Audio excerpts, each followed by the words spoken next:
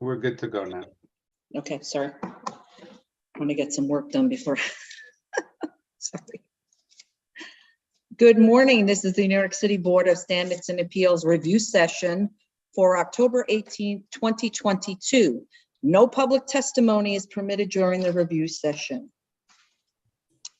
The first item up is continued hearing items on the zoning calendar.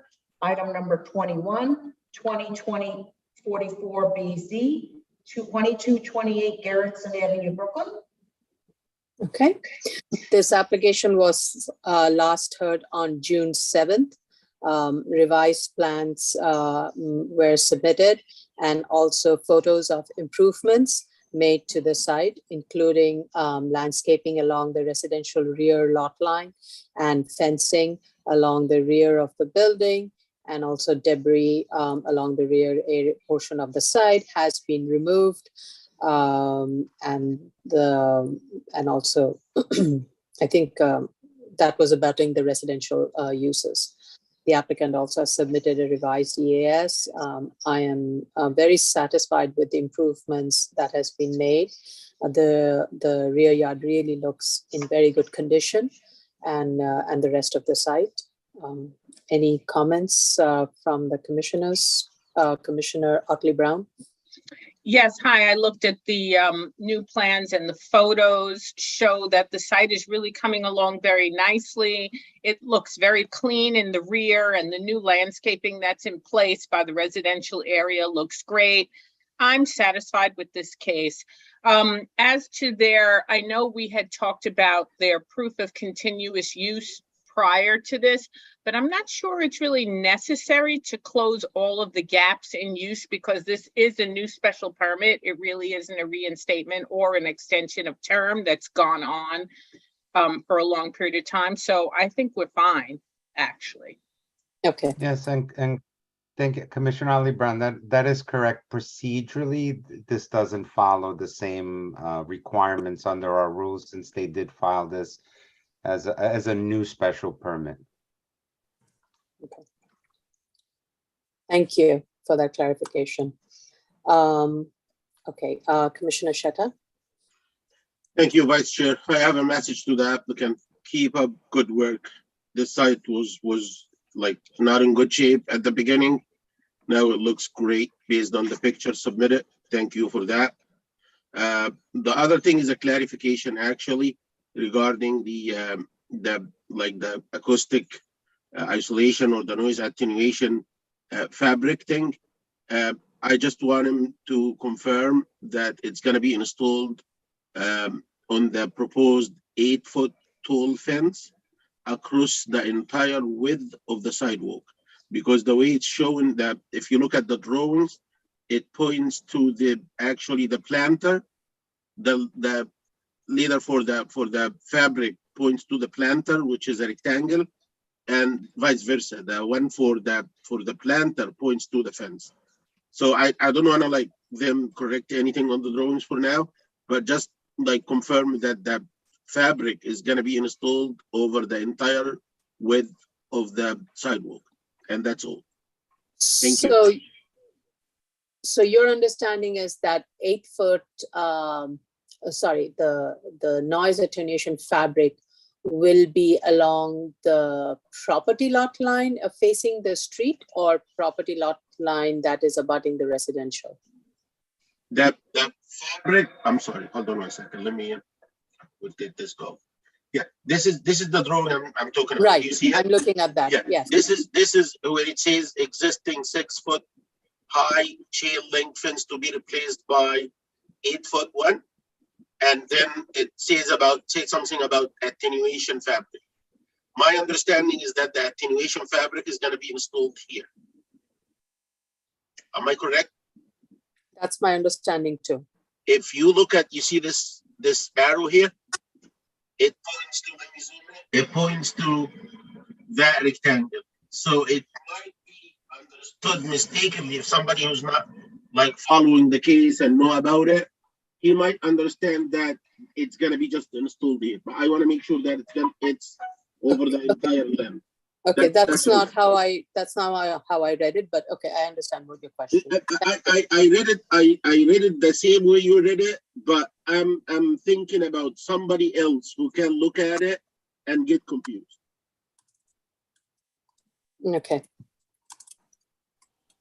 Okay, all right, Thank you. thank you. Commissioner Shetta, just your mic sometimes seems to be going in and out though, just FYI. Everybody is like that. Okay, thank you. Okay, thank you. Commissioner Shibata. Thank you, Vice Chair. I am satisfied with this application. I commend both the applicant and I'm certain under the guidance of council, they really brought this application around, and I'm satisfied with it. Okay. Thank you. Commissioner Yoon.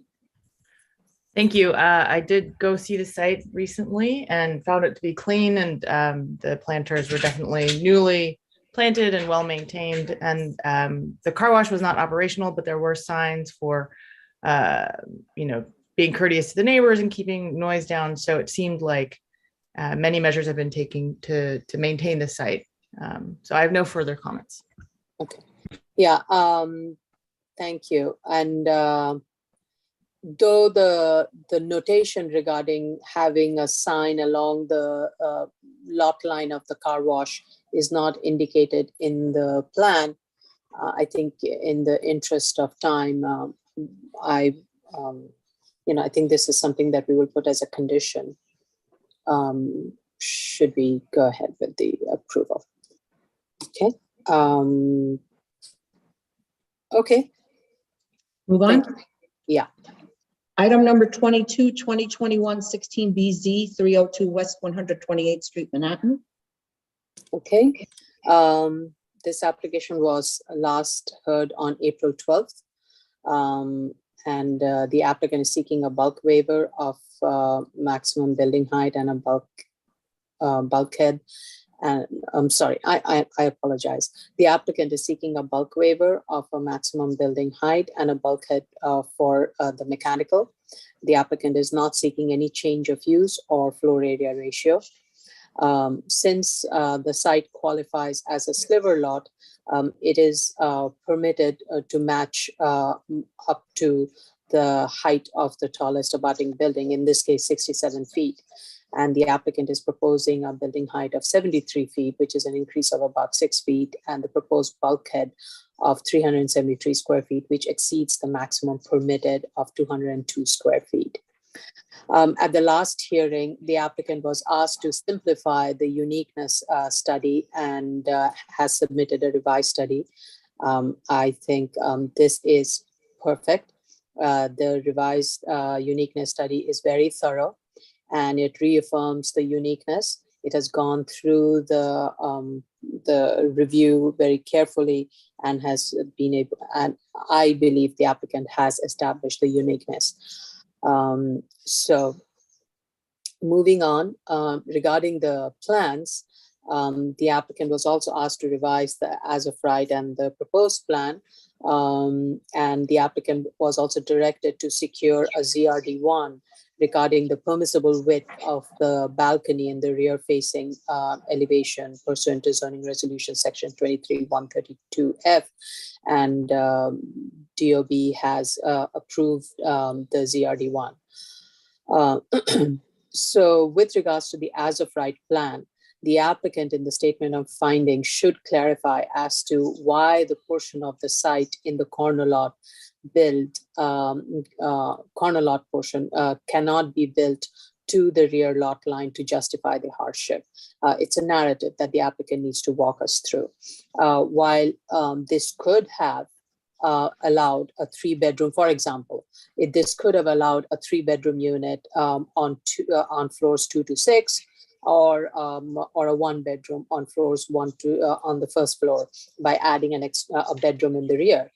But as I understand it, it cannot provide it because you cannot have a legal lot line window facing the rear lot and the interior portion. But the applicant needs to make that clarification in the as-of-right and therefore state that as a reason why it cannot maximize the benefit that a corner lot would get on this site.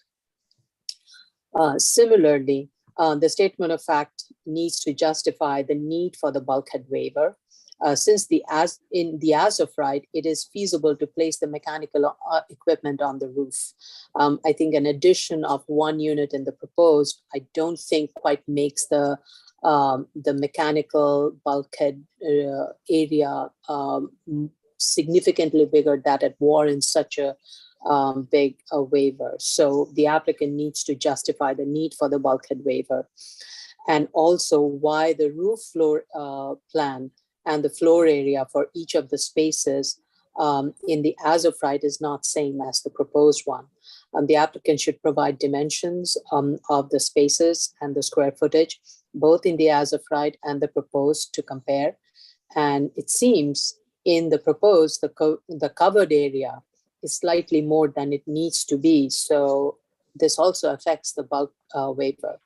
So the applicant needs to carefully look through the bulkhead waiver requirement and try to come up with a better, needs to establish a justification and the hardship associated with it for the waivers being requested.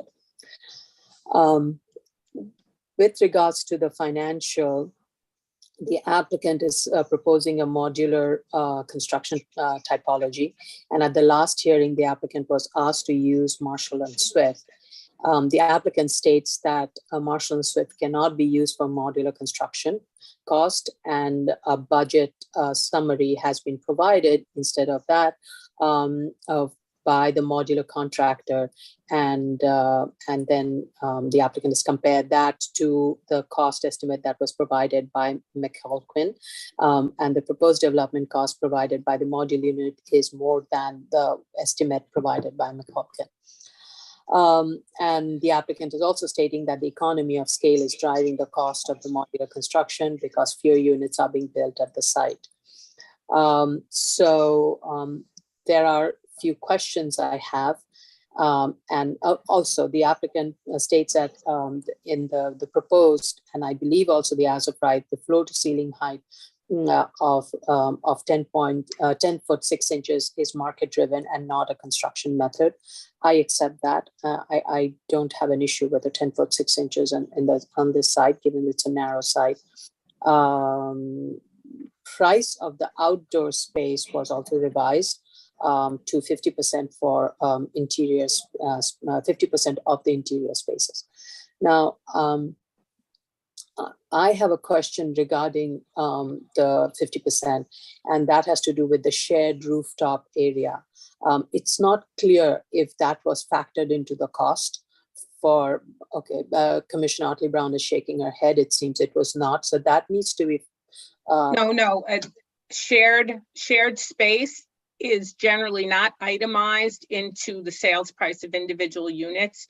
What it's done is that when they're choosing comparables, they're adjusting the comparables based on the amenities, and that's one of the amenities. Okay. So it gets indirectly reflected. It gets indirectly reflected. Okay. So in that case, what I want to make sure what is being reflected is it consistent both in the as of right and in the proposed? And the reason I'm asking that question is that in the as of right, the shared roof space is less than the proposed, since the mechanical is above the bulkhead in the proposed, whereas in the as of right, it is occupying a portion of the rooftop. So that was one of the reasons my question. I wanted to get a better understanding of the shared roof and the cost associated with it. With regards to the neighborhood character, at the last hearing, I had stated that the proposed increase in height will not be out of context. I look towards all the other commissioners' response, because a part of the question that still needs to be answered is the financial. While based on my understanding of it, I believe it's there, but I need to get a read from the rest of the commissioners. With regards to the self-created, the ownership data information was difficult to follow. Specifically, I appreciate that the applicant did provide all the data, but it needs to be packaged. into a narrative that needs to be included in the statement of facts. So the statement of fact did not discuss the outcome of the information that was provided, and that needs to be done. As I understand it, is that the subject site was in common ownership with the abutting lot till 1967. And in 1973, city sold the subject site separately and has remained in separate ownership since then. And the board has accepted an intervention of a city, state, or federal entity in the sale of or break it or a line up of the ownership title as a reason for ownership, the common ownership argument. However, that was just looking through the documents. That is a very simple summary that just needs to be included in the statement of facts. So I will hold my minimal argument, and because I want to hear everybody's comments on it. So let me start with Commissioner Otley-Brown. So I just want to state that I feel like their uniqueness factor study was far better than the first time, and I'm willing to accept the fact that this lot is unique. However, I'm not sure at this point whether or not that uniqueness point presents a financial hardship to this site, and I'll tell you why. I just want to say in general, appraisals and feasibility studies are based on substantiated assumptions of cost, sales price, and income. Those costs, sales prices, and income are substantiated based on renowned and probed comparables, surveys, and experts. That's the only way that we can ground assumptions in fact. And so we don't use particular costs, unique costs that are specific only to one particular site. Rather, we use surveyed costs. And the same thing with sales prices. We don't just go by the sales price that the developer thinks a property apartments will sell for. We go by a comparable study that suggests what this subject sales price should be. And so therefore, that being said, let's move on to the financials. In the original report, I looked at the McQuilkin report and I looked at the construction costs suggested, both the hard construction costs and the soft construction costs. And being that both of them were in the neighborhood of $700 a square foot combined for both the as of right and the proposed, I stated that I wanted to have those construction costs grounded in a substantiated reference point. And in this case, that substantiated reference point was Marshall and Swift. What I received was the fact that this individual developer wanted to use a different type of construction that is not represented by Marshall and Swift, and so therefore they could not use Marshall and Swift. And so they gave us a study of that specific type of construction, modular construction, and showed to us that because modular construction at this site would result in a higher construction cost than McQuilkin, they were going to split the baby, so they say, and use McQuilkin. But that's not what I asked them. And so I didn't get what I asked. My issue was that the construction costs were high and I wanted them substantiated by a very reputable reference, which is Marshall and Swift, and they couldn't do that. So the result is they did not change their construction costs. And I still am left with the same question, which is whether or not these construction costs are too high. Now, that is very important in the case of this financial. And the reason why is because both the as of right as well as the proposed are showing a positive return. It's only the annualized return for the as of right that is a little lower than they suggest it should be. Now, the annualized return and the overall return are very dependent on construction costs. The lower the development cost and the higher the project value, that delta is profit. And when profit is divided by the construction sellout time, you get the annual percentage. And so while 2.9% annual return might be a little on the low side, it is annualized. It's not the total profit.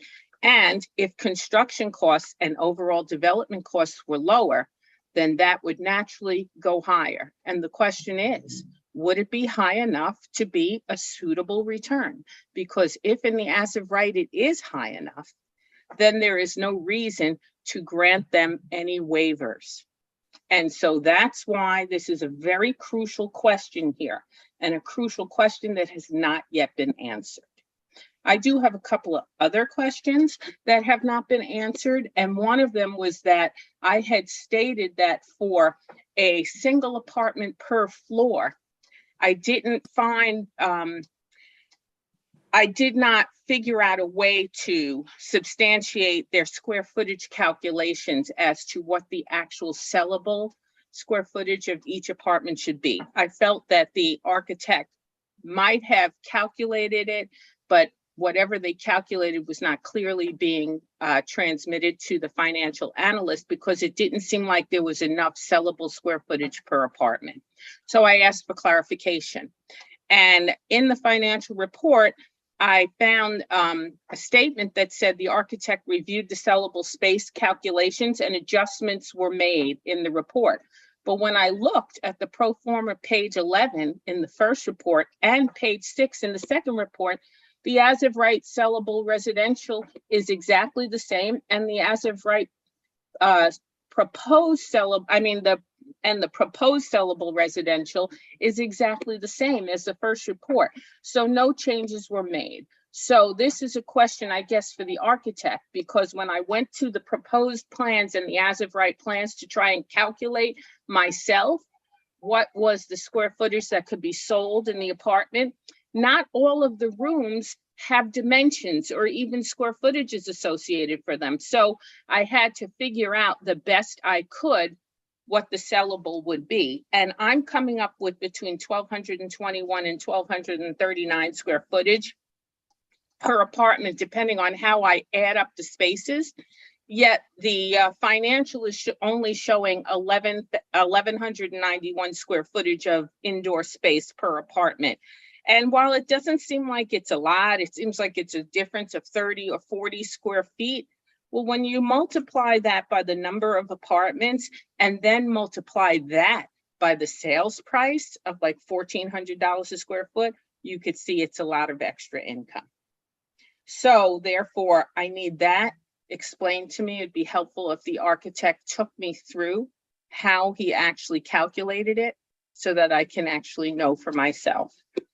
But I did note that they did increase the the price associated with the exterior square foot for each apartment. So I was pleased with that. But still in all, I feel like construction costs are driving the requests here. And they're not grounded in any substantiated, renowned surveys indicating cost. Okay. Thank you. I do have questions, but I'm going to ask those questions after I hear all the comments. Commissioner Shetta. Thank you, Vice Chair. Thank you, Commissioner Brown. This is one of the most excellent explanations for financial cost I ever listened to during my journey with this board. I will agree with every single concern you raised. And in addition to that, I'm going to say that, yes, I do believe that the site is unique, but uniqueness by itself is not enough. It should be unique, and that uniqueness should be imposing hardship. And the hardship, the kind of hardship we're looking for, or the applicant should be looking for, is a financial hardship. And like you mentioned, that both of the as of right and the proposed are yielding positive return. 2.9 for the as of right, 6.03 for the proposed. And these numbers are even based on construction cost that is tied to a specific construction technique, which is the modular technique. When we asked for the Marshall and Swift estimate last hearing, we didn't mean that the applicant run it based on the modular construction technique. Although I do believe that Marshall and Swift is a very good tool. I don't think they left aside using this type of construction. I did ask Council Vine to send an email to them to inquire with generally whether this specific construction technique could be accounted for in their tool or not. But long story short, if the hardship is resulting from the desire of the applicant willing to adapt a specific construction technique, I'm not feeling comfortable to agree with them that there is a hardship. The other big issue for us here is when you look at the construction cost and the pro forma, actually, I'm talking about page 6 of 27 in the financials. And just let me put that in the screen. If you look at this page here, you're gonna see that the soft cost for this project is almost 2.5 million. And the base construction cost is 5 million. This is one of the very rare cases. I never seen soft cost up to 50% almost of the base construction cost. Usually it's... I'm so sorry, Commissioner. And just for the record, the Commissioner Shedd is sharing the financial analysis response letter from October 3rd, 2022. Thank you. Thank you. When you look at the soft cost here, it's almost 50% of the base construction cost. For me, this is unseen before. I never seen that. Usually, before joining this board, I used to account for soft cost in the order of 15%. When I came in, I've seen 15, 20, up to probably 28%, 30%, I would say 50%. I never seen that. If you just take like half of the construction cost off, let's say instead of 50% construction cost, let's say it's 25%. That means that you're gonna cut 2.5 million from this number here and move them to the profit side. Then this number is gonna be totally different, and probably the percentage annual return here will be even much higher than the proposed annual return. So this is one of the points. If you look at page, I believe 26, let me move there. Yeah, this is a contractor proposal that the applicant is saying that he obtained from one of the contractors. And let me explain why I would believe that the soft cost should be significantly less for modular construction than for conventional construction. Soft cost, one of the big items in soft cost is the engineering inspections, the cost for the engineering inspection. When you build a concrete building, let's say, or a steel building, you need the engineer to be on site, probably full time. You need periodical inspections, you need this, you need that. So you have to pay much for these engineering inspections. When we're talking about modular, you get the concrete already done in the shop. You get most of the items already done and inspected where these modular units are manufactured, so that the cost for the units are expected to be a bit higher than the cost for conventional construction. But the trade-in for that is that the soft cost item goes down significantly because of much less engineering effort needed to make sure that quality control is achieved on site. The evidence for what I just said, if you look at the soft cost here, according to the contractor submission or the contractor proposal that the applicant submitted, you got 376 plus 735. This is almost 1.1 million.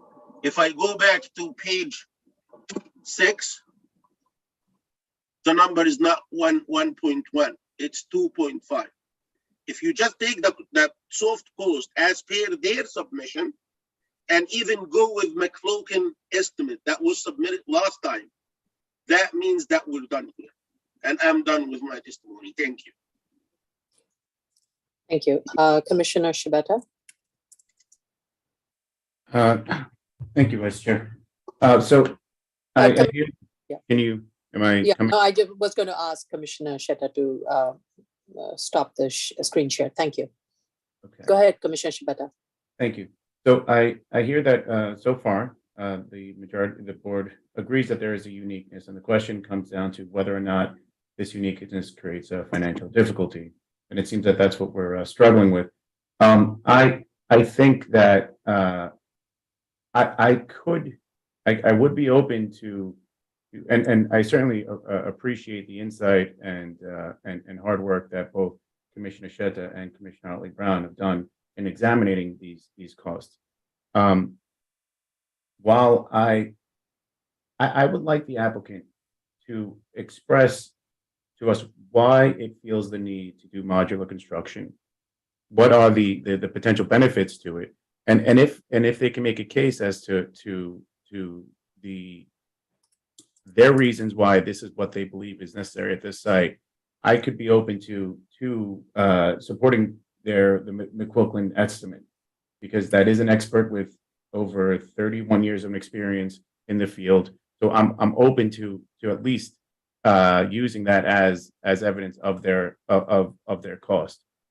Other than that, I'm going to reserve the remaining portion of my comment. Thank you. Commissioner Yoon. Thank you. And thanks to all my colleagues here. Also, to second what Commissioner Shibata was saying, I've, as an architect, always been interested in the idea or the concept of modular. It hasn't been discussed so thoroughly here as anything that's driving necessarily, or it doesn't seem to be the argument that's being made. You know, the benefits are not so clearly laid out. That would be helpful to understand why it's being selected for this site.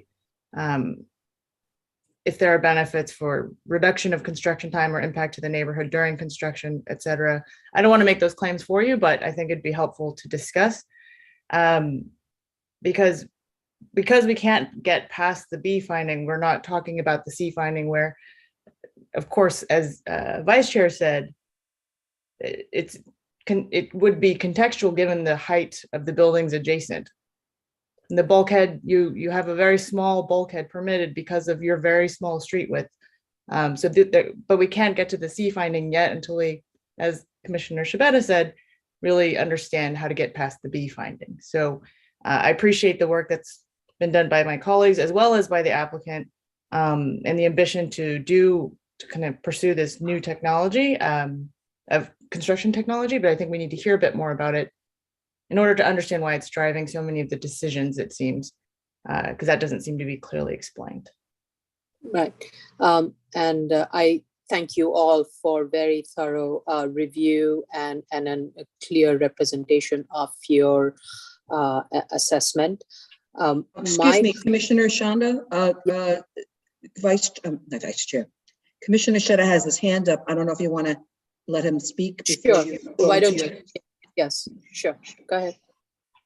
Thank you, Vice Chair. Yeah, I just want to clarify something. I don't have an issue with the modular system. If there is a hardship with the modular system, I would be even open, I would think, of taking that. What I'm saying, and I want to make this clear, what I'm saying is that what I'm seeing now is not that the modular system is even driving the hardship. The hardship is driven in this application, maybe partially or totally, by a very high, unusual soft cost figures that's being utilized in the financials. That if you look at the soft cost that is submitted by the applicant himself, and he obtained it from one of the construction contractors for modular system, it should be significantly less. Again, I'm talking about $2.5 million soft cost considered in the financials versus almost $1.1 million soft cost submitted by a contractor. If you just consider 25% of this difference, the difference is almost 1.4 million between what the contractor submitted and what is considered in the financial analysis. Let's say we don't want to eliminate the whole 1.4 million, just eliminate 25% of that. This project is very feasible as of right, and we're done. I wanted to make this crystal clear. I'm not dictating that the applicant use a specific construction technique. It's their business decision. Like we say, it's up to them. What I'm saying is that submission contained something that says that the as of right is feasible. Thank you. I just want to add to that point in that I feel like the whole question of modular construction is a red herring, so to speak, because this isn't a debate as to whether or not the applicant should use modular construction. If the applicant wanted, they could truck in Italian marble and hand carve the entire kitchen. That would make no difference to us. It really isn't relevant. What's relevant is that cost assumptions are substantiated and grounded, and you cannot use the actual costs of a subject property in a financial report. You have to use suggested comparables and substantiated costs from world-renowned cost estimators. You can't just pull these things out of your hat because you want to use a specific type of thing and have a whole financial analysis rest upon it. One that requires that a government agency gift them with waivers. And so in order for us to feel that the request is valid, it has to be a substantiated request. And so that's why if you look at appraisals anywhere, not just for financial, not just for the BSA, but even an appraisal that you would get for a sales price if you're looking for a house, they're not looking at your particular sales price that you are recommending. They're looking at a sales price that's based on comparable properties. That's the best suggestion of value. Well, comparable costs are the best suggestion of cost. Well, thank you all. So I'm going to complete this round of discussion with what I want to wrap it up with. And that is, we are talking about comparables. And I recognize that the Marshall and Swift does not cover modular units. And therefore, alternative, it seems, what I'm understanding, some of the commissioners are asking is that they do a typical construction typology that would be covered in Marshall and Swift to show the difference between an as of right and proposed. And then after that, the applicant wants to go back and do a modular unit. If they can meet the burden of proof with regards to financial, then they can go ahead and do a modular or whatever building form they want to, if that's what I'm understanding the issue to be. I think I do have a little bit of a concern, and that is, and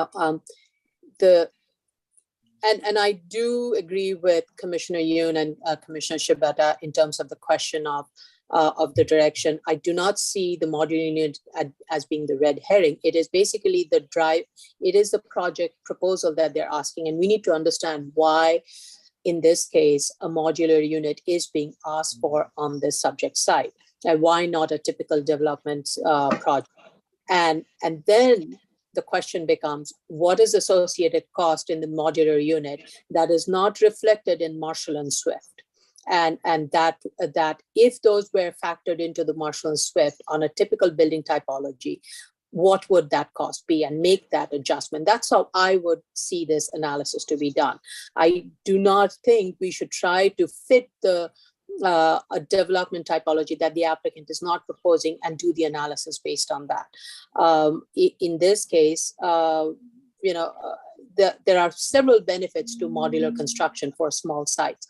and actually for any other sites. One is that you don't have too many industrial trades working side by side and have the coordination of all of the work. A lot of those things are minimized, and especially on narrow sites and small sites, you save a lot of time. There's a lot of time saving that is happening. So there is an upfront cost associated with modular, but then the actual site construction, it's very minimal. So, and if you can keep everything in a very tight timeline, the deliverables are very predictable and assured in a timely manner with a very,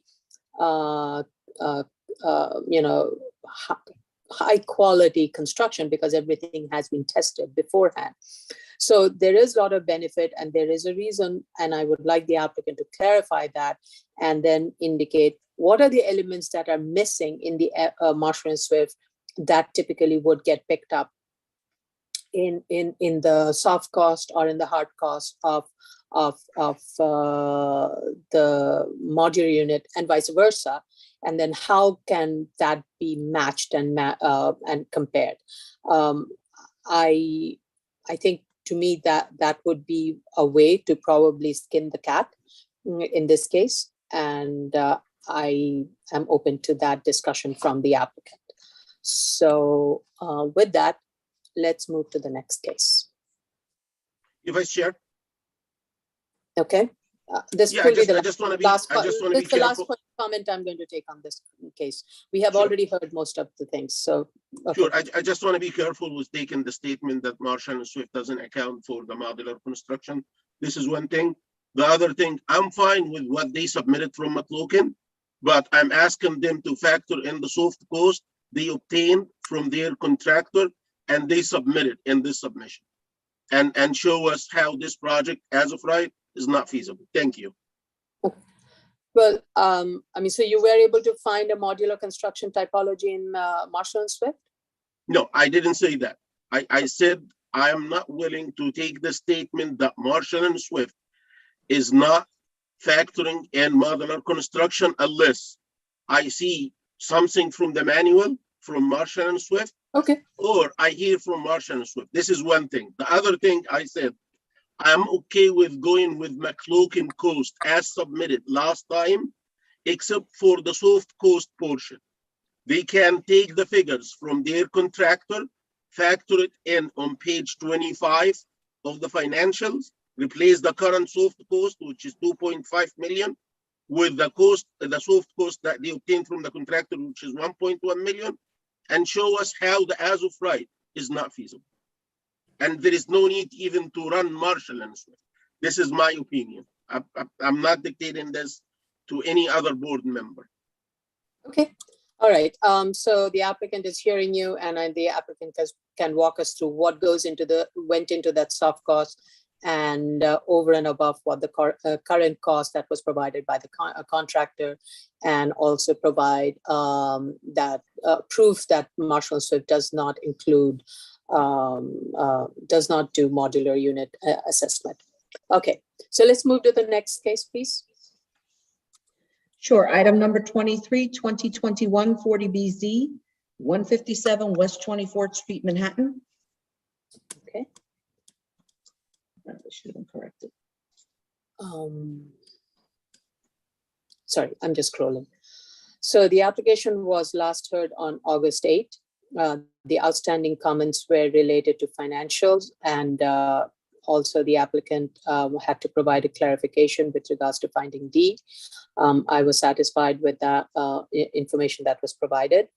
With regards to the financial, most of the comments were related to questions that were raised by Commissioner Otley Brown. So I will go straight to Commissioner Otley Brown regarding that. So they provided the Excel page with the comparable post-text amendment sales. And I looked at all of the sales, and I found that the sales that were most like the subject site were the lots that were less than 25 foot wide and underbuilt. And as for those 4 sales, there were only 4 of them. 2 of them were post June 2020, which definitely suggests that the pandemic was the was responsible for the depressed sales price and not the text amendment, leaving only 2 sales where the text amendment might have had an impact on them. And if you were to average those sale prices out and then applied them to the buildable square footage on this lot, it would not have turned around the equation for the as of right to make it feasible. It only suggests that perhaps the site value was slightly overvalued, but it isn't enough to make a difference. So I'm willing to just let that go. I just want to make a generalized comment because they did revise their soft costs, but throughout the financial report, I was reading a lot of commentary about how we are going beyond the snapshot in time that the financial report suggests and how unfair it is of us. I want to start by saying that we are not going beyond a snapshot in time when we're asking for things to be corrected. What we're doing is we're noting the situation at the time period that the report was made and suggesting areas where we think they can substantiate their assumptions better. And so we're asking for more information. So for instance, when we asked for their construction costs, they're actually using 2022 construction costs for a report that was originally issued in June of 2021. And so we're not arguing that point. We're allowing them to submit it. So I think that the board is not insisting on a snapshot in time and then not allowing there to be any wiggle room. We are being very understanding as to that. And so I really would love to not read those kind of commentaries as a defense for why they don't want to change things. And they should just respond as quickly as they can to the comments that we give them. And then we would be fine. And as for that, I'm willing to rest on this case. I don't have any other questions. Okay, all right. So you believe it has met all the findings? Can't hear you, Commissioner Otley-Brown. You are. Oh, I believe the project now has met B&E. Okay. Thank you, Commissioner Shetta. Thank you, Vice Chair. I believe that we should have mentioned that yesterday we have received some objections from neighbors. I'm not sure if you saw them, Vice Chair. Yes, I'm going to repeat that at the end of all our statements. Yes. Okay. So that being said, I'm done with this case since last hearing. I don't have any engineering input on it. I do believe that they met the findings. I believe the site is unique according to the financials and the view by Commissioner Brown. I do believe that they do have a hardship, and I'm satisfied with the application. Okay, thank you. Commissioner Shibata. Thank you, Vice Chair. I found the submission helpful. I am satisfied that this application has met the findings, and I have no further questions. Okay. Thank you. Commissioner Yoon. I have no further comments on this case. Okay. So as Commissioner Shetta mentioned, we did receive, where is my note? Okay, we did receive several opposition letters from the neighborhood, from the neighbors, and also from the Council of Chelsea Block Association. I read through all the letters, and so did my fellow commissioners. Many of the letters referred to the sliver lot rule being applicable to the site. As I had stated at the last hearing, that the sliver lot height limit is only applicable in zoning districts where residential use is permitted. The application is for a use variance in a zoning district, which is zoned for manufacturing use where residential use is not permitted. The bulk proposed is largely dependent on the financial hardship and the neighborhood character. As is evident from the board's review and questions and response is that the board thoroughly reviews the justification and then comes to a decision and makes a determination based on that. So I guess we will be hearing during the public testimony period a lot of opposition on this one. So, next application. Thank you all. Item number 24, 2021 61BZ 4080 Ocean Avenue, Brooklyn. Okay. The initial hearing on this application was held on August 8. Revised plan, zoning analysis, and a statement of facts and findings were provided. The applicant has made all the changes as suggested, and I'm satisfied with the modified plan with the setback that was proposed. So I have no further comments on this one. Commissioner Otley-Brown. Commissioner Otley-Brown, is everything okay? I do not see Commissioner Otley-Brown and Commissioner Sheta. You're muted, Commissioner. All right. Yeah, I just realized. Few difficulties. Sorry about that. Okay. All right. Okay, go ahead, Commissioner Otley-Brown. Are you okay? Are you able to? Muted, Can't hear muted, you. muted, muted, Can't muted. hear you. Sorry, what was the question? Sorry. We are reviewing the ocean. 2021 61 Ocean Avenue. I have no Okay. further. I was very I- satisfied with the submission. I was as well. I have no question. Okay. Thank you. Commissioner Sheta. Thank you, Vice Chair. I have no further comment. I'm satisfied with this application. Okay, thank you. Commissioner Shabeta. Thank you, Vice Chair. I'm also satisfied with this application. Okay, thank you. Commissioner Yoon. Thank you. I have no further comments. All right. Move on. Yes. Item number 25, 2022 8BZ 183-01 Horace Harding Expressway, Queens. Okay. All right. The initial hearing on the application was held on September 13th. At the hearing, most of the comments were about improving the site appearance, securing the perimeter, and providing a site maintenance protocol. During the hearing, community representatives had expressed concern about the current state of cleanliness and safety security of the site. The applicant has provided an updated set of photos of a cleaned site. And in addition to that, no trespassing sign has been put on the fence with a phone number to contact for anyone with any concerns. The applicant is proposing to landscape the frontage with a 4-foot-high hedge wrapped with a 4-foot-high wrought iron fence in front, and the remainder of the frontage will have concrete surface. I have following comments, and these are related to the site safety and security and neighborhood context. First of all, I would need a clarification regarding the fencing. It seems from the photos provided, there is an existing 7-foot-high chain link fence at the front.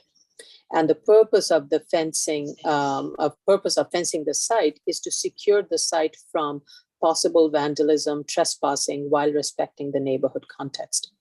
The treatment of the fencing needs to be of similar material on all sites. And to that end, the existing and proposed fence does not wrap around to the east or west of the area. The eastern portion of the site relies on the hotel's 4-foot-high wrought iron fence with a planting in front. That will not be adequate to keep people from trespassing from the hotel side, and not to mention relying on the hotel to maintain the fence and the hedge. And similarly, it is not clear from the site plan as to the portion of the site that Crown Castle is leasing. Is it from the edge of the existing building on the subject lot? Or, and if so, then the fence along the western portion is a wood frame, and it is not 7 foot high. It seems to be lower than 7 foot high fence that is in front. So also it is not clear if it is opaque. So what I would like to know is what is being done to the space in between the wood fence and the building to the west. At a minimum, the access to that side ribbon should be secured by extending the fence along the front up to the building wall and maintaining that side ribbon free and clear of debris to prevent any cause for any fire. Should any paper get caught there, fire and things like that. So I would say either you pave it or you consider greening it with hedges. So I would like to get an understanding as to who owns that portion of that ribbon. With regards to a question that was asked, like can foregreening of the antenna be done or other screening material? An engineering report was provided and that states that such foundation is insufficient and that the foundation is sufficient to add any monopines, branches or stealth panel. I'll accept that. The applicant has also provided a site maintenance plan. And based on that, it states that while the carriers will be responsible for 24/7 remote monitoring of the site equipments, Crown Castle will be conducting monthly site visits in addition to that annual ground-based inspection of the site. So I do want the applicant to respond to the questions of security and safety and how the proposed fencing meets the security and safety condition of the site and also is in the context of the neighborhood. Apart from that, I did not have any questions or comments on the rest of the responses. And I do appreciate the applicant taking the time to cleaning the site up and bringing it up to a better standard. Commissioner Otley-Brown. I was pleased to see that they created a site maintenance operation plan based on our commentary. And it seems like remote monitoring is a great idea, but I think that, you know, the decorative wrought iron fence that they're installing at the street line should be installed around the entire site and to a height that would make it quite difficult to climb over it and enter the site. And no other comments. Thank you. Commissioner Shetta. Thank you, Vice Chair. If you recall from the last hearing, I expressed concern about the foundation for the existing foundation, I would say, for the pool to withstand future loads. And they indicated that they're gonna modify the existing footing in such a way to make sure that it's gonna be taking the loads. So they say that the foundation is not capable of supporting even the existing loads is not new for me. The structural engineering report submitted doesn't include any analyses. It's just the structural engineering opinion. I cannot agree or disagree with it because there is nothing to agree or disagree with. It's just an opinion. So I'll be reluctant to like comment on that. If the only way to judge whether beautification of the pool itself is feasible or not is to run some analyses and prove it to us. But if the board is not willing to get into that, I'm satisfied with the application as is. Thank you. Yeah. Okay, thank you. I think a lot of the structural related thing is not in our scope in this case. I think this is something, should we approve this application, this really falls more in DOB's profile to make sure that the existing structure and the future structure will be structurally sound and the structural integrity of the monopole. So I would want to stay away from that. I'm not talking about the structural integrity of the existing or even the proposed. The board during the last hearing asked for the feasibility of beautification of the pool. And the applicant response in this submission is it's not feasible, period. What I'm saying is if the board is willing to like dig into this and see whether it's feasible or not, the board should ask for explanations. And I do have the expertise to review these explanations. If the board is not willing to do so, I'm satisfied with the application as is. Thank you. All right, I'll take your satisfaction. Thank you. Commissioner Shabeta. Thank you, Vice Chair. I certainly second your comments. I was similar to Commissioner Sheta's comment. I had hoped that they could provide some sort of screening. But if it's not feasible, it's not feasible, and there's not much more we can ask. So I have no further comments. Okay, thank you. Commissioner Yoon. Thank you. I agree with your comments and the comments of my colleagues. I also saw that they have more clearly indicated the proposal for landscaping and beautification, and they've updated their photo simulations as I had requested to show the potential for the third ring. So I have no further comments. Okay, thank you. All right, should we go to the next case and then take a little bit of a break? It's 11 o'clock. Yeah, okay, let's go through the next case and then we'll take a break. New cases, item number 26, 2021, 14BZ, 2010 Victory Boulevard, Staten Island. This is a special permit to allow eating and drinking establishment at Starbucks with an accessory drive-through facility. Okay. We have received proof of service of initial filing and proof of hearing. Committee board has voted to approve. Though it is an approval without condition, the community board has asked that all demolition and construction vehicle be on the site during the entire process.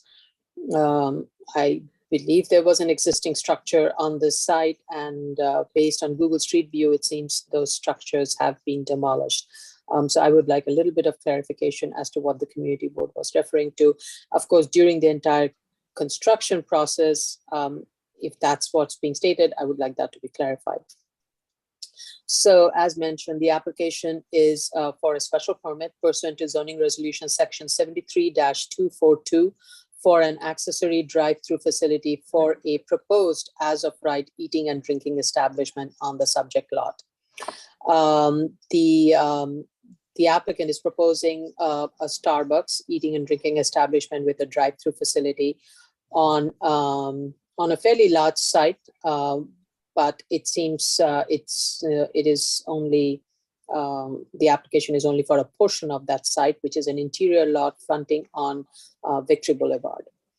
So I have lots of questions and comments on this, and I would hope the applicant is listening, and the responses to these following questions need to be included in the statement of facts to clarify. And that's one of the reasons why these questions are coming up, at least for me, because the statement of facts needs to clarify the project site, nature of operation, and responses, and needs to respond to the findings. The statement of facts, this fact needs to, and findings needs to tie in all the facts from various documents that has been submitted, technical documents included, to make each of the findings. Since of late, the board has seen primarily drive-through and walk-in facilities of Starbucks. I would like the applicant should clarify in the statement of findings if the proposed operation will be solely a drive-through and walk-up facility, or will there be a place to eat inside the building? So moving on to questions regarding the zoning lot. Is the subject lot number 4 a standalone zoning lot, or is lot 1 and lot 4 part of a zoning lot? Is the primary access to the site, to the subject site from Victory Boulevard? And what is the purpose for an access from Wheeler Avenue? Is that an access, is that to only access the drive-through? Why are the vehicles exiting from and in that case, why are the vehicles also exiting from Wheeler Avenue curb cut? Is DOT aware of the drive-through circulation and that it will be from both Victory and from Wheeler? With regards to the site plan and statement of facts and findings, there are 2 site plans, one dated 7/7/2022, which is 1 page of only site plan, and another one dated 12/22/2020, which has 4 pages. Need to consolidate the plan set, and it needs to be a complete set. Is one other question I have is there any elevation difference between the abutting residential sites and the subject site? In the absence of a thorough project description for the future development on lots 1 and 4 in the document submitted, the review and the following questions are based on the site plan and the statement of facts and findings that's been provided. The proposed building and the drive-through raised a lot of concerns. The entirety of the drive-through is abutting more than one residential home. There can be an alternative to the proposed site plan, and I'm recommending it since no construction has started on this entire site. Flip the building and move it further south to allow for enough queuing and drive-through from the east side to the west side. The drive-through operation will be then abutting future commercial use and away from residential use. Also, the proposed landscaping and buffering is inadequate, especially where there is the menu board. The site plan and statement of facts and findings lack information. It needs to provide the height of the existing retaining wall, its material. The proposed depth of buffering is, though the statement says 4 foot, it is less than 4 foot in the plans, and the landscaping details have not been provided. We do not know whether this is in ground or above grade. None of that has been provided. The location of the light source on the site has not been provided. Need to provide the lumen analysis and how it would impact the abutting residential homes. The treatment of the trash enclosure is missing. Need to provide specs of the menu board. Typically, these are AVC featured enabled menu boards. So the applicant needs to provide what kind of sound level that would emanate from that. And Commissioner Shetta can provide a pretty simple way of analyzing this. I would wait to hear from him on that one. The radius and the radius of the land use map shows that lot number 9 as residential use. It is actually a gas station. So that should be corrected. So moving on to the findings of section 73-243. As stated, the site plan raises a lot of concerns, and I do not believe as presented will meet most of the findings of this section. First finding is to provide 10 reservoir spaces. The applicant stated it is providing. However, DOT needs to complete its review and its determination, especially given it's not clear whether the main entrance is from Victory or from Wheeler, and if there is enough backup space in the Wheeler side. With regards to finding B, the applicant state that the primary access to the site will be from Victory Boulevard. The site is located at a T-signalized intersection of Victory Boulevard and Jewett Avenue. Victory Boulevard is two-way, 2-lane eastbound and 1-lane westbound. The applicant is proposing to modify the street alignment of Victory Boulevard abutting the subject site and has submitted an approved builder's pavement plan. Per this approved builder's pavement plan, which by the way has not been referred to at all anywhere in the statement, is a portion of a side where, per this builder's pavement plan, a portion of the sidewalk along the Victory Boulevard is proposed to be removed to allow for a 10-foot roadway widening with a 9'5" wide sidewalk along the site frontage. The document and the plan needs to clarify what is the primary access to the drive-through. Is it from Victory Boulevard or is it from Wheeler Avenue? Is DOT aware of the drive-through operation and has it analyzed the traffic access from Wheeler Avenue? From the plan, Wheeler seems to provide the access to the drive-through queue. However, if the access from Victory Boulevard is primary, then the vehicles that would enter from Victory Boulevard will be required to go through the parking lot and join the drive-through queue, which may result in backup on Wheeler Avenue. So also, since the Victory Boulevard and Jewett is a signalized T intersection, would it not back up vehicles exiting? Would it not result in a backup for the vehicles that are exiting the drive-through? And this would cause a longer queuing on the drive-through. Need to provide more details in the statement of findings. The statement of findings also needs to describe the proposed builder's pavement plan and state how the proposed modification would function in providing access to the subject site and will cause minimum interference with traffic flow. The site plan needs to provide the proposed sidewalk and roadway configuration as shown in the builder's pavement plan. With regards to finding C, 9 accessories parking spaces is being proposed. Per zoning resolution, 5 would be required. So the applicant is proposing more than the required. I'm assuming this would be a shared parking space with other commercial use that is proposed on lot 1. Again, in the absence of a thorough project description and operational plan of the site, if the proposed 9 accessory parking spaces is affecting the ability of placing the building and thus constraining the drive-through, then reduce the number of accessory parking spaces for those, the as of right eating and drinking establishment. With regards to finding D, Victory Boulevard is commercial corridor in the area. It is mapped for commercial use and is developed with local retail and office uses. And the use along Victory Boulevard are heavily auto-oriented. The applicant in his statement of findings refers to a freestanding 2-story office building located adjacent to the site. The adjacent use to the east of the site is a gas station, and further east and west of the subject block, there are mix of office uses and strip retail malls. So the statement of findings should be corrected accordingly. With regards to finding E, the E finding also has not been met based on the earlier comments regarding the site plan and outstanding DOT review. Per traffic analysis with action, the level of service for certain turning movements at the intersection of Victory and Jewett is poor.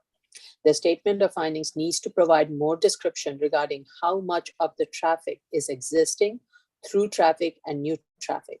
What is the project's projected service rate and queuing demand for the weekday peak, Saturday and Sunday to justify the E finding? Provide operational plan of the proposed establishment to help justify meeting the E finding.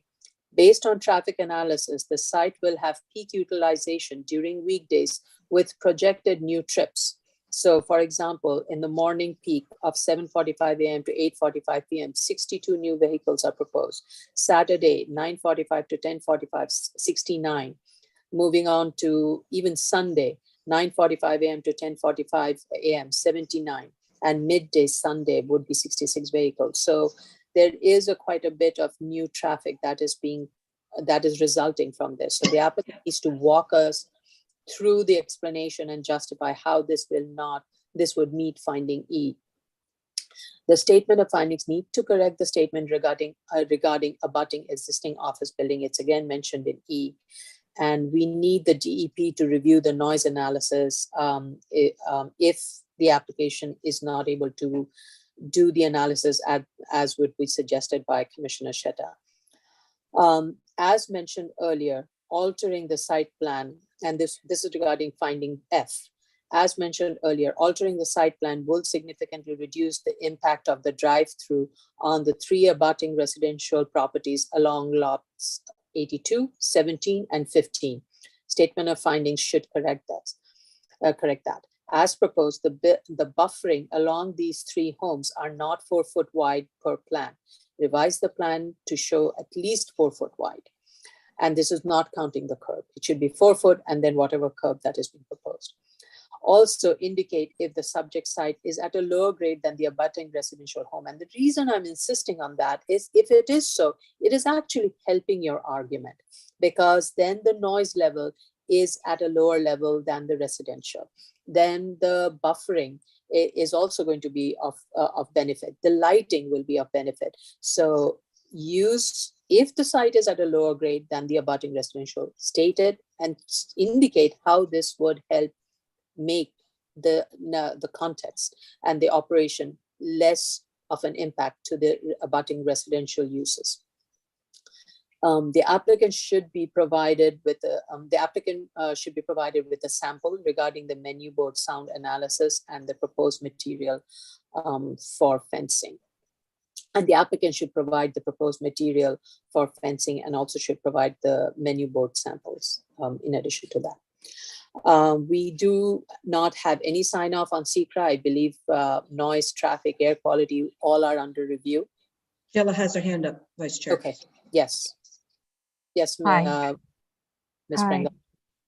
Hi, thanks. I just wanted to let the board know that BSA received comments from DOT on October 13th. Right. Their extensive comments and also the geometric design unit marked up some plans for the auto turns. And I can do a share screen if you'd like to see the comments. Sure. Okay. Hold on, let me just get to it one moment.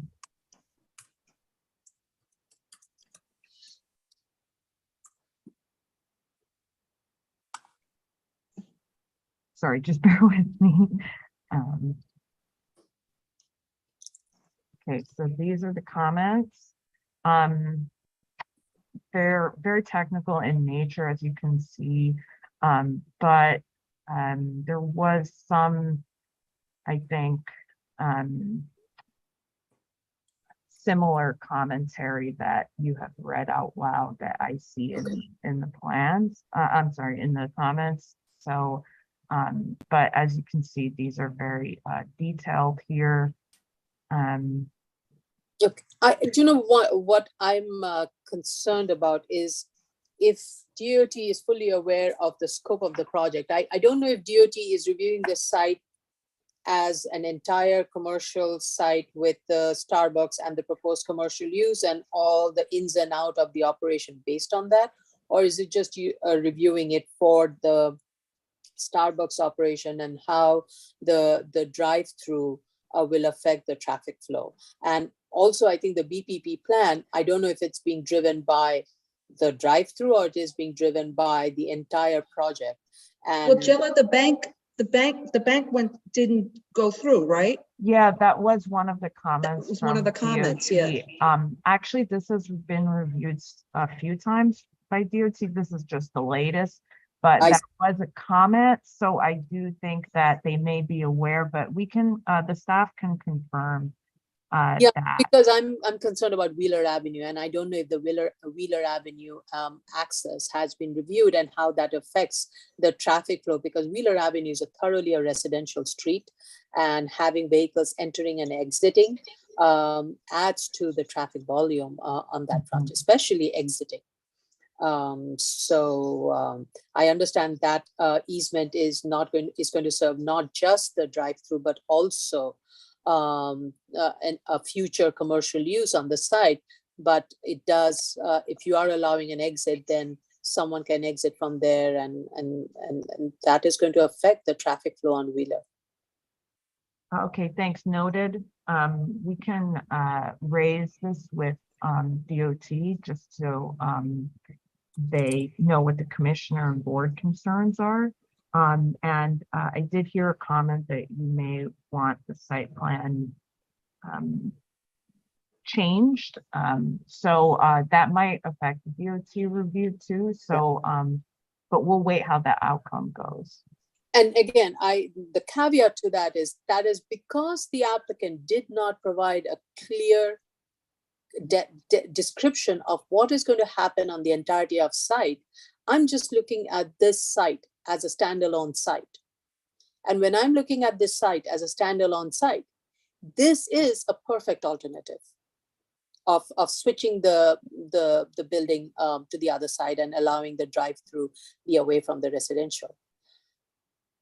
But the applicant needs to explain as to what is happening on the entirety of the site and how this falls within a portion of that site and therefore affects the layout and configuration. And so my caveat to that question was, if not provide an adequate information, this is the conclusion that I'm being forced to arrive at. Okay, thank you. Commissioner Otley-Brown.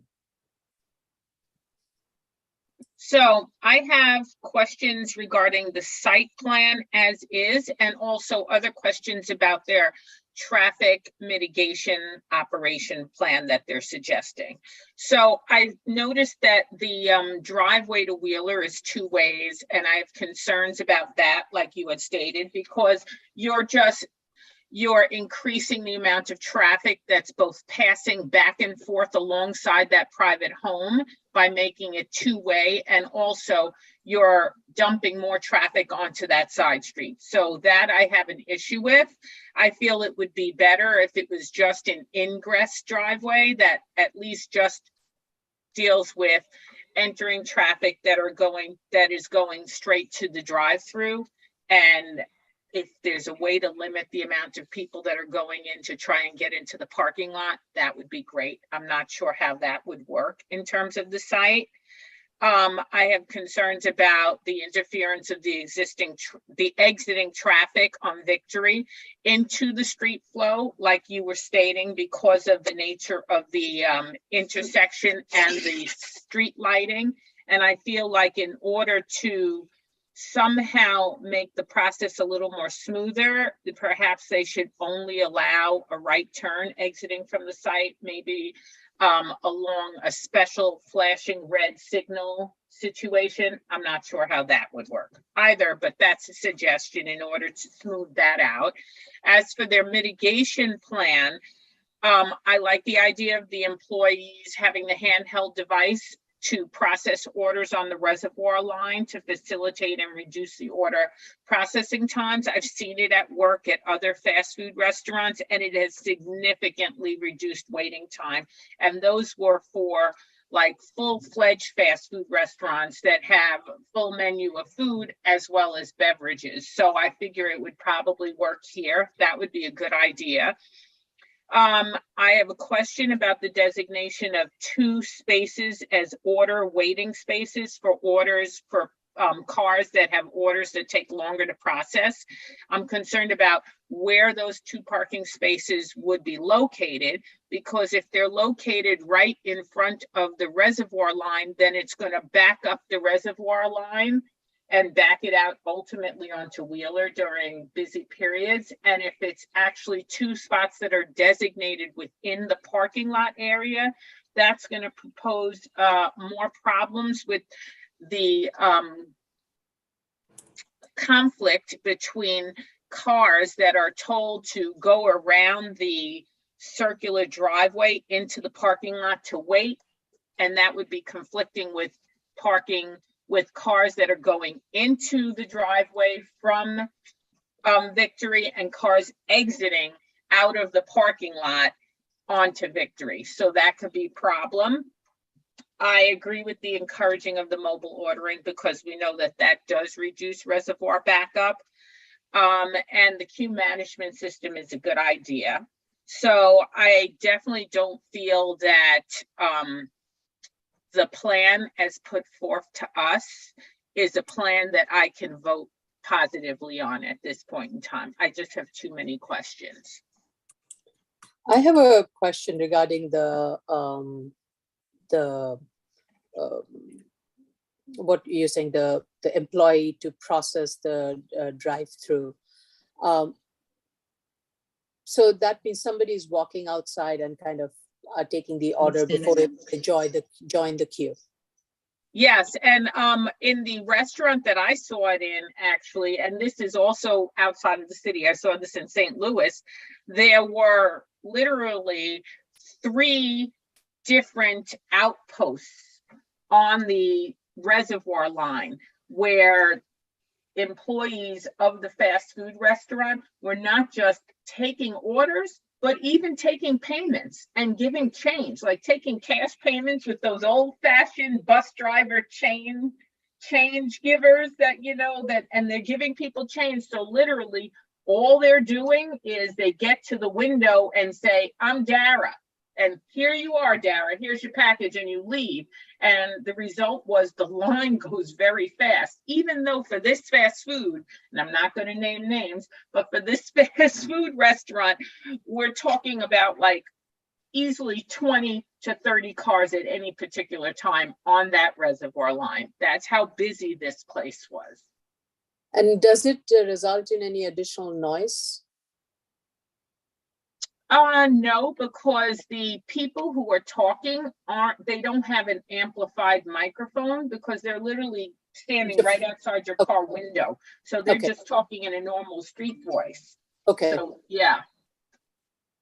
But yeah, and I think for me, the whole circulation of this site, even as a standalone without the commercial, it's very convoluted and complicated, and it's not been thought through. Yeah, thank you. Thank you very much. Commissioner Sheta. Thank you, Vice Chair. I do agree that I consider this site plan design is kind of problematic. I'm not gonna repeating what you said, but I second your comments. Regarding the noise and the lighting for the current design, I believe if they insist on going with the currently proposed site plan and the board accepts that, they're gonna need to run a sound study because that menu board is kind of like very close to the fence. So this is one of the cases that even if they decide to like utilize the AVC, I haven't seen them indicating that in the statement of facts, that automatic voice control or volume control. They didn't say that they're gonna be using this, but even if they use that because of the close proximity of the menu board to the fence, I do believe that they're gonna be in need for running a sound study. And in addition, they need to explain to us where are the lighting units proposed, what is the impact on the adjacent residences. I really would like to urge them to look into the design of that site plan from the perspective that like try to place the drive-through away from residents, away as you can, so that might save you some headache. Just one minor point, I'm not the expert who can opine on this, but it caught my eye. Commissioner Sheta, your sound is fading in and out. Sorry, is it better now? Yeah. This is better. Okay. If you look at the site plan, you look at the proposed dumpster, it's proposed inside the building, which is good. But if you look at the two gates, they open the two gates for the dumpster enclosure. I just want to correct you. It's not inside the building. It's inside an enclosure. I thought this is part of the building. No, it's an enclosure. It's a standalone enclosure. Okay. Anyway, it doesn't make a difference for the point I have. Okay. But I see the gates open to 2 parking spots. So I'm not sure if this is. Can we count these 2 parking spots into a? We have, Commissioner Sheta, we have, this is pretty common situation we see in gas stations and other, because the dumpster pickup typically happens during off hours when, the number of vehicles that are waiting in the parking lot is very, very few. So you can then use those 2 parking spaces for the truck to back up and pick up the garbage. And during the daytime, that door is closed. So that because the pickup is happening during off hours. And we have seen this kind of alternative in many gasoline service stations and eating and drinking. So I think that should be okay. Okay, thank you for the explanation, Vice Chair. This is what I have for now. Like I said, if they redesign the site plan, we can look into the lighting and the sound studies, if any, if needed at all. If they insist on going with this site plan, they're gonna need to provide us with a luminous study, computer-based, in addition to a sound study that indicate that sound is not gonna travel to the adjacent residences. Thank you. Thank you. Ms. Prenga's hand is up, Vice Chair, before you go to the other commission. Sure, Ms. Prenga. Hi, I apologize for stepping in. I did hear the Commissioner Sheta say that a sound study should be provided. We do have a sound study. Yeah. It was reviewed by DEP. And so we don't have a sign off from DEP. We have outstanding comments. But there is a sound study that I can share with the board. I could not locate it. It's in the seeker folder, but there is quite a lot of files Yeah. in there. So Okay. I'll share it with the board to make sure that you have it. But basically, as a summary, they are proposing a 6-foot tall sound barrier acoustic fence with an STC rating of 28. They did analyze residents that the proximity to residents, and they did do sound monitoring for the ambient levels. So I will share that with you, but I just wanted to let, and there will also, they're proposing to put signs along the drive-through queue stating, please turn off music, no horn blowing, no engine revving, please respect the neighbors.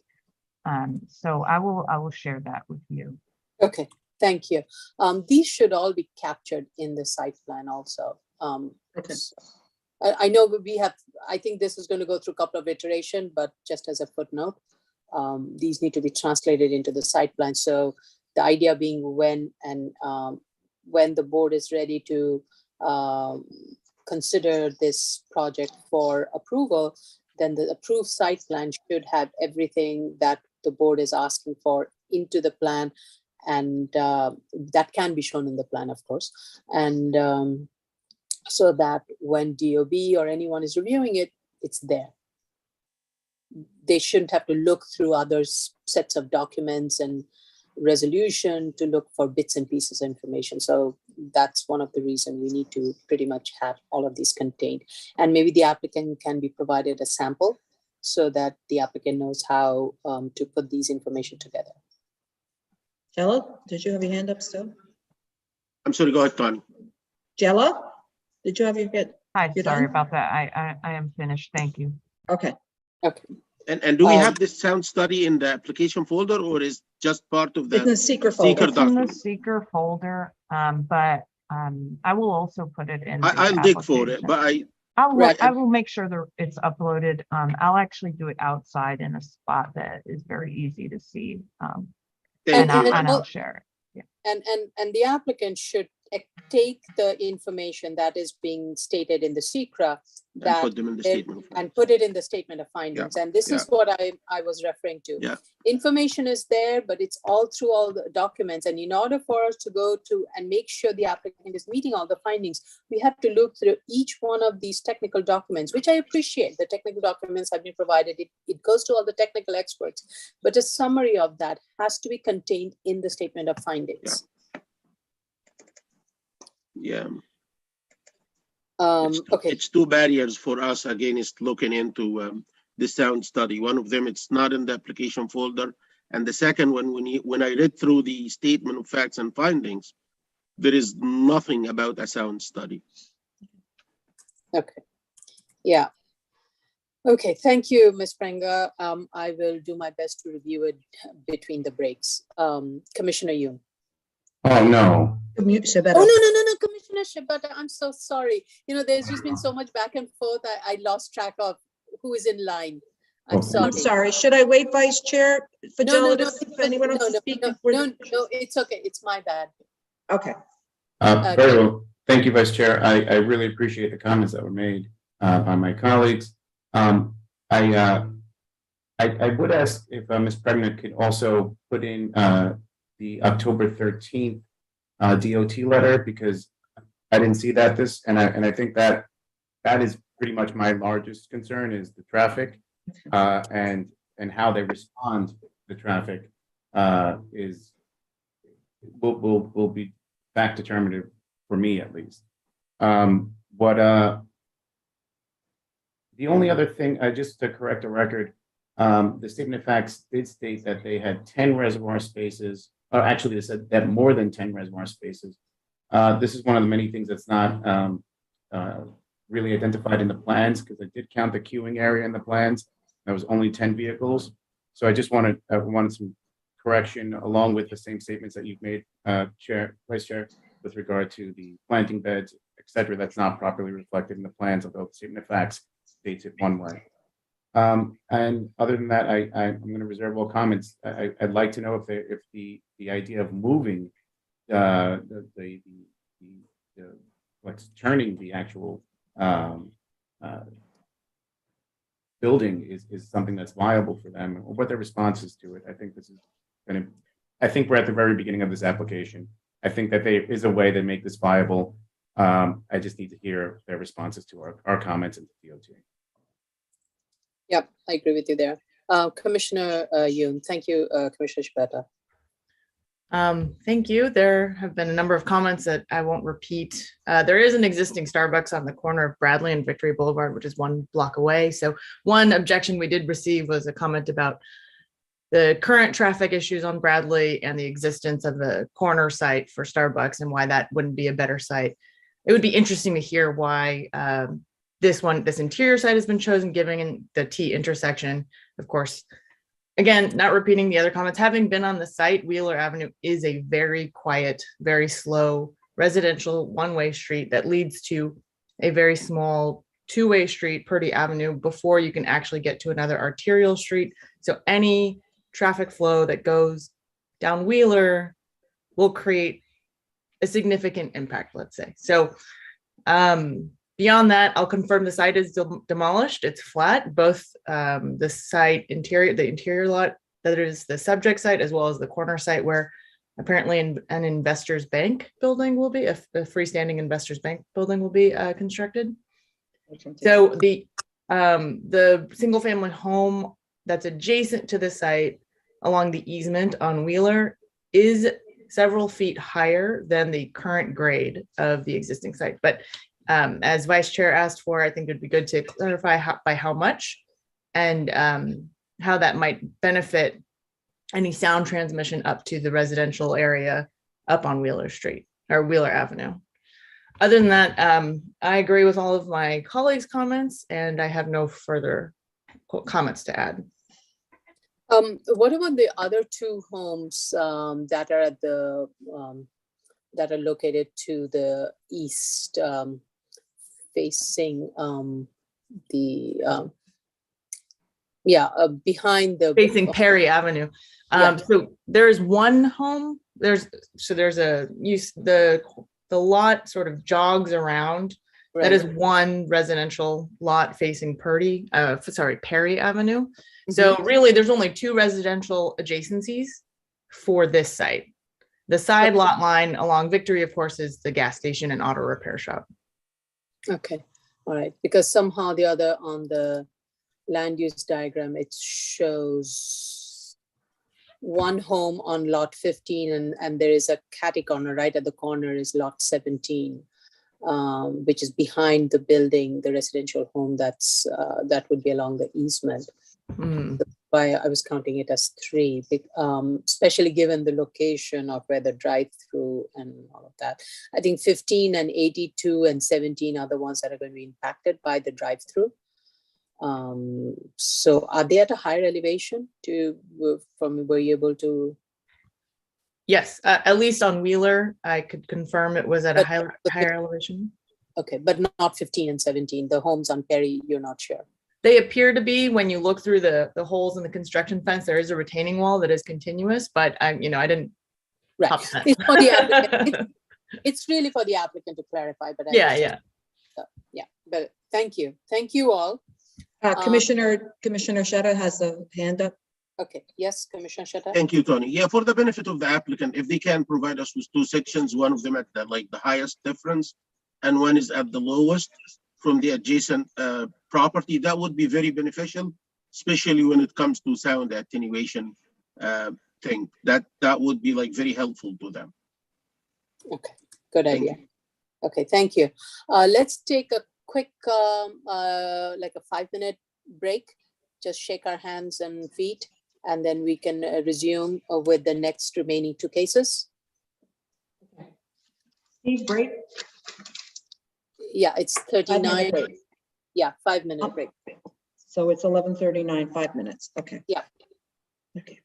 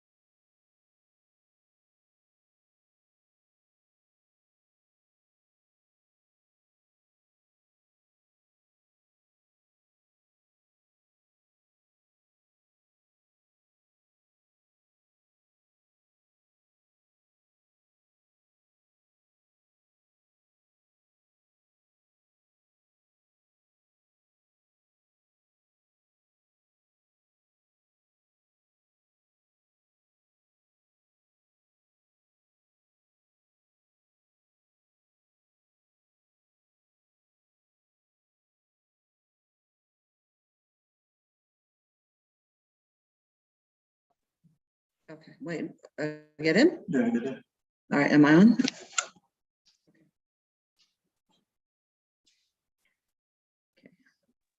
Sorry. Sorry, I had some technical difficulty here. All righty. Yes. Sorry about the delay. Okay. Sorry about that. Steve was delayed because my computer just went bonkers here. We see all seem to be. Yeah, it just stopped working, the Zoom. It was weird. I couldn't open anything. Okay. Oh, wow. Okay. All right. All righty. Steve, we're back. Take the screen down. Okay. Let's start. Commissioner Shetta is going to be a little bit, need a little bit of time. So let's start with the next. Okay, we're back on the record for the review session. Item number 27, 2021, 38 BZ, 707 Shepherd Avenue, Brooklyn. This is a variance to permit development of a residential building contrary to 2340 zoning resolution 2348, side yards from existing narrow lots, and 2523 required parking.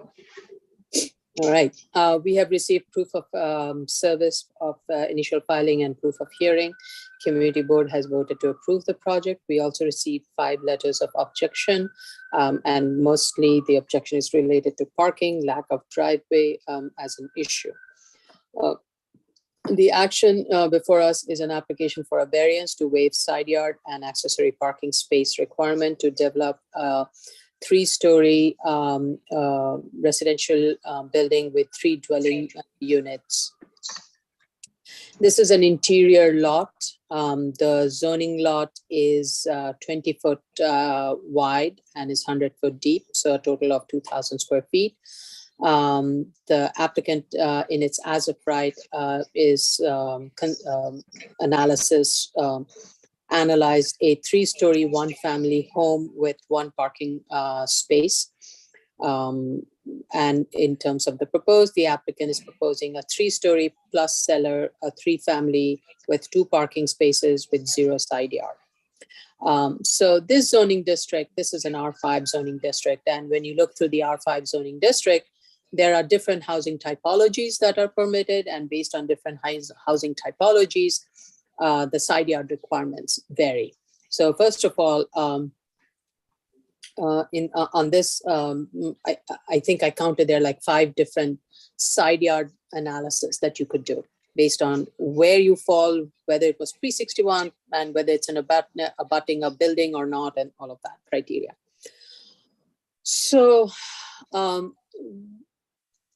what I feel in this case is that the way the argument was made is convoluted and confusing, and it's misrepresenting the zoning analysis. It's kind of picking and choosing the zoning sections and being applied without it kind of getting, without really picking up what really is the issue at hand.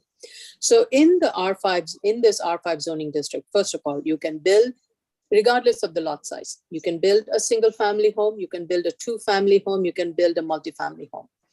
You can also build a detached home. You can also build a semi-detached home. You can also build an attached home. Now, what happens is in the situation of a single family, a 1- and 2-family home, in that case, the minimum lot area is 3,800 square foot with a 40-foot width. Whereas if you're proposing any other kind of building on the in an R5, the minimum lot size requirement is 1,700 square foot with a lot width of 18, which this subject lot meets. So then the question becomes, where is the hardship? Because when one looks at the as of right scenario, yes, and a 3-story 1-family detached home, it looks inadequate because there isn't enough width on the building to provide an adequate room size layout on the site. So bear with my comments, and I think what I'm going to state is this. First of all, there are significant errors in the application of the zoning regulation. It's resulting in an incorrect representation of the hardship. So I think what the applicant is trying to justify is, and I'm going to just go to the main element, is that as I mentioned, any other housing typology, for that, a minimum of 1,700 square foot of lot area with a lot width of 18 is required, which this site would qualify. I think what the applicant is trying to justify is that the permitted 1,700 square foot of lot area with 18-foot minimum lot width requirement would typically be developed with a semi-detached or an attached home on a similarly sized lot. But in order for a development on this site to qualify as a semi-detached and attached, you need to have another semi-detached building next to it, or you need to have two attached buildings on either side, which this site does not have. It's a standalone site. So therefore, it cannot build a semi-detached or an attached home. Now, the built context of this neighborhood is predominantly semi-detached, and there are a few attached homes. But since this site is a standalone, it cannot be developed as a semi-detached or an attached home because of the side yard requirements. Then the applicant needs to show how a semi-detached home is not feasible on this site and what waiver would be required to provide a semi-detached or an attached home on this site, for example. And the uniqueness analysis as presented then therefore needs to be modified. Instead of showing an as of right detached home and then throwing as of right one family detached home and then comparing it to a proposed 3 family homes. So show a 3 family or a 2 family detached, semi-detached home and show how it does not qualify, how it does not meet the requirement of the semi-detached home or even an attached, and therefore where the side yard waivers or the parking waivers would be needed. So that, I think, is the first step of the uniqueness. So I didn't want to go through the next level because I don't think the hardship, the uniqueness has been met and the analysis has to be revised based on what I just mentioned. I would still go through the rest of the comments, and that is with finding C, neighborhood character, because financial in this case is not applicable. Less than 3 and less, financial is not required. With regards to moving on to the neighborhood character, within the 400-foot radius, the predominant building typology, as I see it, is semi-detached. And in the neighborhood analysis for side yard, the applicant needs to provide typical side yard widths that is found at least along the block front. I think an applicant just made a statement that the side yard widths vary. The applicant should just provide a side yard width, typical side yard width that one finds along this block front. Also, the off-street parking analysis is not corresponding with what one sees on Google Street View. Pretty much all of the lots on this block front all the homes have parking on their side yards. So that needs to be corrected. I just quickly looked through the Google Street View and I see like lot 74, lot 73, 72, 70, 69, etc. have off-street, have parking on their side lot. Also, the neighborhood character analysis should provide the number of dwelling units per site to strengthen the argument for the justification of 3 dwelling units on the subject site. With regards to finding D, self-created, so the applicant did show how the subject lot 64 is not under common ownership with one of the abutting lots, but it does abut lot 62, 65, and 25 also. So the applicant needs to show an ownership analysis of all the 4 abutting lots and provide it in a tabulated format. And this applicant has done so successfully before, so can provide that and then include that in the statement of findings. With regards to finding E, minimal, I think the studio space that is proposed is 9 foot 8 inch wide, and this is being reduced. This width is being reduced to provide for an 8 foot 6 covered driveway for 2 parking spaces, one in the rear yard and one under the covered driveway. I kind of fail to understand why one would have a studio space that is 9 foot 8 inches wide, and when you have a covered space in front of it, which is not serving any purpose. So as per the proposed site plan, 3 parking spaces in tandem can be provided on the site, and 2 under the covered and 1 in under the covered driveway and 1 in the rear yard. Also, as the applicant knows, the board in the past has approved on narrow sides tandem parking in the cellar. Since the cellar is being proposed to be a part of the studio space, which is just 8 foot 4 inches wide. So I'm not sure what that 8 foot 4 inch space would be used for tied to the studio space, which will just have a washer dryer. So, and it will be only accessible from the studio space. I find the justification for the cellar space for that service inadequate. So at a minimum, the applicant should, if is proposing a cellar space, provide the tandem parking in the cellar and then try to maximize the unit on the first floor and the second and third. So there is a lot of work. I don't think the applicant has met any of the findings yet. And those are my comments. Commissioner Otley-Brown. The only comment I have is that the as of right, I agree with you, should be an apples to apples comparison. And that's the best way to see the effect of the R5 zoning on this narrow lot. Yep. That was one of the things in my mind when I was reviewing it. I'm seeing apples and oranges. Okay. Commissioner Shetta. Thank you, Commissioner Otley-Brown. Thank you, Vice Chair. I second your comments. I have nothing further to add. Thank you, Commissioner Shibata. Thank you, Vice Chair. I also second the comments. I have nothing further to add. Okay. Commissioner Yoon, thank you. Thank you, Vice Chair. I had one question about your, and it may just be my misunderstanding, but the proposal for a 3rd parking spot in tandem that would be adjacent to the studio apartment on the first floor. Is that correct? So that there Yes. would be 3 tandem spots. Yeah. Is that even permissible to have 3 tandem spots in a multifamily? We have seen it. I mean, the board in the past has reviewed parking spots, 3 spaces. Again, this is the part I'm not sure I did look through the zoning resolution to see if it is permitted or not. If it is not, it cannot be. But we have seen 3 tandem parking spaces proposed. Okay, I only ask because it seems like a functional, the desire to provide 3 units and the inability to provide adequate parking for it. And if, I don't know, that solution also seems quite inadequate as a tenant of a property to have to pull out 2 cars in order to obtain your car.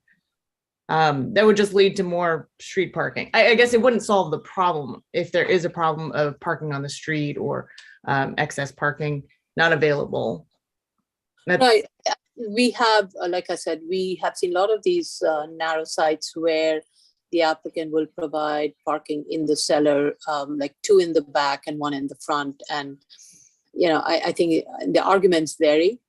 In some cases, they say they can make it work. In some cases, turns out that, some of them are family members who are staying one floor each. And so there is a good camaraderie ship. And so one can just say, hey, aunt, can you move to your car? Your nephew needs to take the car out. So that kind of thing. So, yeah, but that's for the applicant to explain. Sure. Yeah. Thank you. Thank you. No, I have no further comments. Thank you. Okay. All right. Next case, please.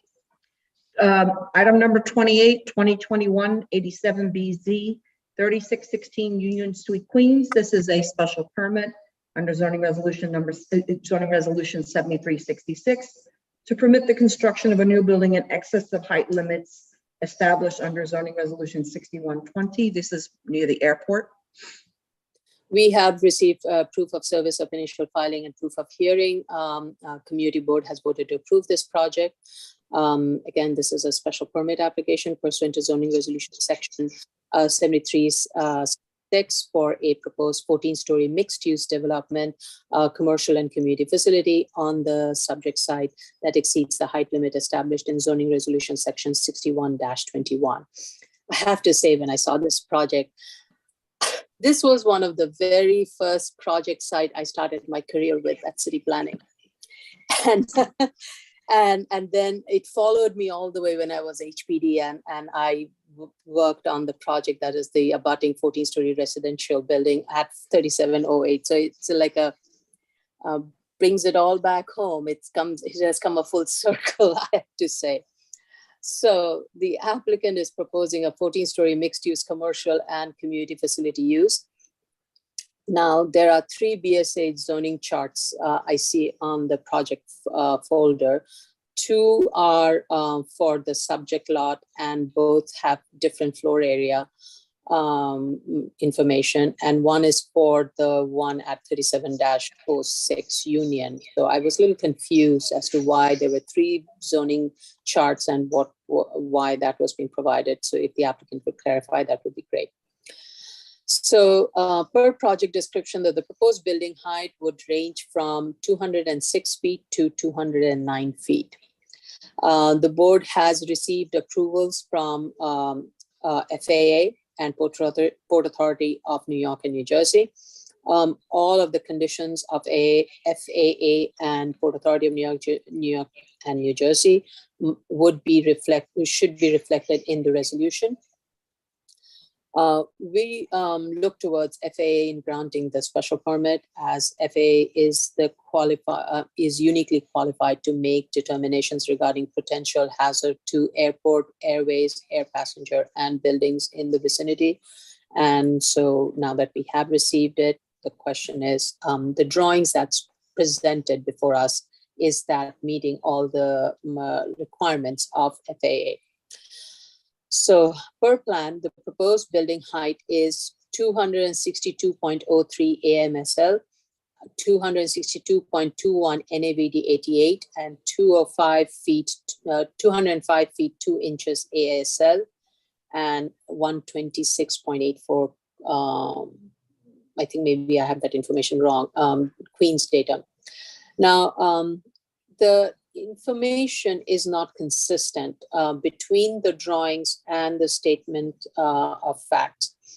And per plan sheet BSA 05, 06, and 07, the obstruction lights are above the FAA approved height. I think this board has always required that the obstruction lights be below the FAA approved height. And also on BSA 08, where the section bulkhead is provided, while the obstruction lights as shown are below the FAA approved height, the FAA approved height as shown on the drawing is not corresponding with the approved FAA height. So the obstruction light needs to be first below the FAA approved heights, and all the drawings need to be consistent with regards to the FAA approved height, and all the heights need to show in AMSL, NAVD, and ASL. And it should also be there in the statement of fact. So the applicant needs to consolidate the FAA compliance and also the applicant provided an FAA compliance drawing, but that was not part of the BSA approved plan. So the FAA compliance drawing should be consolidated with the rest of the BSA plan sheet, and the FAA compliance drawing should show also the ASML, the AGL, and NAVD 88 in all the plan sections and elevations. Those are my comments on this application. And once those are addressed, I don't think I have any issue with the proposed special permit. Commissioner Otley-Brown. Hi, because the FAA and the Port Authority have determined that there's no hazard on this site in constructing to the proposed height, I have no additional questions. Thank you. Commissioner Shatter. Thank you so much, Vice Chair. I will second your comments regarding the inconsistency. I did look at the FAA determinations for the M1 through M5 points that were submitted. I would say that the inconsistency is not just between the statement and the drawings, it's even between the drawings themselves. Too much information provided. We got AGL, we got Queens Datum, we got MSL, and we got NAVD 88. I believe you mentioned, Chair, that they need to provide us with NAVD 88, MSL, which is MSL, and AGL. I thought Sorry, you said ASML. I meant ASML.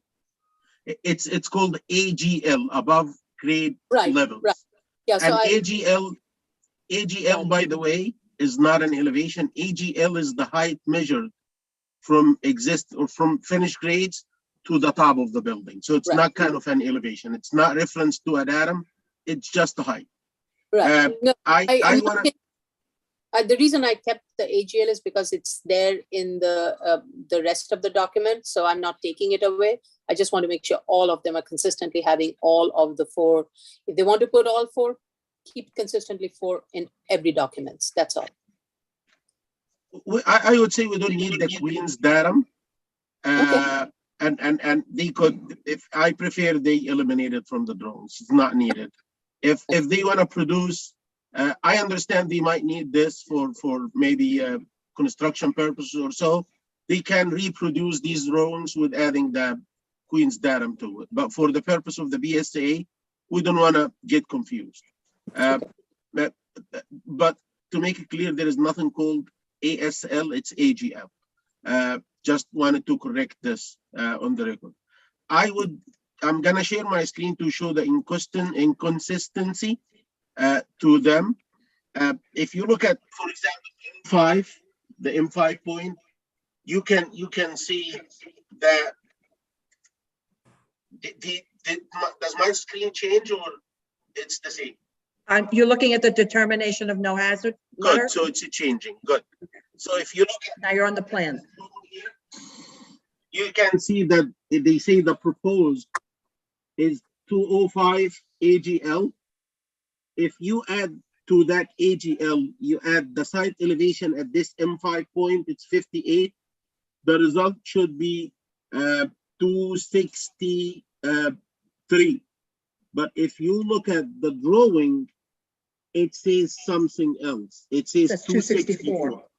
So this is some sort of inconsistency. We need to Okay. take a look at these things and correct them. And this is just one example.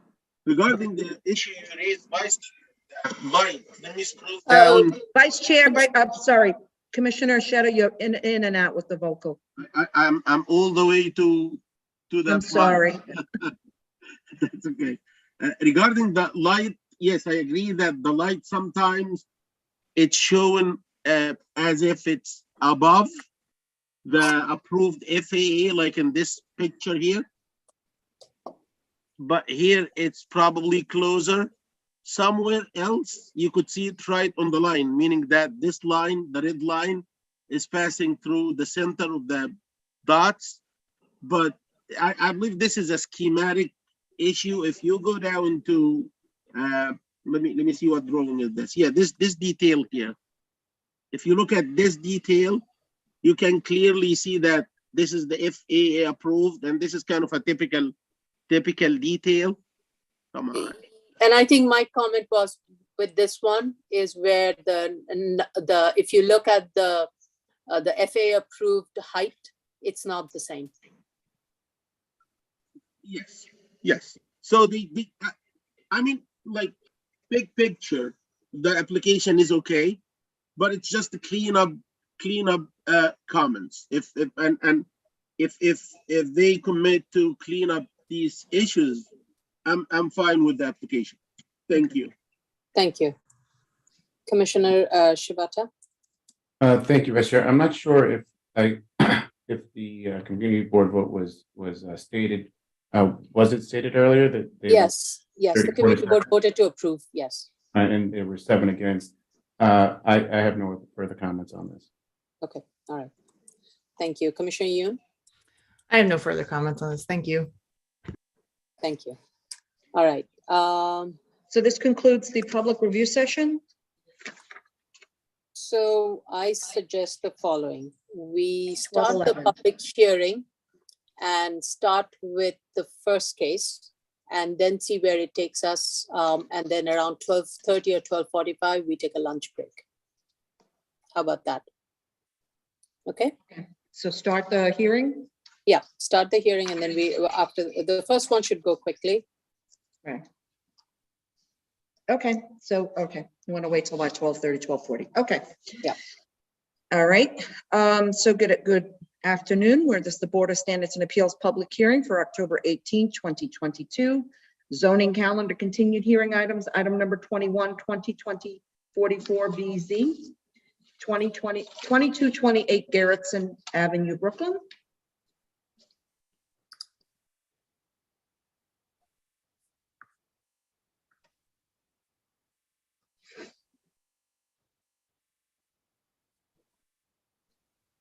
This should be Elise Fullader.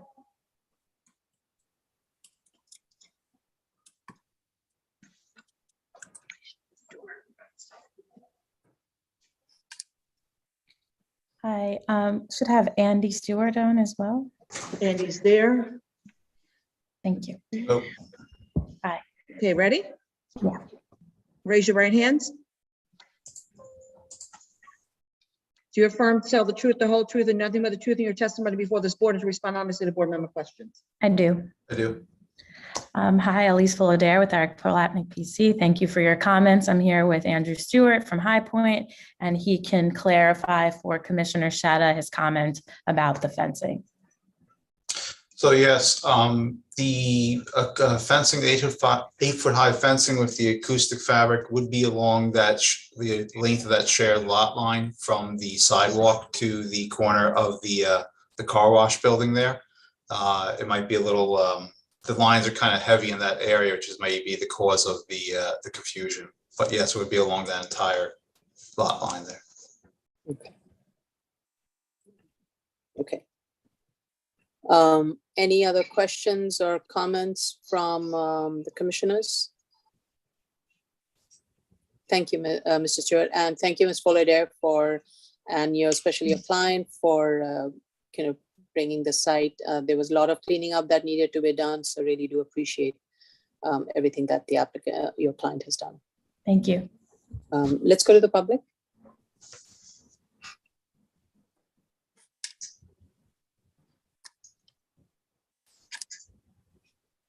So the case we are currently discussing is 2020-44 BZ, 2228 Garrettson Avenue, Brooklyn. This is a special permit to permit the operation of an automotive service station with accessory uses. Should you wish to discuss, please dial in 646-558-8656 or our toll-free number, which is 888-475-4499. You will enter the webinar ID number is 837-9537-1010 and press the pound sign. At the next prompt, you will press the pound sign. Once you're in, press *9 to raise your hand, *6 to unmute if you are calling in to speak, and if you are in the Zoom room already calling on this particular case, please raise your Zoom hand, which is on the bottom of your screen. Once you are allowed in, you will have 3 minutes to speak. You're given 2 minutes to allow people to call in. Ms. Fullader, I have a question. I think you may have mentioned it, but I just couldn't locate it in my notes. The car wash, that open lot, there isn't any cleanup or anything that is happening, no prepping that is happening on that exterior portion. It is just a queuing area, right? Mm-hmm. Andy, do you agree? Yeah. Yeah, that's correct. Mm-hmm. Okay. All right. That's kind of what I thought. I just wanted to, because all right.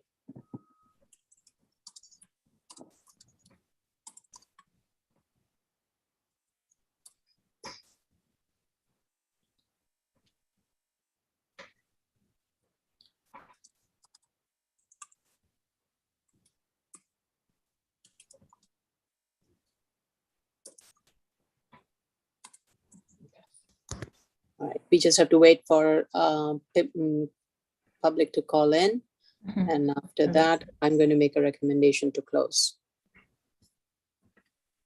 Thank you.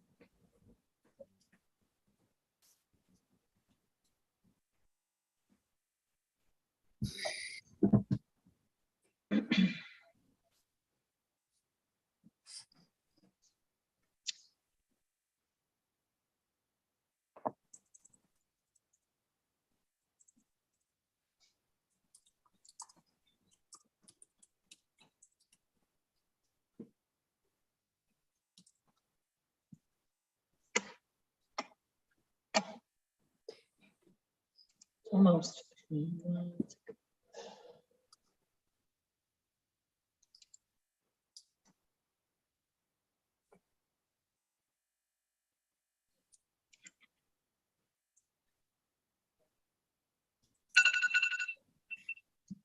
Okay.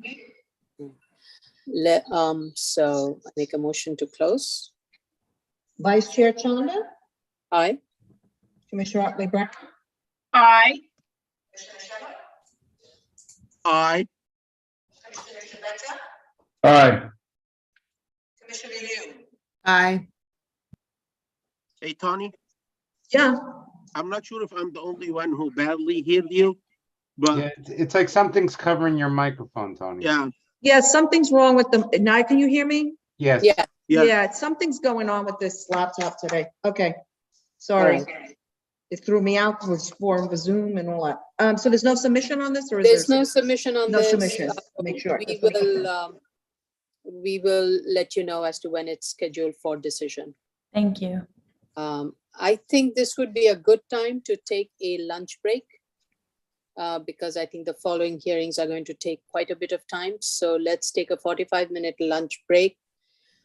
It's 12:20, so that makes it 1:05, if my math is correct. Sounds about right. Okay. So we'll resume at 1:05? Yes. Okay. Okay, let's hopefully.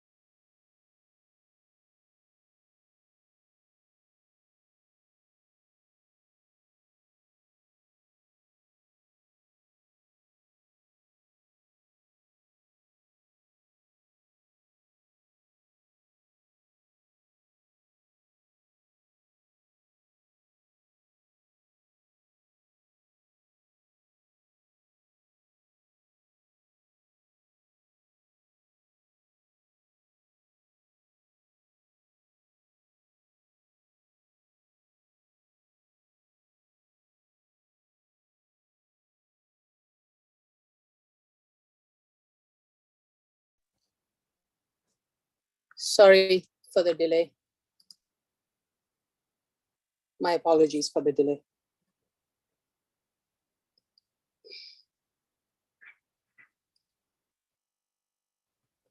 Do we have all the commissioners? Commissioner Shetha? Okay, maybe we. Yeah, I'm here. Okay. Okay.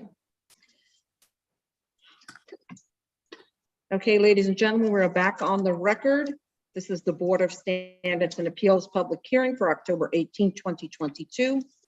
We will go to the next item, which is item number 22, 2021 16BZ, 302 West 128th Street, Manhattan.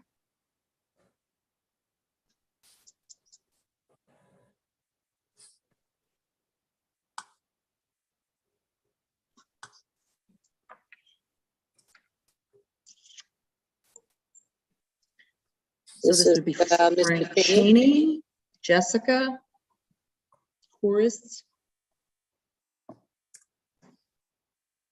Is Jack in there with you? Is Jack attending too, Jessica? He was having a little trouble with the link. Okay.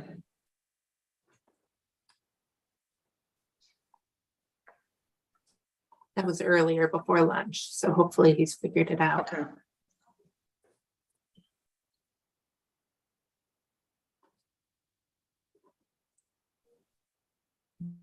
Stefan, okay, where's Frank? Mr. Cheney.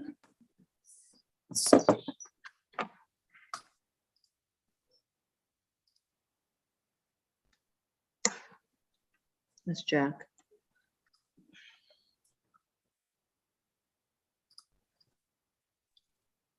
Thank you.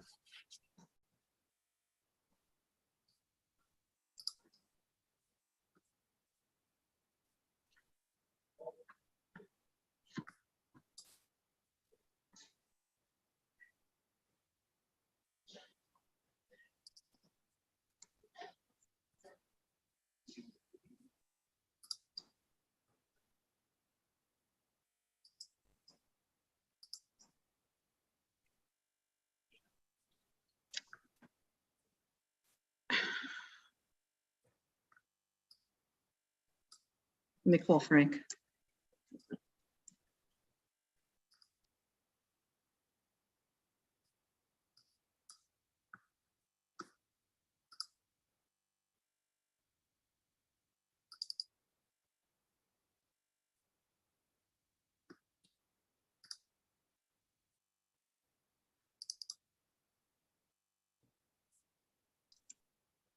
Okay, he's trying to get in. Steve, can you send him the link?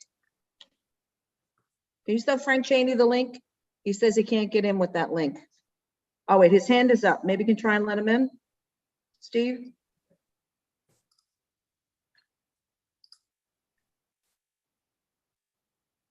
There we go. Unmute, join as panelist, Frank. Okay, great. Unmute. Thanks. So are all these people your team, Jessica, Stefan, I know Jack, and Eddie Palka? Is that part of your team? Yes. Okay, everyone raise their right hands. Do you affirm to tell the truth, the whole truth, and nothing but the truth in your testimony before this board and to respond honestly to board member questions? Yes. I do. Yes. Okay, Mr. Cheney, you heard the board's comments at review session. Would you like to respond, please? Yeah, I will start with the portion of the application that I can respond to, which is the comments made by several of the commissioners with regard to requested additions to the statements of facts and findings, particularly with regard to the corner lot rear yard portion, the rationale for the bulkhead waiver, and a request for a summary of the tax lot, zoning lot ownership data that was submitted. And I will include all of those, make those revisions to the statement of facts and findings.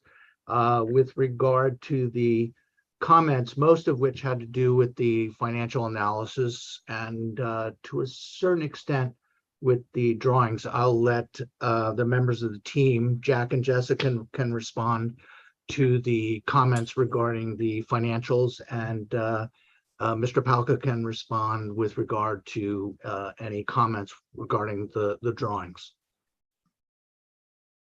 Thank you. Okay. Hi, this is Jessica Corris here on behalf of the applicant. Thank you for your time and consideration on this case. We were in attendance at the review session and heard your comments.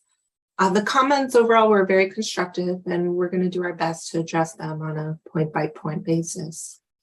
So the first thing we want to put out there is that we heard that Marshall & Swift does not do modular, and we can provide some form of proof and support that Marshall & Swift won't provide costs that support modular construction. So let us get a definite answer on that for you, and we'll put it in writing. Okay. The next item was from Commissioner Shetta using McQuilkin's cost estimate with the modular contractor's soft costs. So on our Schedule B that we provide, it is broken down on a line item basis. And we're going to go back to the modular contractor to get a breakdown of that soft cost that he provided. We want to look into it, see what constitutes a soft cost, and then reconcile as recommended.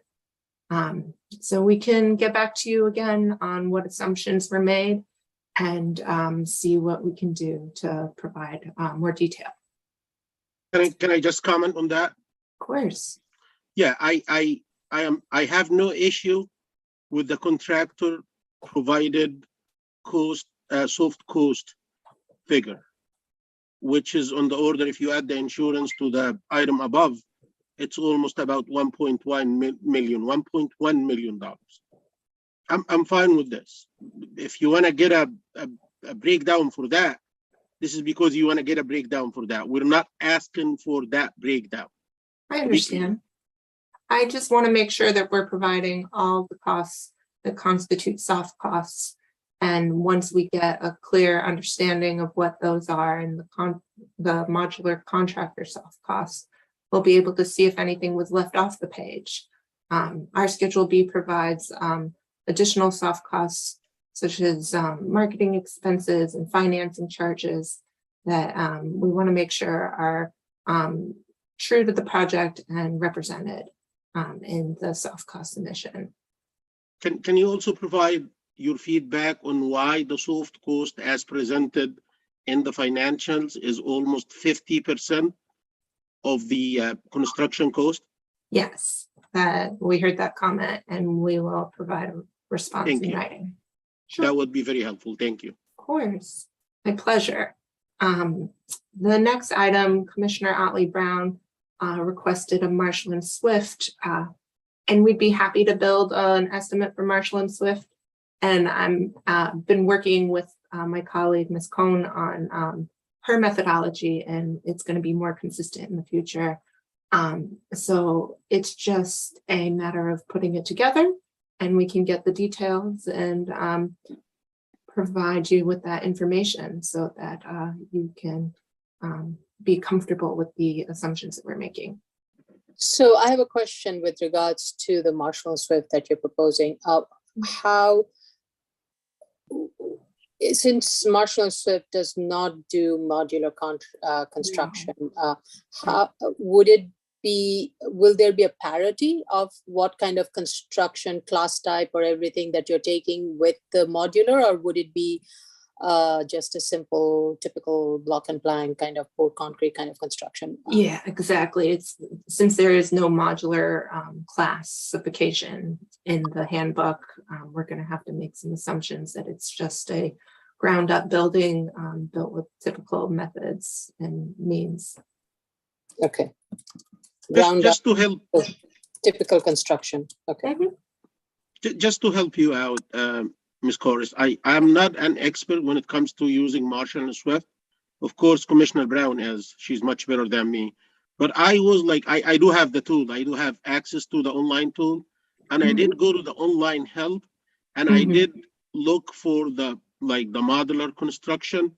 And I believe, if I'm not mistaken, it is included in one of the construction classes, just to help you out if you're gonna. Okay. You think it is, so on the website you were saying? I believe I've seen it in the help, yes, but Okay. I wasn't like positive Okay, whether this is the modular construction that you're using. wonderful. I'm sure you're much better than me in looking into it. It's a learning experience for us all. So we will do, we'll dig into this. We want to put it to bed and make sure that we get you a definite answer on whether or not. And then, of course, if it is uncovered that Marshall and Swift can do it, we'll go forward with that. Thank you. So we want to make everyone happy here. I just want to clarify my statements from earlier. Is the decision to use modular, is that associated, is that attached to the hardship? Short answer is no. Sorry, Stefan Martinovich on behalf of the sponsor. Short answer is no. There are a few reasons for choosing to go down this route. I mean, number one, speed to market, which COVID notwithstanding, presumably would have manifest as a benefit. And then, shortening the construction time, producing far less construction site waste, and really minimizing disruption and permitting, interference and things along those lines. And, beyond that, the company that, we're partnering with as the sponsor, represented by Eddie from Assembly OSM, is a new company that has been formed and invested in with a significant amount of money to basically launch these sorts of new building systems in New York City and then ultimately throughout the Northeast. So this was really a pilot project that is intended to demonstrate the efficacy and a lot of the benefits that are realized using this method relative to traditional construction. I, for one, I do think, while you're saying it is not driving the hardship, I think it would be helpful in your statement if you can, as you go through the analysis, and should the analysis justify financial analysis, I would just strengthen your reasoning for picking the modular unit and how it, I don't think the neighborhood character is a reason. It's because at the end, when a construction is built, it looks the same to someone who is not savvy about making the distinction between what is modular and what is not, but it's more, or who has not seen the construction happen.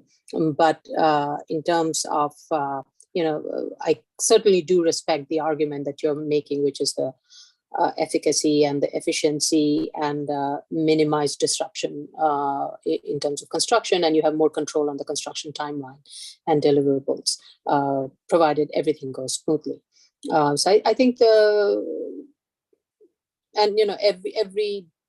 everything has a start, and I understand that, but you do need to go through these arguments that the commissioners are making, so that the entire board can, at the end of the day, can support this application fully. And Vice Chair, if I may, for the purpose of like shortening that back and forth, if you want to put the argument that the modular construction technique is not the one that's driving the cost, the profit deficiency, or that not enough profit for the project, I believe you need to compare a conventional construction technique, the cost from a conventional construction technique to the cost from the modular construction, and show us that the difference is ignorable, and then proceed. I believe this is the only way for me, at least, to swallow the idea that the modular construction is not the idea that's driving the hardship. Well, I will say that, probably the principal factor for, turning us on to evaluating modular as an option here is really the environmental impact. I mean, the performance of the building envelopes that we're going to be able to put together, the reduced energy consumption, and the, just overall performance of that building, in addition to the carbon reduction and construction waste offset. I mean, or something that like, we really hold dear as a development team, and it's something that we're, really willing to pay a bit of a green premium in that regard in order to achieve. So, I would just, suggest that, the level of, environmental performance that we are looking to achieve here is something that, is worth noting in all these considerations. Well, I certainly appreciate that. But when we have findings that we have to make. And one of them is certainly the E finding. While our job in a variance is making the applicant whole, and not going much over that, unless I would like it would be nice if we could evaluate the green, the benefits of green construction. As of now, I'm not sure there's anything anything in the zoning or in our rules that allow us to do so in this type of evaluation. So I ask that you keep that in mind. Right. I just want to add, could I add to that? Because that actually, what Commissioner Sheta just stated is actually important to consider, because if construction costs are driving the project, that implicates the D finding, which is self-created. If you're choosing a more expensive mode of construction for whatever lofty considerations you may have, if that drives the minimum variance to be larger, then it is implicating the D finding, a self-created hardship, because you're choosing something that's making your hardship worse. And finally, like, just one last thing to that is this isn't a programmatic needs type of variance. And that would certainly fall into a programmatic needs evaluation, but that's not where we are. That's not what's before us. And again, I lean heavily towards what you're trying to do. I think it's a good thing. I don't know if this board, as it stands today, and what rules we have before us, can use that towards evaluation. I think, Commissioner, that we used in the most recent analysis we submitted, we did not use the costs that were provided by the modular contractor, but we stuck with the costs that McQuilkin had provided, because the modular contract, their costs were a little bit higher than the ones that McQuilkin came up with. So we used a lower cost. We did not, in our analysis, put in the modular costs. And I just want to make sure that popped up on your screens, because we felt that the modular costs being higher, we didn't want to have you question whether or not we were using higher costs for just the reason that you're asking. Right, but it's almost like the whole conversation about modular that you did put forth, even though you didn't use the costs, were a way of deflecting the comments I had about the high McQuilkin construction cost total. So the answer I received was not a Marshall and Swift, but rather a statement that, well, if we use the real modular cost, that would be even higher. So therefore, we'll strike a balance and we'll use McQuilkin, when my question never was about modular. It was about McQuilkin. Okay. I think to say, there's nothing else to say other than to correct that portion of the record. Okay, well, we can also look at Marshall and Swift as a conventional construction cost baseline and see where that works. So if that's something you'd like us to do, we'll be glad to. I think that's what I think that's what Ms. Cruz did say was going to do. We'll do a Marshall and Swift conventional, unless there is a modular sample out there. The only thing that I want to be very clear about, if you are going to do the Marshall and Swift, I mean, at the end, the analysis has to stand as a standalone, because I don't want to go back and forth between the comparison of conventional construction that is being done for the Marshall and Swift analysis versus comparing that to modular and saying, oh, see, it's a lot more. No, I understand that. because then we are going to be back and forth before the board as to this valuation is being double dipped, that valuation has been not being factored in. So just for the ease of simplicity of the application from your end and minimize the back and forth before the board, if you can do just a simple assumption of a conventional construction of as of right, a conventional construction of proposed, just show that at the end, whether you do, and you can prove that there is a hardship associated with as of right conventional, and therefore you do need the proposed to make it work, go forth and build a modular unit after that. Because my fear is, from what I'm hearing from some of the board members, is that if you come back to the board with an as of right conventional, and then you show the proposed that is modular, or that shows that the as of right modular comparison, there will be a lot of picking and choosing of why this, why that, why not, why this. And that's a lot of back and forth with application I want to avoid. That's what we heard this morning. Okay, so just keep it simple and just prove it. And if you can prove it, wonderful. I do applaud the effort of going modular construction. Personally, I do think there's a lot of benefit to modular construction. And in terms of energy efficiency, I completely agree with that. But as Commissioner Shibeta said, unfortunately, programmatic element is not part of the component. If I could, I would make it work. There's no good guy finding, huh? Yeah, so we do not have the G environmental finding. It's called SECRA. Okay. Yeah, that's what we heard this morning. So yeah, so I think you know where we are going. I think overall, the project, I don't think we have that much issue. It's getting that financial. Sure. And has everybody responded to the financial comments, and are we clear in terms of the direction? I think we're clear.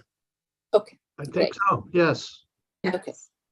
So I have one last question, and that had to do with the bulkhead. I still do need a clarification as to why the as of right bulkhead cannot work in the proposed, and why therefore you need a bulkhead waiver.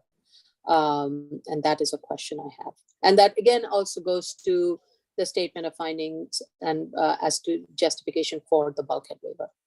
That needs to be heard, Commissioner, we heard your comment. Thank you for that. And we will, we've talked about it in the interim between review session and now, and we will beef up that section of the statement of findings, and we'll include it as well in the statement of facts.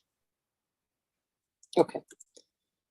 I have one more question though, and that was whether or not somebody can walk me through how they calculated the sellable square footage. And it could be on paper. You could give me new plans that have the missing measurements, any way you want to do it. Yeah, Commissioner, I can address that comment. Thank you. Could you state your name for the record, sir? Eddie Palka from Assembly OSM. So for the unit sellable areas, we've added notes onto the plans regarding our calculation method. So for the unit areas, we've calculated to the perimeter of all exterior walls, and then to the center line of our walls, which are demising at our egress stairs and elevators. If it would be helpful, if we're updating the drawings, we can, more clearly indicate that. So beyond that, I'm not sure if that answers your question, or if you're still seeing a discrepancy somewhere. Right, I was trying to add it up and then subtract out the staircase and the elevator, and was getting around 1,229 square feet. So I'm missing something that I should be either subtracting or adding, or what. So what would be helpful would be if you can somehow either dimension every single wall that you're taking out, or kind of draw the floor into segments and add them up, like A plus B plus C, and have it drawn out on the drawing so I could see what you're adding in. So like, let's say you do the 25 feet across, and then you want to go back as far as the bedroom 2 and draw a line across, and that's segment A, and then you're going to go in maybe for segment B or whatever. Draw the first segment up to the elevator. The second segment would be the part that is the depth of the elevator, and the third segment would probably go back out again to include the coat closet, and then go back in for the last segment for excluding staircase B. So essentially a continuous line of the perimeter of that unit area with each segment dimensioned. Right, and then just tell me the square footage of those different sectors that you've drawn on it, so we could just add it up and then I can see it. Oh, I see. Okay. So there'll be different areas than the rooms themselves in that Yes. Right. Yes. Then at least I could see how you came up to that calculation, because apparently you did come up with something according to the financials, but the financials then used the same measure, the same square footages as the first report. So I don't understand whether there was just a breakdown in communication between you and the financial analyst or what. So that's what I'm trying to figure out what's going on. Yeah, and we will further clarify that, but I think what happened was we did another round of verifying our numbers, which were then fed to the financial team. And so that updated those exterior space numbers you saw, which were revised. But we essentially validated the numbers we already had for those interior spaces, so they didn't budge at all. But yeah, we can certainly clarify visually for follow-up. And you should do the same thing for the rooftop area, the covered area, and the west, that analysis, partly because, again, I'm trying to find the comparison between the as of right and the proposed, and why, you know, there's some difference in the square footages, and Yes. the foot looks the same. So Yes, yeah, and those, I think there are a few graphic, small discrepancies between those square footages that will even out, because those should hold between the two schemes. That's okay. a minor graphics issue. Okay, all righty. Okay, any other questions or comments? Anything that we need to clarify so that you can make your submission? I really would like the last round to be close to the perfect round. So that's why I want to make sure everything that we have stated is absolutely crystal clear. Of course, you can follow up with the project manager or our executive director or our general counsel should you have any questions. But if you have any direct questions from the commissioners, please do. Meanwhile, I'm going to, are there any comments or questions from the commissioners? Okay. How are we on the EAS on this one? Hi, the EAS is finished. We received the final EAS, so we are done with that. Thank you. So we have a sign off. Yes, we have a few sign-offs for the interagency reviews that were needed. I can tell you that in a minute. There weren't that many that were needed. There's an E designation on the site for hazardous materials and air quality. This is noted on the plans already. LPC issued a sign-off, and we have the final EAS, which was submitted on October 11th, I believe, and it is acceptable. So we don't have any more to do for that. Okay. So then the E designation comments and notes have to be then incorporated into the plans. I think they are, but I'll double check. And if it's not, I will send an email. Okay. Thank you. Yeah, and I'm sorry, Madam Vice Chair, this is Carlo. Yeah, Sure, I go mean, ahead. if there are changes to the plans, obviously that all has to be coordinated with the EAS, because that what could be considered a final set of plans has to be incorporated in the EAS. So we will coordinate with the applicant to ensure that procedurally everything is done correctly. Okay, thank you. All right, let's go to the public then. And meanwhile, if there are any thoughts, questions, clarifications from the applicant or from the commissioners, let's use this time. Okay, the case we're currently discussing is 2021 16 BZ, 302 West 128th Street, Manhattan. Should you have any questions, should you wish to speak on this case, dial 646-558-8656 or our toll-free number, which is 888-475-4499 if you are outside the United States. You will enter webinar ID number 837-9537-1010 and the pound sign. At the next prompt, you will only press the pound sign. Once you are in, press *9 to raise your hand. If you are calling in, press *6 to unmute to speak. And if you're in the Zoom room already, please raise your Zoom hand, and that is the little hand that is at the bottom of your computer screen. Once you are been recognized and in, you will have 3 minutes to speak. And I'm counting down.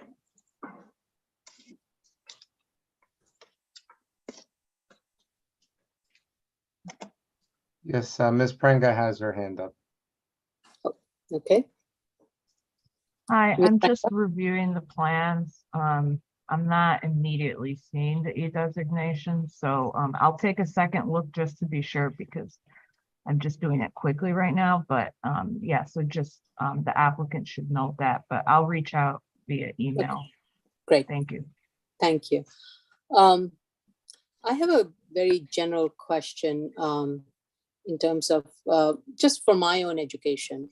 What is roughly the construction period for a modular development? This is just more for my education purposes, as to from the time you start the construction in the warehouse to the time when it's built up or put in place on the site for this project, let's say. I can take a stab at that question somewhat generally. So I don't have offhand what the schedule is for this in particular, but essentially the cellar level is planned as conventional construction. So simultaneous with that excavation and that conventional on-site work, the fabrication in an off-site warehouse would be occurring. And then in a matter of in a matter of weeks, not months, then the volumetric modules would be stacked on site once that cellar level is complete. But of course, there are many scopes involved in that off-site fabrication, so that exact timeline is a little difficult to pin down exactly. And it comes completely all finished, or there's some of the finished work is done on site? Essentially, the finishes themselves are in place, but there is what's called mate line work, essentially where the mods meet one another both horizontally and vertically, which is not on site. But that is it's quite minimal. Okay, yeah. All right. I had one. I'm sorry. Is there like any controlled inspections needed on site by the building code? Of course, I'm talking about New York City building code. Yes, we've been working with the city with DOB to get the system approved through CCD1 process somewhat generically. That will be done for each individual project as well. And so that does involve both factory and on-site inspections. One comment I had was, and I should have brought this up earlier, is your as of right drawing show your mechanical equipment on the roof level adjacent to the last elevator stop. Truly to meet the minimum variance for the bulkhead, part of that square footage that you're asking for in excess of the 200 and some odd area is that mechanical equipment bulkhead that sits atop the stair bulkhead. So I'm not sure if the financials indicate an increased sales price for the penthouse level with its own private terrace or how that impacts your financials, but I do think that that is something that, since it's shown on the as of right plans, you should be able to justify why you can't place the mechanical equipment on the roof level. I do appreciate many of the efforts that are being made here, and that the bulkheads are considerably set back from the street line, and that you have pretty large neighbors in your context. So I just want to say that, good luck with all of this, but I do hope, so that we don't have another back and forth in the minimum findings, that you come back with a study on the bulkhead. Understood. Thank you. I think Ms. Yoon said it better than I did with regards to the bulkhead. Yeah. Ms. Pringa, do you have a question? No, I think she forgot to put her hand in. Oh. All right. Okay. So, I want to make sure you do I really want this to be the last attempt because you guys have been here a couple of times. I don't want to waste anybody's time. And I think the direction here has been made clear. So take as much time as you need to get this done perfectly. And so that we can all go home happily ever after. So how much time do you think you would need to put the response together, Mr. Cheney? I think the bulk of the response, I think, is going to come on the financial side. So I would defer to Jack and Jessica on that. Okay. Guys, are you still there? Yeah, I'm here. 6 to 8 weeks would be great for me. Okay. All right. So we are looking sometime. I don't think December will be possible. We have a really packed agenda, so most likely January. Okay. Happy New Year. Next case, move on, Okay, Madam. well, thank you. Good to see you all. And I'm looking for a very good package from you guys. Thank you all. Thank you. Okay. Thank you. All the best. Bye. Item number 23, 2021 40BZ, 157 West 24th Street, Manhattan. This is Ron Rosati.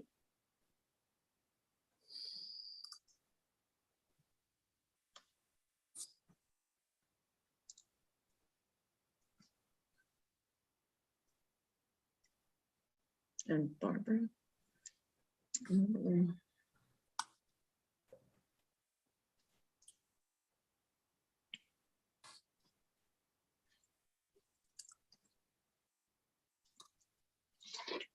Good morning, Mr. Rosati.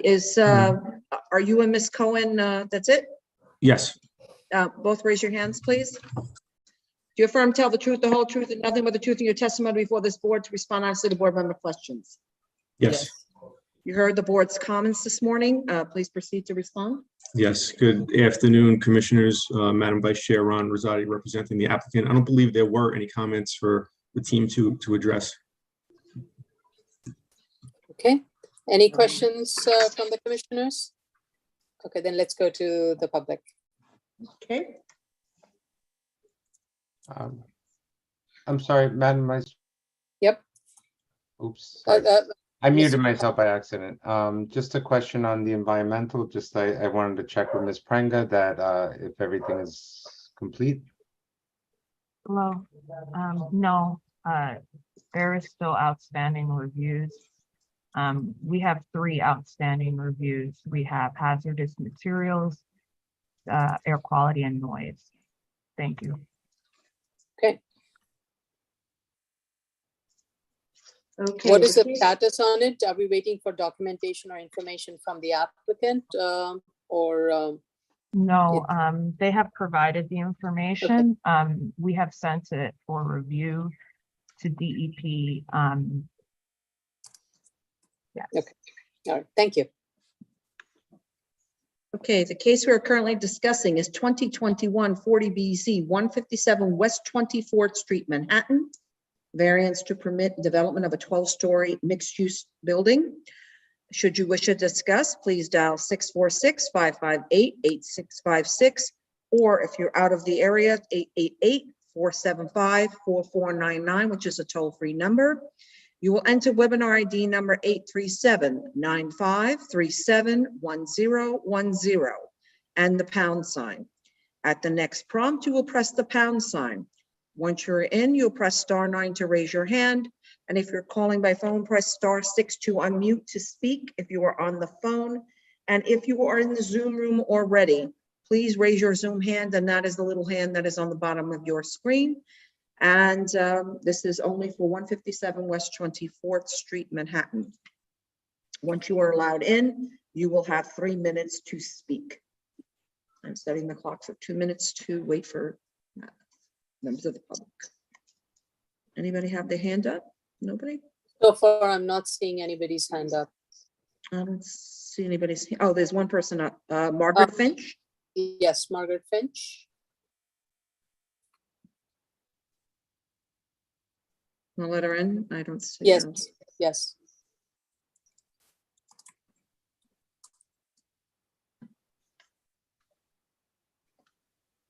Steve, let her in. Ms. Finch, are you in? I don't have the screen in front of me, sorry. I'm here. Okay, please state your name and you will have 3 minutes to your neighbor. You have 3 minutes to speak. Hi, I don't see a camera on me, but am I supposed to have a camera? Well, you can press your video. I don't know. If you're on, are you on Zoom? You could hit the start video in the bottom left-hand corner. Oh, okay, thank you. Oh, sorry, thank you, Carla. I couldn't think of the word. It's like Okay, blank. we could see you now, Ms. Finch. Thank you. Okay, thank you. So I am very much against very tall buildings in our neighborhood, and that's why I'm here. Are you adding floors to the original building? Are you that a asking? You're asking a question, or Ms. you're Finch? Yes, I'm asking. Are The there additional floors added to an original building? The application that is before us is to develop a residential building, and as it stands of late, it's an application to build a residential building that is, I think, 12 stories. 12 stories. Yeah. I'm trying to make sure I have the number of units, number of floors correctly stated. I don't want to misrepresent anything. Just give me a second. I just want to. Yeah, 12 story. Initial application was for a 15 stories. It's been reduced to 12 stories. So that's the application that is before us that is being considered for review. Thank you. That's all I have. Thank you very much. Okay. Ms. Thank you Mueller? for. Oh, I'm sorry. I'm sorry, Vice Chair. Yes. Go ahead. Thank you, Ms. Finch. Thank you. Ms. Mueller? Hi there, can you hear me? Mueller, Can you sorry. hear or see me? Can you No. put your video on? I'm trying, sorry, Okay. technical difficulties. Shoot. Well, do I don't, you hear me though, right? Yes, so if you Yeah. if you're having You don't trouble have with to turn the camera on. I don't see where don't- it's, sorry? Ms. Mueller, on the bottom- left-hand side, on the on- bottom. One person at a time. Sorry. The camera icon is on the bottom left hand. Just You says see a little remove camera. microphone and then there's a camera. You Yeah, can. I'm not seeing the camera, I mean. You're don't know. not required to Okay. start. All right, I'm sorry, I don't see the camera. I'd be happy to be on camera. I've been on camera before, but should I just start speaking? Yes, please, thank you. Thanks so much. All right. Three Hi. months. All right. Okay. Hello again, commissioners. My name is Sarah Mueller. I'm a community member and I live 2 lots over from the proposed construction site. I'm here again today to say that a 12-story sliver tower on this very narrow lot, a lot less than 21 foot wide, is still way too tall and out of context for our street. I know at the last hearing, at least one commissioner said he was satisfied with the reduction in height from 15 to 12 stories, but I'm here to say that's simply not enough of a height reduction. A building this tall juts 40 feet higher than the building just to its east. At 12 stories, it will have twice the amount of floors as the mostly 6 and 7-story buildings that line the north side of the street. At 117 feet, it's still way higher than the average roof line, which is 78 feet. And what stood here since the 1900s was a 4-story building, a height that made sense for a very narrow, less than 21 foot wide lot. So this building will essentially stick out like a sore thumb. It will permanently destroy the beautiful mid-block streetscape, and it will be detrimental to the neighborhood character of our street. I also want to say something about sliver law. There seems to be a feeling now that sliver law guidelines should not apply, and I'm not sure why. While sliver law guidelines may not apply in a manufacturing zone, residential buildings are also not allowed in manufacturing zones. So if you're considering a variance to allow a residential project in manufacturing, you should also consider sliver guidelines to stop this out of scale residential project on a very narrow lot. It seems like this is exactly when to take into account sliver guidelines. I want to say I really appreciate the diligence of this board in looking at every aspect of the project. I'd like to add that the reason so many of us keep coming to these hearings, why we put aside our work and our lives to attend these all-day Zooms, it's because we care. We care deeply for our street, for protecting the essential character of our neighborhood, and about protecting access to light, air, sky, and not living under enormous out-of-place buildings or shadows. So I'll conclude once again by saying this building is still too big, too out of place, too out of character, and any additional floors above sliver should not be allowed. Thank you so much again for listening and for your consideration and your time. I appreciate it. Thank you, Ms. Muller. Mr. Chang?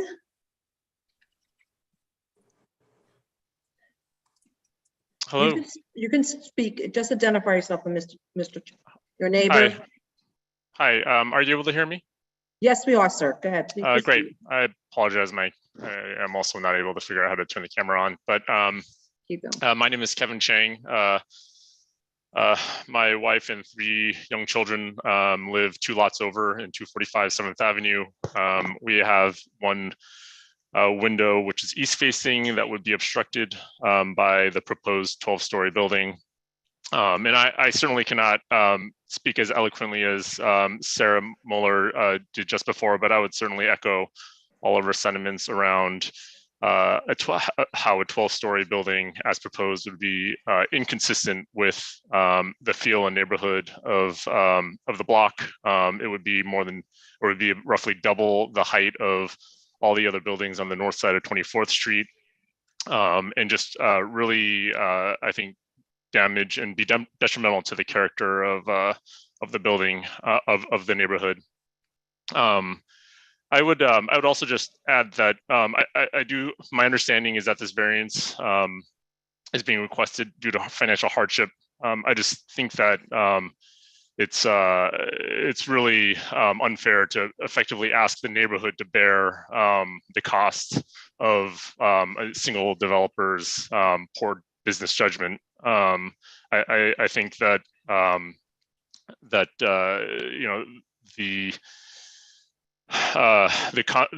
the last proposal and the current proposal really are just disrespectful of the neighborhood and the community's time and energy.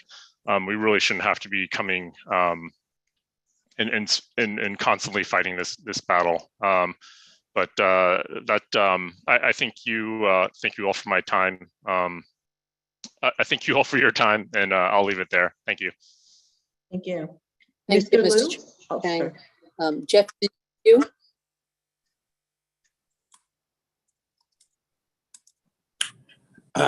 I'm trying to go on video too, but I can't seem to find it. Don't worry about that, sir. If you can't, just proceed. You'll have 3 minutes. Thank Okay, you. so I also have been involved since the beginning as a community member. I raised 2 children in this neighborhood. We are here for 25 years, my wife and I. We love this neighborhood. One of the most important things about this neighborhood are the walks we take from our building, crossing right in front of 24th Street along the north side, raising our kids in Madison Park that we just adore. And it's been such an important part of our ability to, manage as a family, raising a family, which is so difficult, as we all know, in New York City. And I want to point out just 2 important things that I've listened to everything. I've done a lot of study and I've read a lot. And, they do not have the right to build as of right a residential building. They could build a hotel. They could build an office building. It's their choice. They took the risk. And now the board is saying, you're being asked to give them a variance. and every other discussion we've had and we've heard from you is that it should, including August and the April hearing, it's all about complying with the R9X district, which is residential zoning. And yet, for the first time, we've heard from the board today that sliver law doesn't apply. Well, why wouldn't sliver law apply? I mean, if you're giving them the opportunity to build residential in a non-conforming location, then absolutely sliver law should apply. It just makes no sense that it wouldn't. And what they're requesting is 12 stories that is going to be one of these inexpensive, ugly nouveau buildings that's an economic box that's we're going to have to live with, and it's going to tower over every other residential building on the block. Every building on the block is 6 stories, with the exception of one of them that's 8 stories with 2 setbacks, which is the adjacent one to us. And anything else that they present, all the 12 buildings they presented were commercial buildings, which built as of right. So to give them the right, if you so choose, to build 12 stories is just so out of line with what seems to be the very logical direction that the board should take, which would be to at least, at the minimum, limit them to what all the other residential buildings are. Why give them any additional capability to build above and beyond that and impact this very special block that's one of the last of its kind, that has 19th century buildings that are just absolutely gorgeous. And every letter that we've sent you, we've given you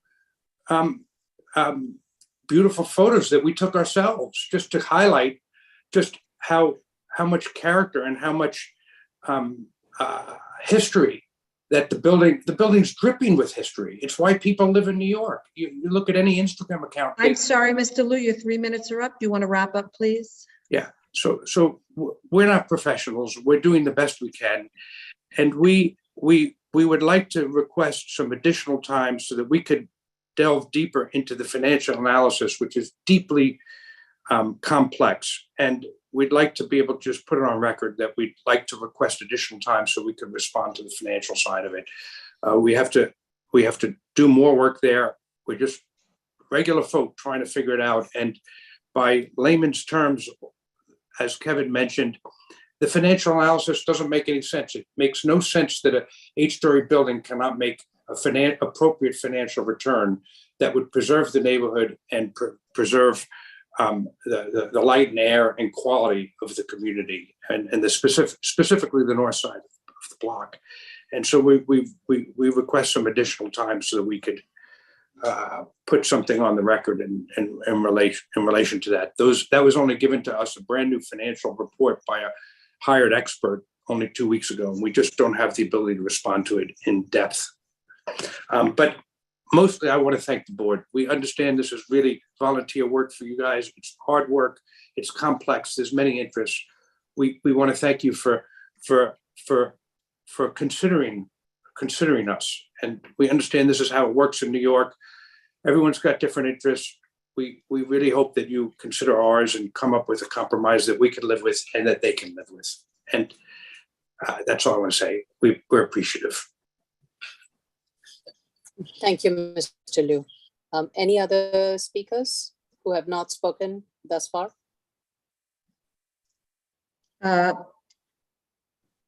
Could you unmute this person whose last 3 numbers is 226? Oh. Hi, this is Jennifer Chen. Can you hear me? Yeah, give it a minute for that ambulance or that fire engine to pass. Thank you.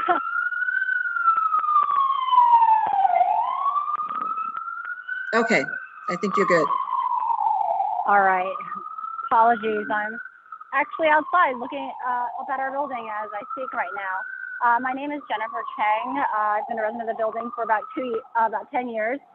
My husband and I are raising our 3 young children who are not so young anymore, but we've been raising our children here since they've been born. So 6, and 2.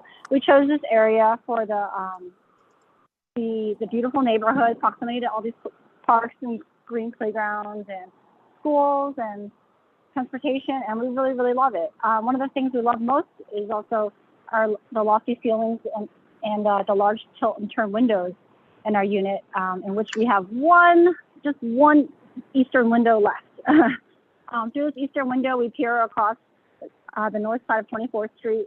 On good days, we're able to see one of the tall buildings at Madison Square Park, and we look through this window through every meal throughout the day, and it's like a part of our everyday lives. Every morning, I bring my children right across 24th Street, as Mr. Liu mentioned before, to Madison Square Park. My son, it's a consistent 60 to 75 foot roof line. And there's sunlight that comes down, there's light, there's air. We would be very, very upset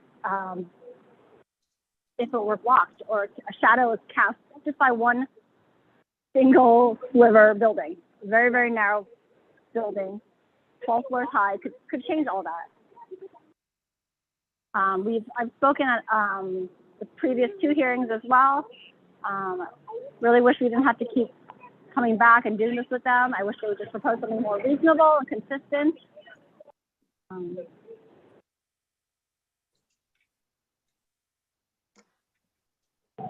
Sorry. Thank you. Is she done? I'm assuming she's done. Okay. Any other speakers? Someone who has not spoken yet. Yeah. No, I don't see anyone else. Okay. I'll just give just a minute. Can my wife speak? Anyone new to call in? Is she called? No, unfortunately, anyone who has not spoken. No, Mr. Liu is asking if his wife can say something. Oh, yes, I did not hear the first part. Yes, your wife may speak. Hi, I'm Cindy Weisblatt. I'm Jeffrey Liu's wife, and I am also opposed to a 12-foot tower on our street. I'm standing here right now looking out the window.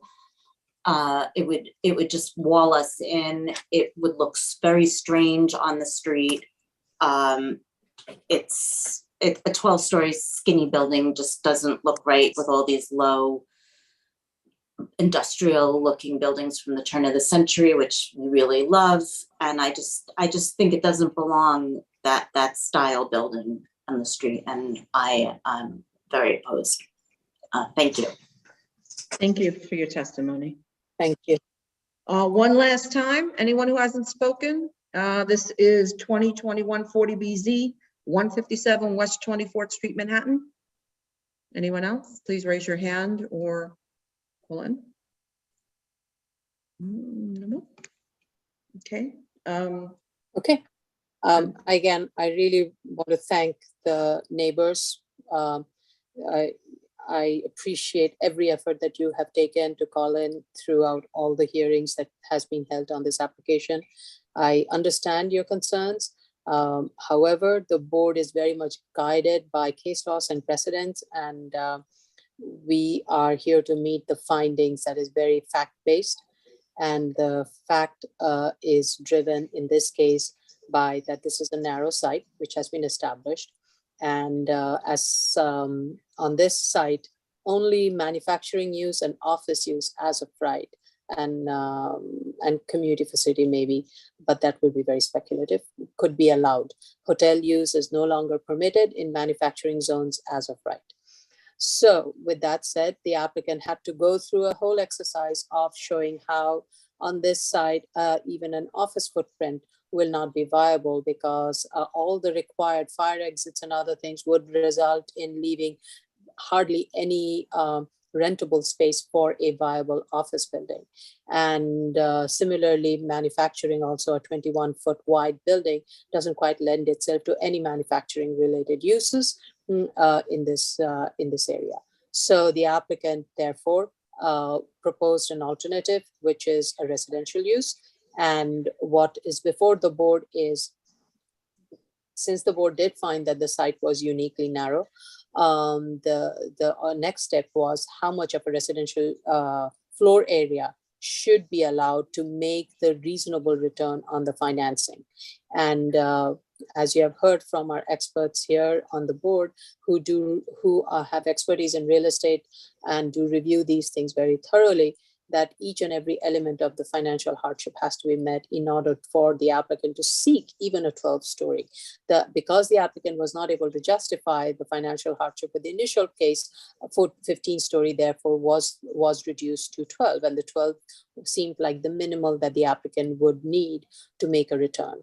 With regards to the sliver law, it's not pick and choose in terms of, in this case, the height of the zoning district is what the applicant needs to comply with, but anything beyond, but we can modify it within it as to keep it within the without asking for any additional waiver, and that is driven by the financing. So if the financing says, listen, you don't need so many floors, the floors get reduced, and that's what happened in this case.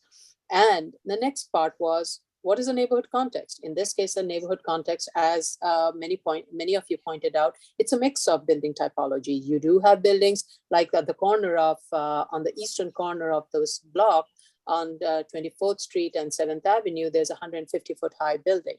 What the proposed building is going to be something that is going to be shorter than that. It's a 12-story building. So it's going to be somewhere in the range of, 130 or something like that. And there are buildings that are on this block front that are taller than that, but there are also buildings that have a very uniform street wall building. So what they, to address the neighborhood character, the building has, instead of it being one long, tall building, the building has a street wall, then the tower sets back, which is a reduced footprint, and then it reaches the height of 12 stories. And the base is very uniform with the built form of the base that one sees along this West 24th Street frontage. So these are all the various factors the board looks into in its deliberation and in guiding and directing the applicant to address the scope of the review and meeting the findings. I hope that is helpful. And I understand your concerns, but this is how the board is guiding its decision. However, we cannot close on this project because we do not have an environmental sign-off. So I think we will have to wait for that, and then we would schedule a hearing on that until then. Madam Chair, can I ask that the hearing be closed and just the record remain open? We cannot. We cannot. We never close when a secret is open. Okay, thank you. You know that, Mr. Rosati. How much time? All right. It depends on secret. We're not waiting on any submission other than. Right, we're just waiting for secret. Secret. Yeah. So, and in whatever notes that comes out of the environmental would have to be reflected in the plans then. Any air quality or hazmat, or I don't know if you're proposing an E designation, all of those then would have to be reflected in the plan. The staff will coordinate with Mr. Rosati as the any communications come in from the other agencies.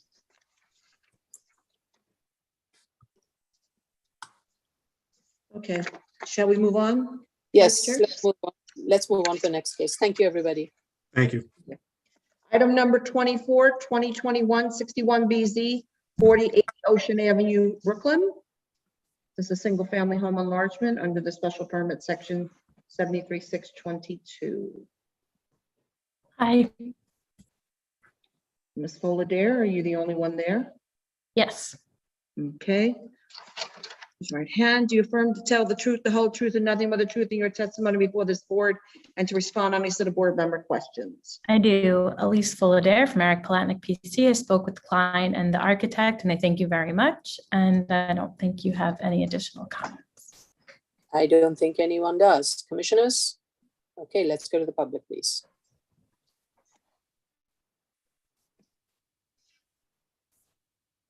So the case we are currently discussing is 2021-61BZ, 4080 Ocean Avenue, Brooklyn. Should you wish to comment, please dial in 646-558-8656, or if you're outside the city, you can dial our toll-free number, which is 888-475-4499.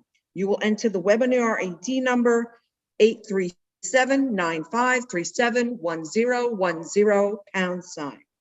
Once and at the next prompt, you will press the #. Once you're in, you can press *9 to raise your hand and *6 to unmute if you are calling in by phone. If you are already in the Zoom room and wish to comment on this application, you may raise your little Zoom hand that is on the bottom of your screen. Sorry. All right.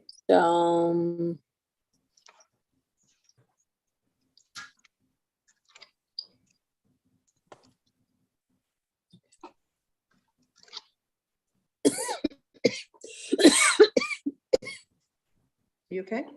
Okay. Yeah. Yeah.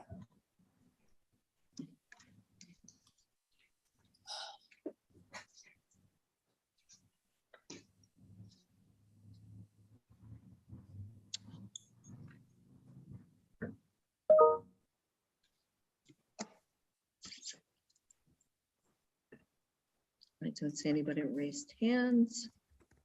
We just have like a minute to go. Yeah, we have just a minute. 1 minute.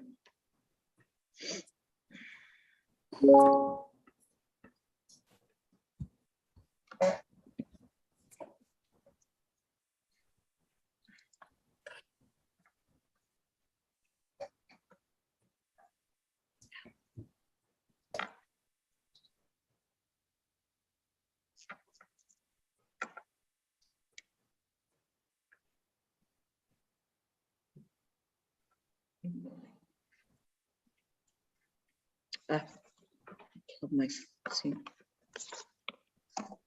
Sorry, a second.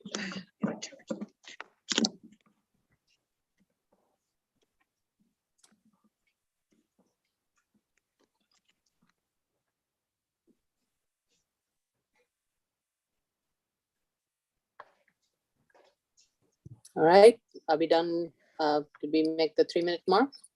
Oh, wait. 7, 6. Wait for the, gotta wait for the ting ting. Here we go. Okay, all right. I'll make a motion to close. There's no submission. Thank you. Vice Chair Chanda? Aye. Sorry. Commissioner Otley Brown? Aye. Commissioner Shetta? Aye. Commissioner Shabeta? Aye. Commissioner Yoon? Aye. Thank you. All right. We will let you know when it's scheduled for decision. Thank you so much. Again, thank you so much for addressing our comments. Thank you. See you later. Yeah. Yes. Item number 25, 2022 8BZ 18301 Horace Harding Expressway, Queens.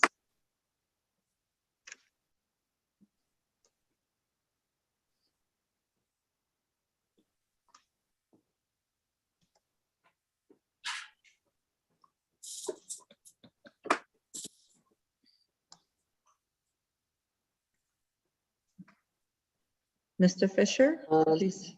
And whoever your team is there, is that, what is your team? Jen Bocci, Sean Croper, Repeat, please. Jennifer Bocci and Sean Croper. Jennifer Bocci.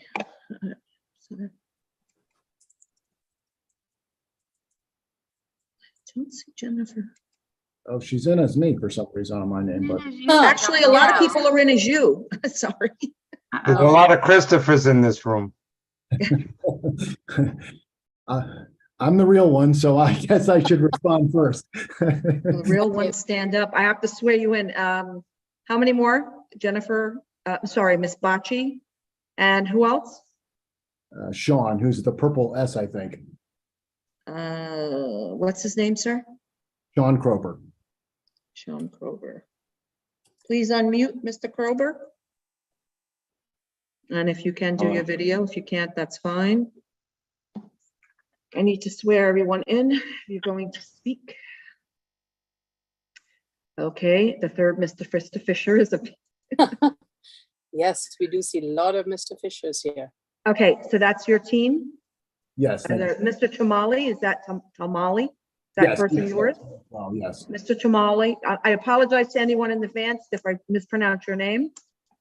Please unmute. If you're going to speak, please unmute.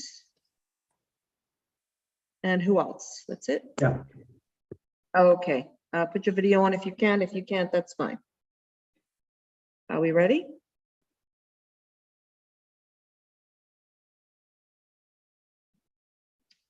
Yes. Okay, so everyone raise their right hand. Do you affirm to tell the truth, the whole truth, and nothing but the truth in your testimony before this board and to respond on any sub-board member questions? I do. I do. Okay, thank you. Mr. Talmali, if you are going to, you try and do your video, it's at the lower right hand, lower left-hand corner of your screen, if you can, because you have to be on screen if you're gonna present, I believe, correct, counsel? Yeah. All right, Mr. Fisher, you heard the board's comments at review session. Could you respond, please? I did. Thank you. Good afternoon, commissioners. Had a chance to listen in earlier this morning on the work session comments and speak also with our client and also Mr. Croker, who's with TEP Engineering Professionals. We heard three specific comments related to the site compound area, related both to the aesthetics and safety of the particular facility. I'm going to try to just screen share if I can. Let's see if this works. Actually, for starters, it would be helpful. Is that ribbon, that little sliver of a space between the fence on the west side and the building that's on the zoning lot, is that part of the lease space, or who does that space belong to? We did take a look at that, and that we believe actually that area, and hopefully my screen is sharing, that area is part of the actual building owner's premises. It's not actually part of our ground lease space, but we do have an ability based on our lease exhibit to work with the fencing over to the adjacent building line. So the one comment that you had, Vice Chair, I'm pointing here at an ingress egress door on the actual building. So there's a little 3-foot aisleway, if you will, in between the fence compound area. And what we thought we could do to address the site security, which was a good point, was actually add a gate from the existing fenced compound corner here over to the building. That gate would be something that the property owner would have access to by key, make sure that it's code compliant for ingress egress as well on the way out. But that would actually be an effective solution, I believe, to extend the frontage of the gate all the way to the building and deter anyone from going in there who wasn't authorized. So that was our solution to that question and comment. Okay. The other comment, which was, and to the extent it wasn't clear from the latest submission, drawing ANT-112, when the hotel built the building, they took down the building line, replaced it with this hedgerow and a 4-foot decorative fence. It is absolutely our intention to continue the 7-foot chain link fence with the privacy slats all the way back to the hotel building line. So that will fully enclose the compound with a fenced secure area all the way to the frontage. And then the third comment we heard, and if you take a look at just this rendering, what we were trying to accomplish based on the last hearing set of comments was make the design of the frontage here from a streetscape point of view look like it's a little bit of the hotel building for security purposes, because that site is more activated 24/7. So both the material and design and extend it around to the frontage of the tower compound. And then this decorative fence is actually intended to mirror what the hotel built. Our goal there was twofold. It was to try to create an area where there was a deterrence from any physical activity on the streetscape. It's 4 foot. We could go higher. I heard one comment about possibly 6 feet. Our goal was really to just create some separation from the fence line so that we didn't have the continuing problem of any kind of graffiti or vandalism on the fence line itself, which is further set back in the secured compound. So this was intended more or less for decorative and deterrence purposes, but we certainly could go higher. And I believe those were the comments that the commissioners had on the streetscape and safety plan. Okay. And would the fence wrap around to the west, even though you're providing a security, you're proposing to provide a security gate, would that fence wrap around on the western side to ensure that nobody access it from that little alleyway? We could certainly do that. Our immediate response to the comment was at least a 7-foot fence here. And we could also do an additional gate on these more decorative fences along this area of the frontage. I think what, and if I hope the hedges grow as tall as the hedges that are on the hotel side, because that will definitely block the view of the chain link fence. I think the consensus of the board was it would be better if the wrought iron fence was the higher one in the back, and that way it would be much more difficult, and that wrapped around the entire side, that would be much more difficult for anybody to scale. And it would be much more sturdy and stable than the chain link fence. Can that be done? Yes, it can. We from a site design point of view can accomplish that. We don't have a per se preference. I think our preference would simply to be able to maintain this chain link fence and extend it. But we could also increase the height of this more decorative fence. No, I was suggesting instead of maintaining the chain link fence, instead of the chain link fence, can you just put a wrought iron fence that just wraps around? You could do that as well. Yes. Yeah. And that way, the additional wrought iron fence, it's up to you if you want to keep that, or you want to like nicely make it very hedgy and dense so that nobody can step in there, and then you extend the wrought iron fence up to the building lot line, the building wall, and then that wraps around along the hotel side and along the wood fence also. Yes, we can do that. Okay, I think that would more, and a 6-foot high would definitely secure it with a wrought iron fence more than any other fence type. And it would be also in the context, very much in the neighborhood context.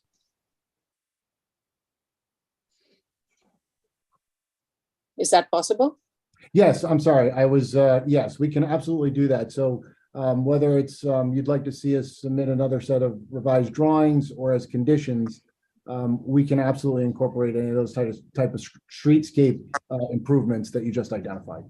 And okay, that's great. And also you said it's your lease responsibility to maintain that alleyway.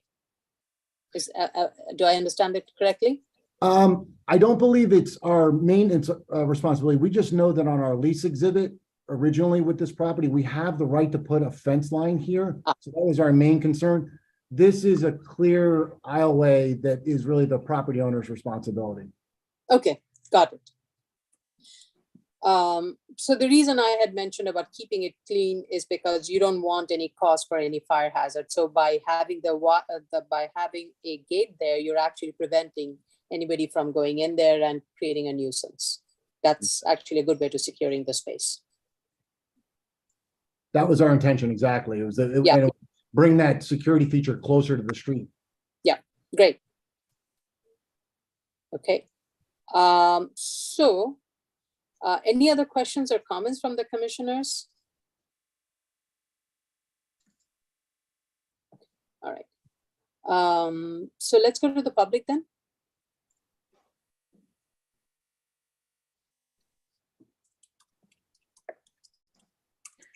Okay, you want to put the screen up, please? Steve?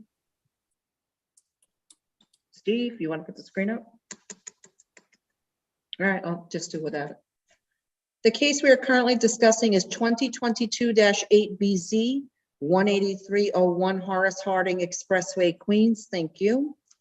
Should you wish to discuss, please dial 646-558-8656, or outside the area is our toll-free number 888-475-4499.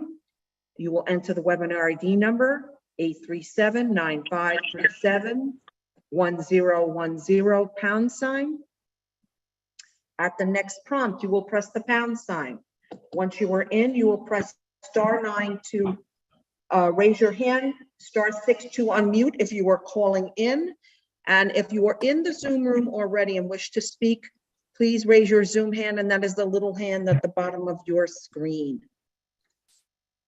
I see one person with the hand up.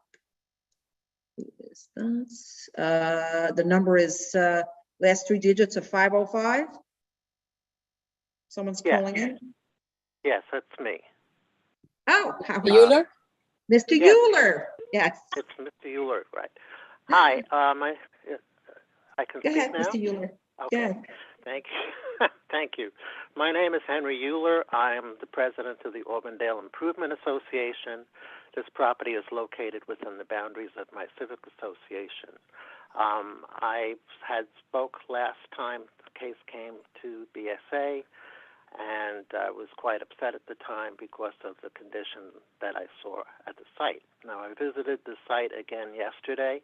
The graffiti was removed. Thank you for doing that. The place looks cleaner. There were still 2 whiskey bottles in the front of the site.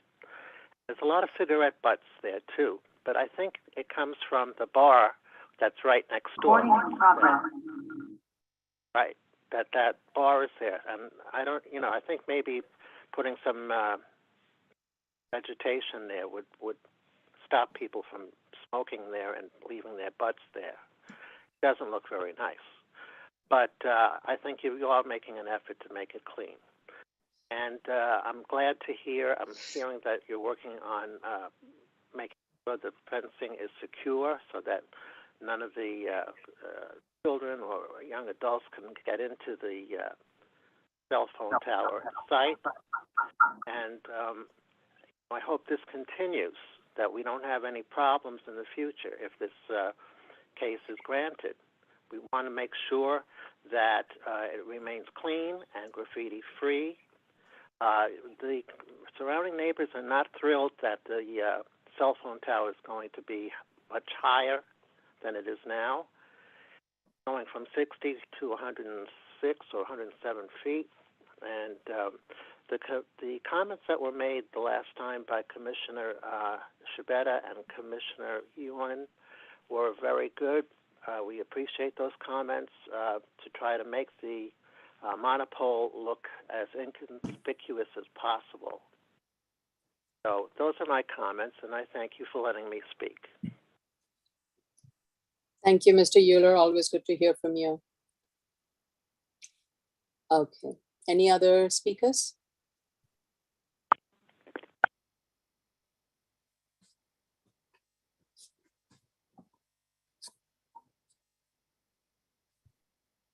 Anyone else who wishes to speak on 18301 Harding Expressway, Queens, 2022 8 BZ, sorry.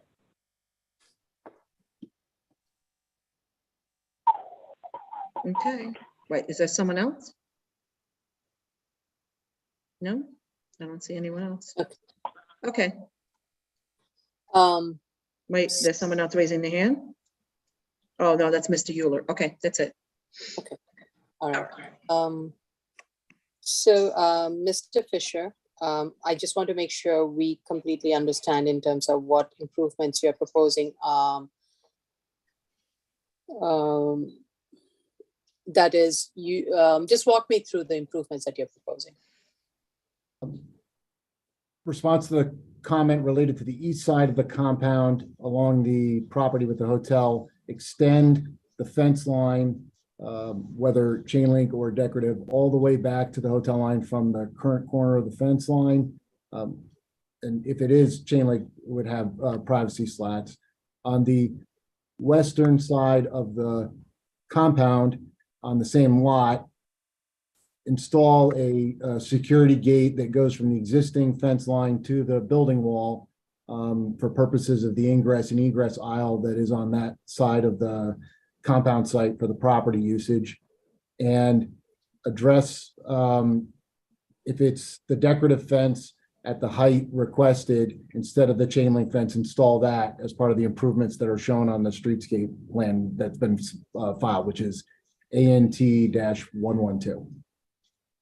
Right, so we of course would recommend a decorative fence that's wrapped around that and in place of the chain link fence from the hotel wall all the way to the existing building wall of the similar height as the chain link fence. That would be our recommendation. And then you have the hedge, very dense hedge in front that will match the hotel that you're proposing, and then the concrete paved area and the gate to prevent the access into that alleyway. Yes, we can absolutely install that. Yeah, okay. So with that, I would suggest that you make those corrections on the plan. Meanwhile, we will I will make a recommendation to close the application and revise the plans and submit those plans, and then that will be factored into our decision. Very good. Thank you, Vice Chair. Okay. Any other comments, recommendations, suggestions from the commissioners? All right, so I then make a motion to close. Vice Chair Chanda, Aye.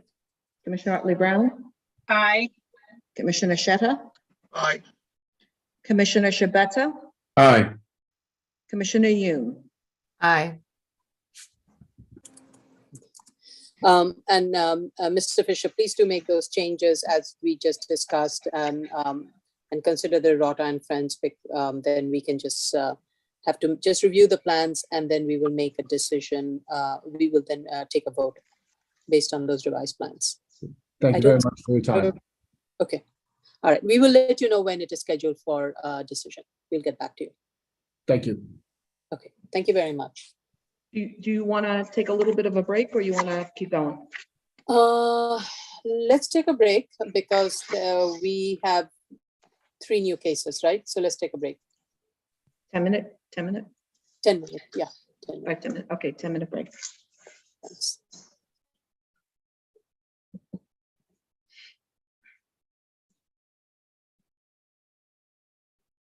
Sorry.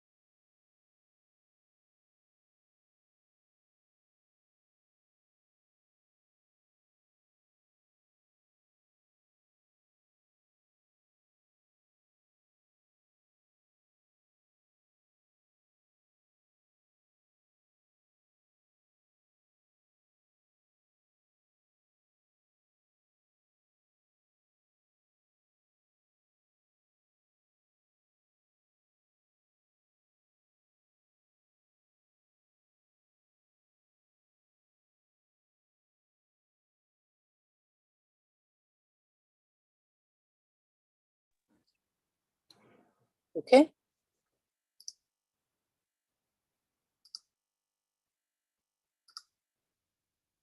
Are we all back?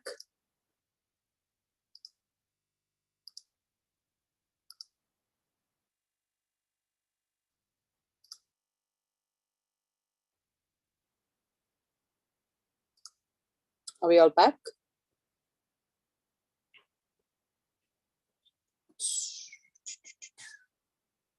Video. There we go. Good. Wants to aggravate me today. Okay, everyone ready? Okay, Commissioner Sheta? Okay. Can we proceed, Commissioner Sheta? Yes. Okay. Oh, let's start. Commissioner Sheta will join us. Yeah. Okay. Okay, ladies and gentlemen, back on the record. This is the Board of Standards and Appeals public hearing for October 18, 2022. New cases, item number 26, 2021, 14BZ, 2010 Victory Boulevard, Staten Island. This is a special permit under zoning resolution number 73243 to allow for an eating and drinking establishment with an accessory drive-through facility being known as a Starbucks.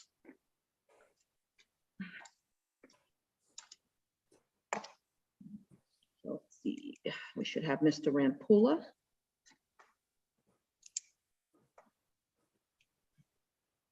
Kevin Williams is in. Good afternoon, Chair and Commissioners. Philip L. Rampula. Okay, 1 minute, Kevin Williams. Mr. Rampula, who else is in your team? Peter Rampula and Kevin Williams. But Peter's here in the room with me. Oh, okay. And that's it? Yes, Okay. Raise your right hands. Do you affirm to tell the truth, the whole truth, and nothing but the truth in your testimony before this board, and to respond honestly to the board members' questions? I do. Okay, I'm assuming that other voice was Mr. Rampula. Okay, you've heard the board's comments. Please respond. Yes. The first comment from the chair was the community board comment about all construction vehicles to be on the site, and you wanted a clarification on that. What had happened way back at that hearing is they had another construction site where construction vehicles were parking all over the streets and on the sidewalks. So they wanted the board to note that they're approving it unanimously, but they want all construction vehicles to be inside the site. We will clean up the statement of facts and the statement of findings to tie in all of the traffic work that Kevin Williams has done and the sound attenuation and everything else, and make it clear and cohesive. Right. One of the other questions is you want clarification that Lot 1 and 4 are separate zoning lots. They are separate zoning lots. We did create a easement between the two lots, and that is clearly shown on our plans. A few of the commissioners pointed out that yes, there is an elevation difference between our site and the neighbors. We are lower. We will add top of wall and bottom of wall numbers so that it's clear as to what the heights of the wall are as it wraps around the site. And we will make sure that the fence on top of the wall is clear, and we will show an acoustic fence, even though our the sound that we did, sound monitoring that we didn't show that we had any impact on the surrounding neighbors. That's in the secret material. I'll make sure that it gets into the facts and into the findings. We do have a actuator on the order board, and I thought I submitted the order board specs, but I'll make sure that they're in. We do have them. Bill, it's in the noise report, and I'll go over that briefly as well. Okay, Kevin, I'm going to handle everything that's not traffic related right now, and then I'm going to turn it over to you. We'll do a separate landscaping plan with details. We'll have to contact someone for a light analysis. We'll need a little time on that.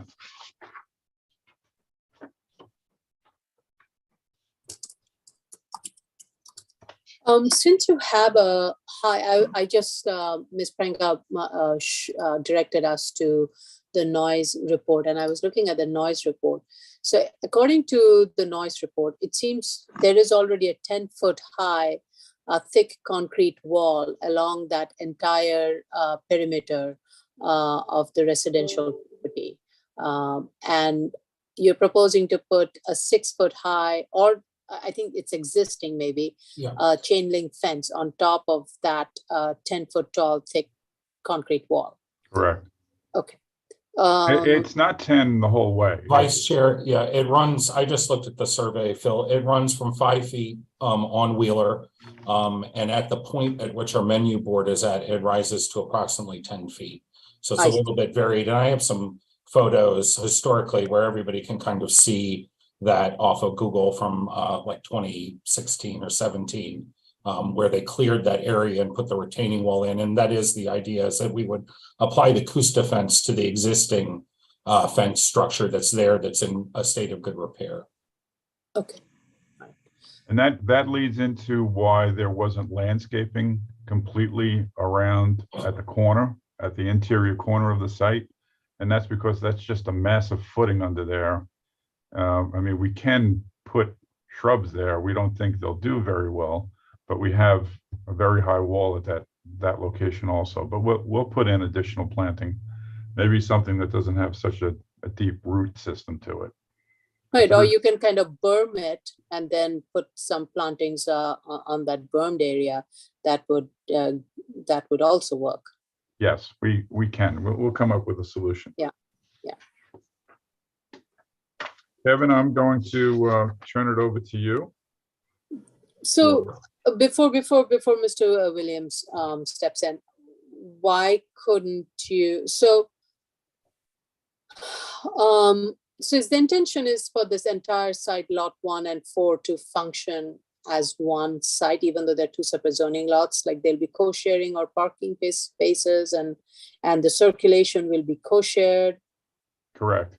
And the reason for that, if I can bring up our site plan. Yep.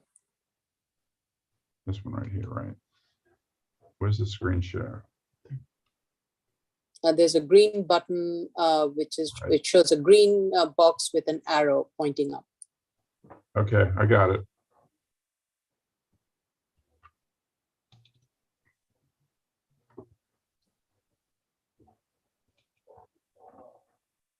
The site itself is constrained by this culvert, which is right here. At the corner of Victory and Wheeler. Correct. And there is a movement to widen Victory Boulevard as a capital project, not on a piecemeal basis. So when we first started this, and even this plan has to change, we pushed our curb in like the Staten Island DOT wanted us to, because they're local and they know of this capital improvement coming. So they wanted us to take care of this portion.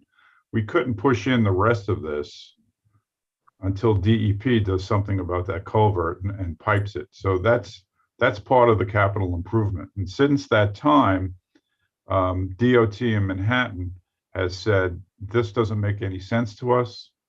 Get rid of it and bring your curb alignment back here, which we did. So that's where our curb alignment is proposed. And I have to get rid of this. This is one of the changes that I have to get rid of. Ah, okay. So Wheeler Avenue is one way going up from Victory. It is not two-way. Directly across the street from the site for our entire length of Wheeler Avenue is a 3-story office building that I proudly say my father designed in 1979, with a parking lot behind it. So that curb cut is back here. We thought with just limiting our access here that we would put a secondary curb cut over here, and that would facilitate access into the site. And with that, if it's okay with you, Chair, I'll ask Kevin. Well, let me finish. We did have a bank proposed here. It was a Capital One bank, and they have since pulled out of the deal, and they're no longer going here. So this is still up for development as a small store, probably no bigger than the Starbucks due to the parking requirements. That's the site in general. We thought that working out the 10 cars here, that the cars could come down this way if there was such a demand and start wrapping this way, or that we can get another 4 cars this way. But it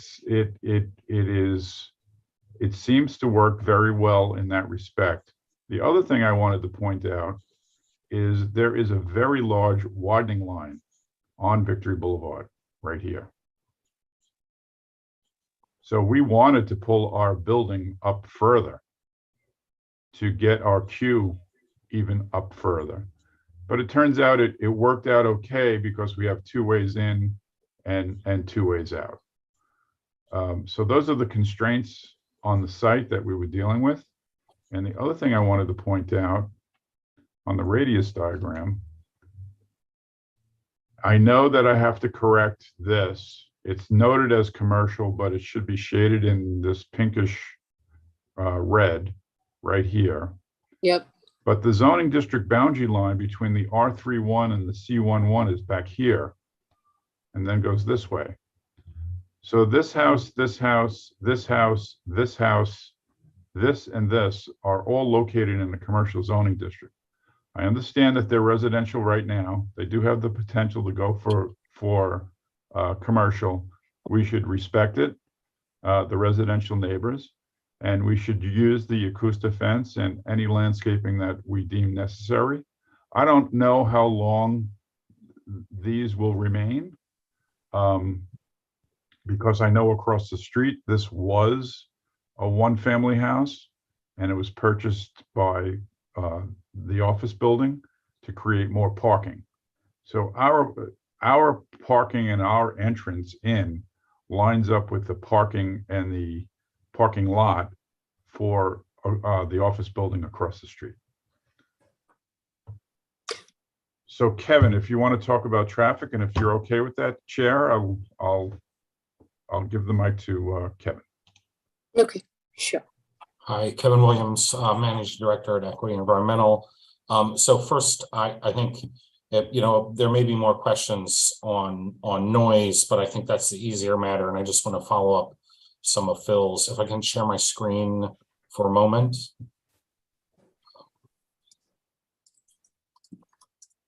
So can everybody see this? So this, you can see the wall clearly. This is from 2018. I don't know. There it goes.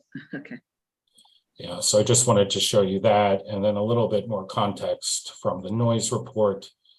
You can see the meter, and this is the approximate area where the drive-through would be at. This has, of course, been sort of cleared since then. And then we did. That building has been demolished. Right. Yeah, that's gone. Yeah, the previous restaurant, and actually one of the contextual matters in terms of traffic. There were 2 entries to the site at various times. One curb cut. So this is sort of what the neighbors had to deal with previously. That the curb cut they were proposing is in a location that's currently depressed. And then there was another one here, also non-compliant at that time. It's 25 feet from an intersection. And as Phil noted, it lines up with the curb cut across the street. So that's just a little bit of background. And then in terms of the noise report, one of the things that, I don't know if everybody had a chance to look at it. So we don't have any outstanding comments. We resubmitted this in February of last year, and basically went sort of above and beyond what the board had designated in terms of evaluating the automatic noise control technique or equipment. And that is in the back of the report, and it's sort of industry standard. And the idea here is that automatic volume control doesn't adjust the decibels of the speaker from the menu board to the ambient noise. And so the idea is if it's 8 o'clock at night, somebody's placing an order, it can't go any more than 15 decibels above the ambient. And then the idea is then you determine the distance from that menu board to the nearest receptor, and decibel levels decrease by from 3 to 6, depending on the octave band between the source of the noise and the monitoring station that's located. And so in this report, it indicates per DEP requirements that you cannot exceed the ambient noise levels. And we did 24-hour readings. We plugged in the specifications for the noise board, and it was determined for this that no period, even at the lowest decibel level of 51, would we be exceeding the noise levels at any period at which we monitored during the day for any specific minute. So we're waiting for comments back from DEP since February on this report. So, but happy to answer any questions on that. So what I thought I would do in terms of traffic, we can circle back around on any questions that any of the members of the commissioners, any BSA members might have on the noise. What I wanted to do is just kind of clarify the access to the site. So it's not as if there's any, generally in terms of the access points, some questions about the primary access versus secondary access. And I just think there's logically, Victory Boulevard's the primary access. And the question of why we have access on Wheeler is kind of a logical function. What we've done here is we've tied the intersection that's currently at Victory Boulevard into the site. And I'll just move here. So this is this intersection, and this building's no longer here. This is where the entry into Starbucks. So we'll be adding a signal head here in terms of accessing the site. And then in terms of actually being able to access, so heading eastbound, you would not be able to make a left turn into the site. DOT and our traffic analysis identified that that's not a good movement here, that we want to prevent that type of thing. So there'd be no left turn, and we would be hanging a no left turn movement. And then access, and this is one of the reasons why we would like to maintain the inbound, is the only way heading eastbound on Victory into the site would be then to Wheeler. And, one of the things that I wanted to, and then every other movement can go into Victory Boulevard or out of Victory Boulevard. And ultimately the question on the one-way Wheeler on whether or not to have outbound access, that's something I would like to provide a little bit of context on where the trips are coming and how the site performs. So, sort of very clear diagrammatically from the site plan. Excuse me, Boulevard. Sorry, go ahead. Excuse me, Kevin. I just want to point out that you said it real fast. We have an existing traffic signal that has three-way intersection. By lining up our driveway becomes the fourth leg of the intersection. So our driveway will be controlled by a light. Right. Go ahead, Kevin. Thanks, Phil.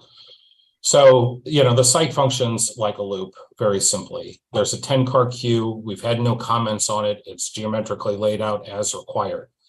The types of analysis that we perform. So yes, right now we're showing you can do inbound and outbound. And the way you analyze is very unique.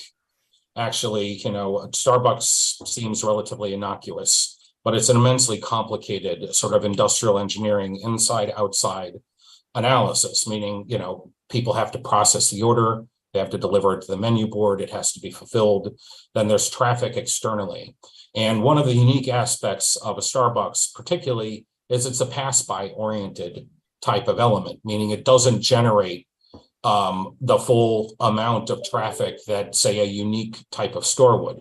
People are passing by on their way to work. It becomes a part of their routine. There's currently a Starbucks on the corner of Bradley that was noted. And yes, that Starbucks is going away. That's in a building that was repurposed for a Starbucks. Starbucks prefers to have their new stores, which have been engineered for efficiency. And of course, the great trend, particularly since COVID, is for drive-through oriented uses. And on this corridor, that Bradley Starbucks, functions kind of as a commingling with the 7-Eleven next door. It's a little bit messy. It has multiple access points, and the parking circulates a lot. And it was very busy when we went and analyzed it. And in the course of doing this, so Chair, one of the key questions, and before I get into specific comments or concerns that you had about how a Starbucks functions and the nature of Starbucks is. So I'm sure everybody here has driven through a Starbucks drive-through.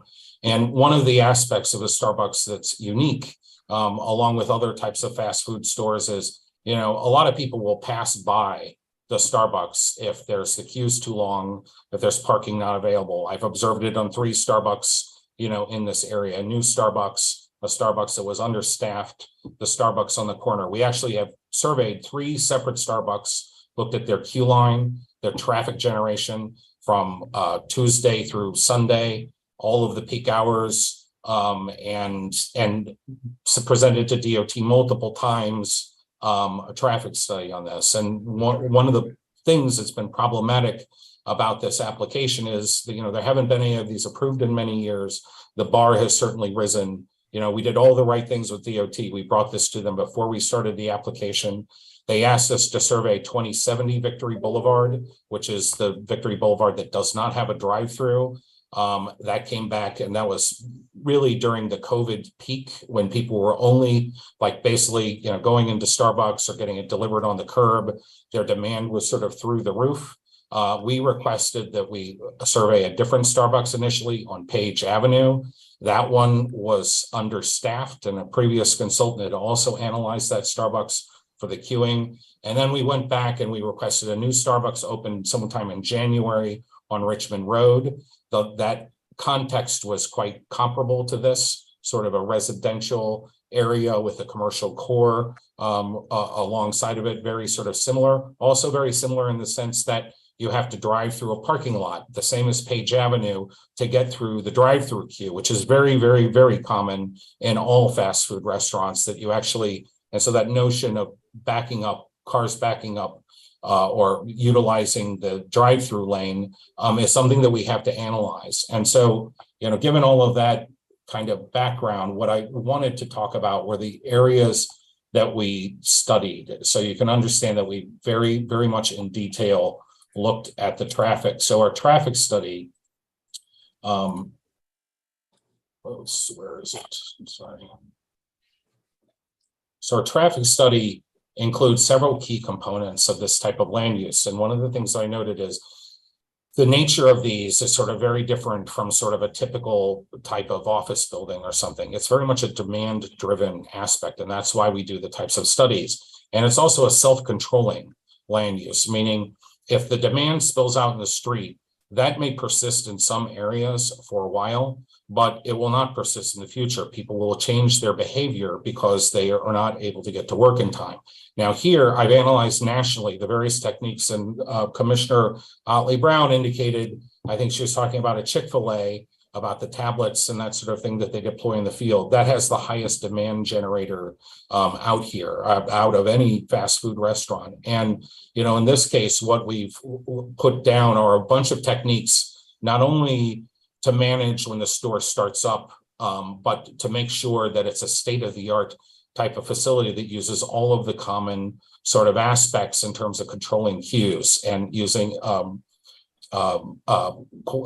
analytics, predictive analytics for machine learning related to cars going through the drive-through and something that we call day parting of the menu board to manage the queue. But all of that, like the sound fence, are prophylactic measures to make sure we don't have an impact on the community. Because in the process of studying the Starbucks, we performed the typical traffic study that you do a level service analysis to determine outside of the site whether we're degrading the level of service at any intersection. Our analysis showed that we do not even move the needle on this corridor. And even so most of the intersections in this area perform at a level A, B, or C.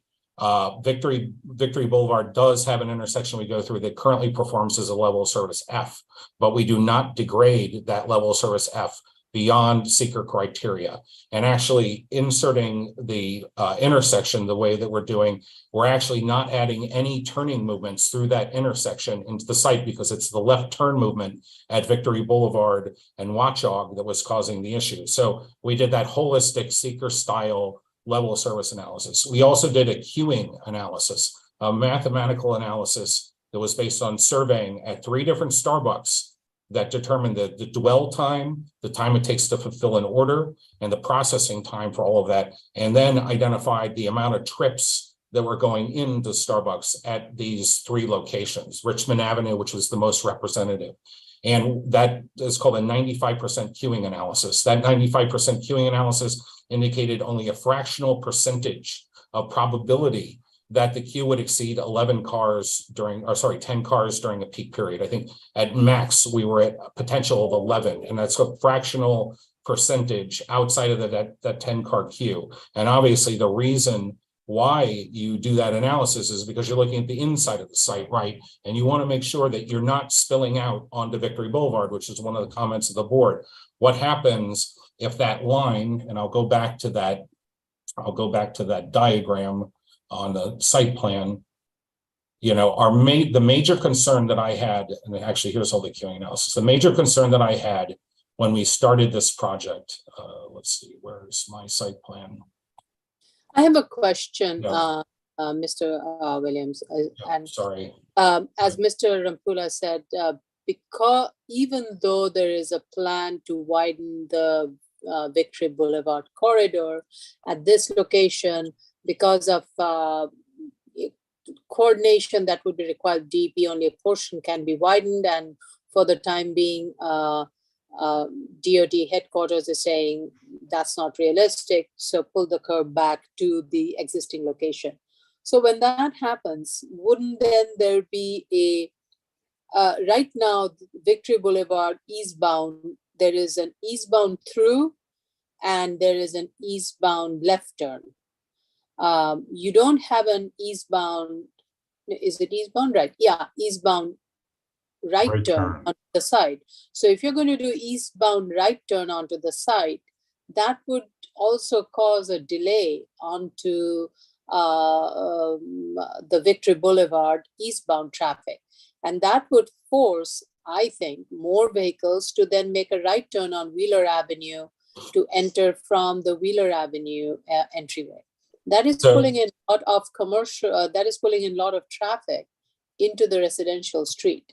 So excellent question, Vice Chair, and absolutely something that I was considering. And if I were a driver that was heading in that direction and there were cars queued at the stoplight and I'm like, I need to get my coffee now, I would be making that right turn on Wheeler. And so, but the aspect of that, and if we go back to the street, look, so if we go back to this look, we don't start to enter residential until we get past the site. And so if they were to make that maneuver, they would be going into the site before they hit the residential area. And the other thing I would note is that the traffic heading the opposite direction is heavier. So we did 24-hour cameras for 2 weeks on this corridor, and I looked at that condition right from the beginning of whether or not what was going to happen is, you know, cars would be deviating here, or on the outbound, whether the light would be controlling the cars coming out of the queue, right? And basically causing these cars to back up, right? So the right turn here and that alternative turn here. And we can't see the screen. Sorry. Yeah.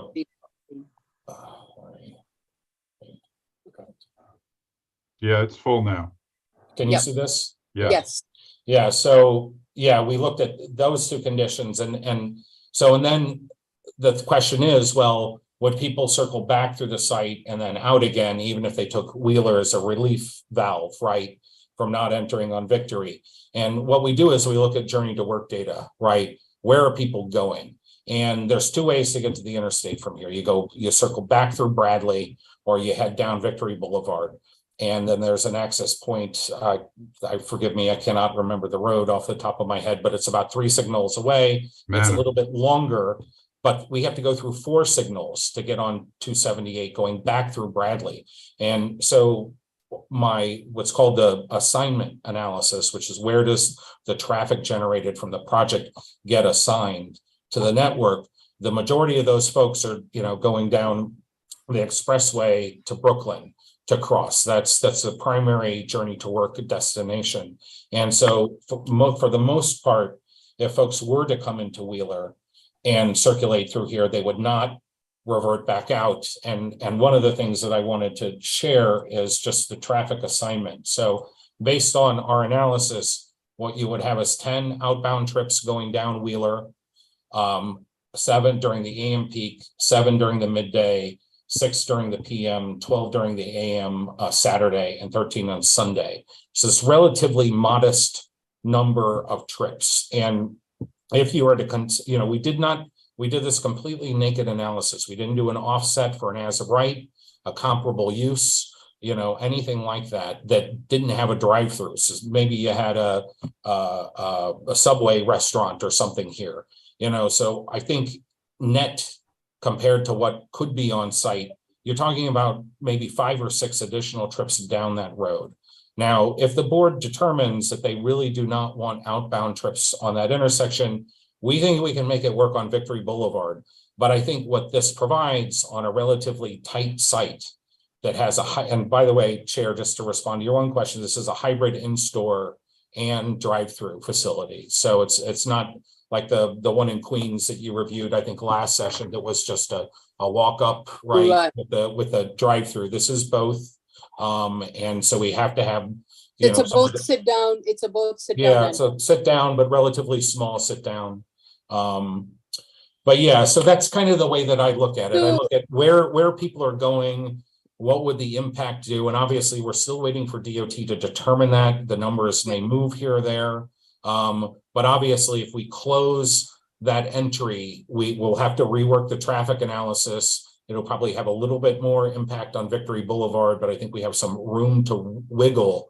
But I think the primary reason for citing it the way it was is to understand that it would reduce the queue at the Victory Boulevard line because people would take that turn on that still commercial portion and access the site. I have a question, Mr. Williams. Sure. Sorry, before I forget. No. So when you're doing this analysis, when this analysis is being done, are you factoring in the projected traffic generated from the site that is to be developed on lot 1? Yeah, Vice Chair. So again, that's another, so starting this off, you have too many moving pieces. So that's why I'm trying to figure out what is being analyzed, because technically, I mean, if you anything as of right on this, nobody can tell you not to have an entry or an exit on Wheeler. Right. However, since this easement, and this is an easement that will serve, I'm assuming, both the Starbucks and the future whatever it is. Yep. Yeah. Right. But but the analysis of, we are only responsible for analyzing the drive-throughs. What is the incremental increase of the drive-through that will result in added traffic on Wheeler? Yeah, so exactly. So that's one of the really important distinctions. So, I was talking about this notion of pass by, right? That it doesn't generate unique trips. So we looked at because we have to do a queuing analysis in the Starbucks, we look at all of the trips generated, not just people that are like, hey, there's a coffee store here, I want a coffee. So we looked at, and then we also looked at a no build project, or in this case, the planned bank that was present there. And we submitted that. And that's a pretty, complicated generator. And obviously when I saw this plan, I almost lost my mind because it is a complicated set of in and outs. We had a drive-through, you know, and I discussed with the owner, I'm like, if you're going to cite something else in the future, let's try to not make it a drive-through. So we have taken into account a no bill.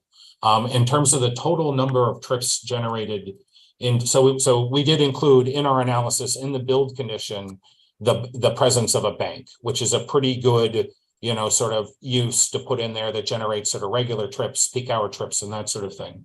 In terms of the total traffic generated, let me just go to a quick, okay.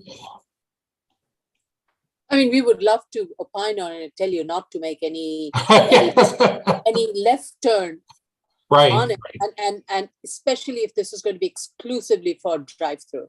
If it is going to be exclusive drive-through, we would make a recommendation that there be no exit from Wheeler. Right. Or two-wheeler, I'm sorry. Yeah, no exit, and you know, I think we're you know, Phil and I are willing to discuss that. We discussed that in advance. Yeah, maybe reduce your easement. It's just a drive-through entrance, and then the rest, whatever you need to have another curb cut for the commercial for it to enter and exit. That's a different story.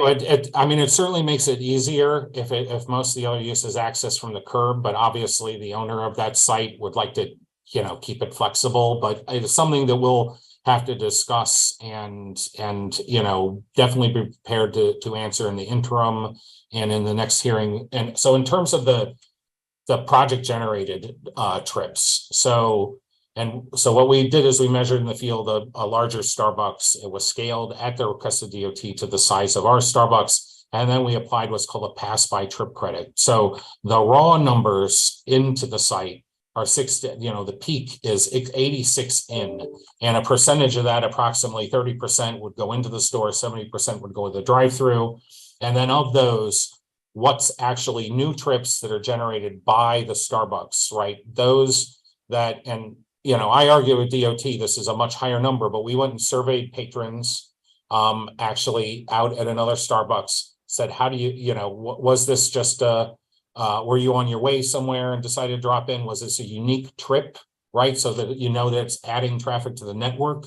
And we basically got that they agreed to a 50% rate nationally, 70, 75, 80% pass by credit is common.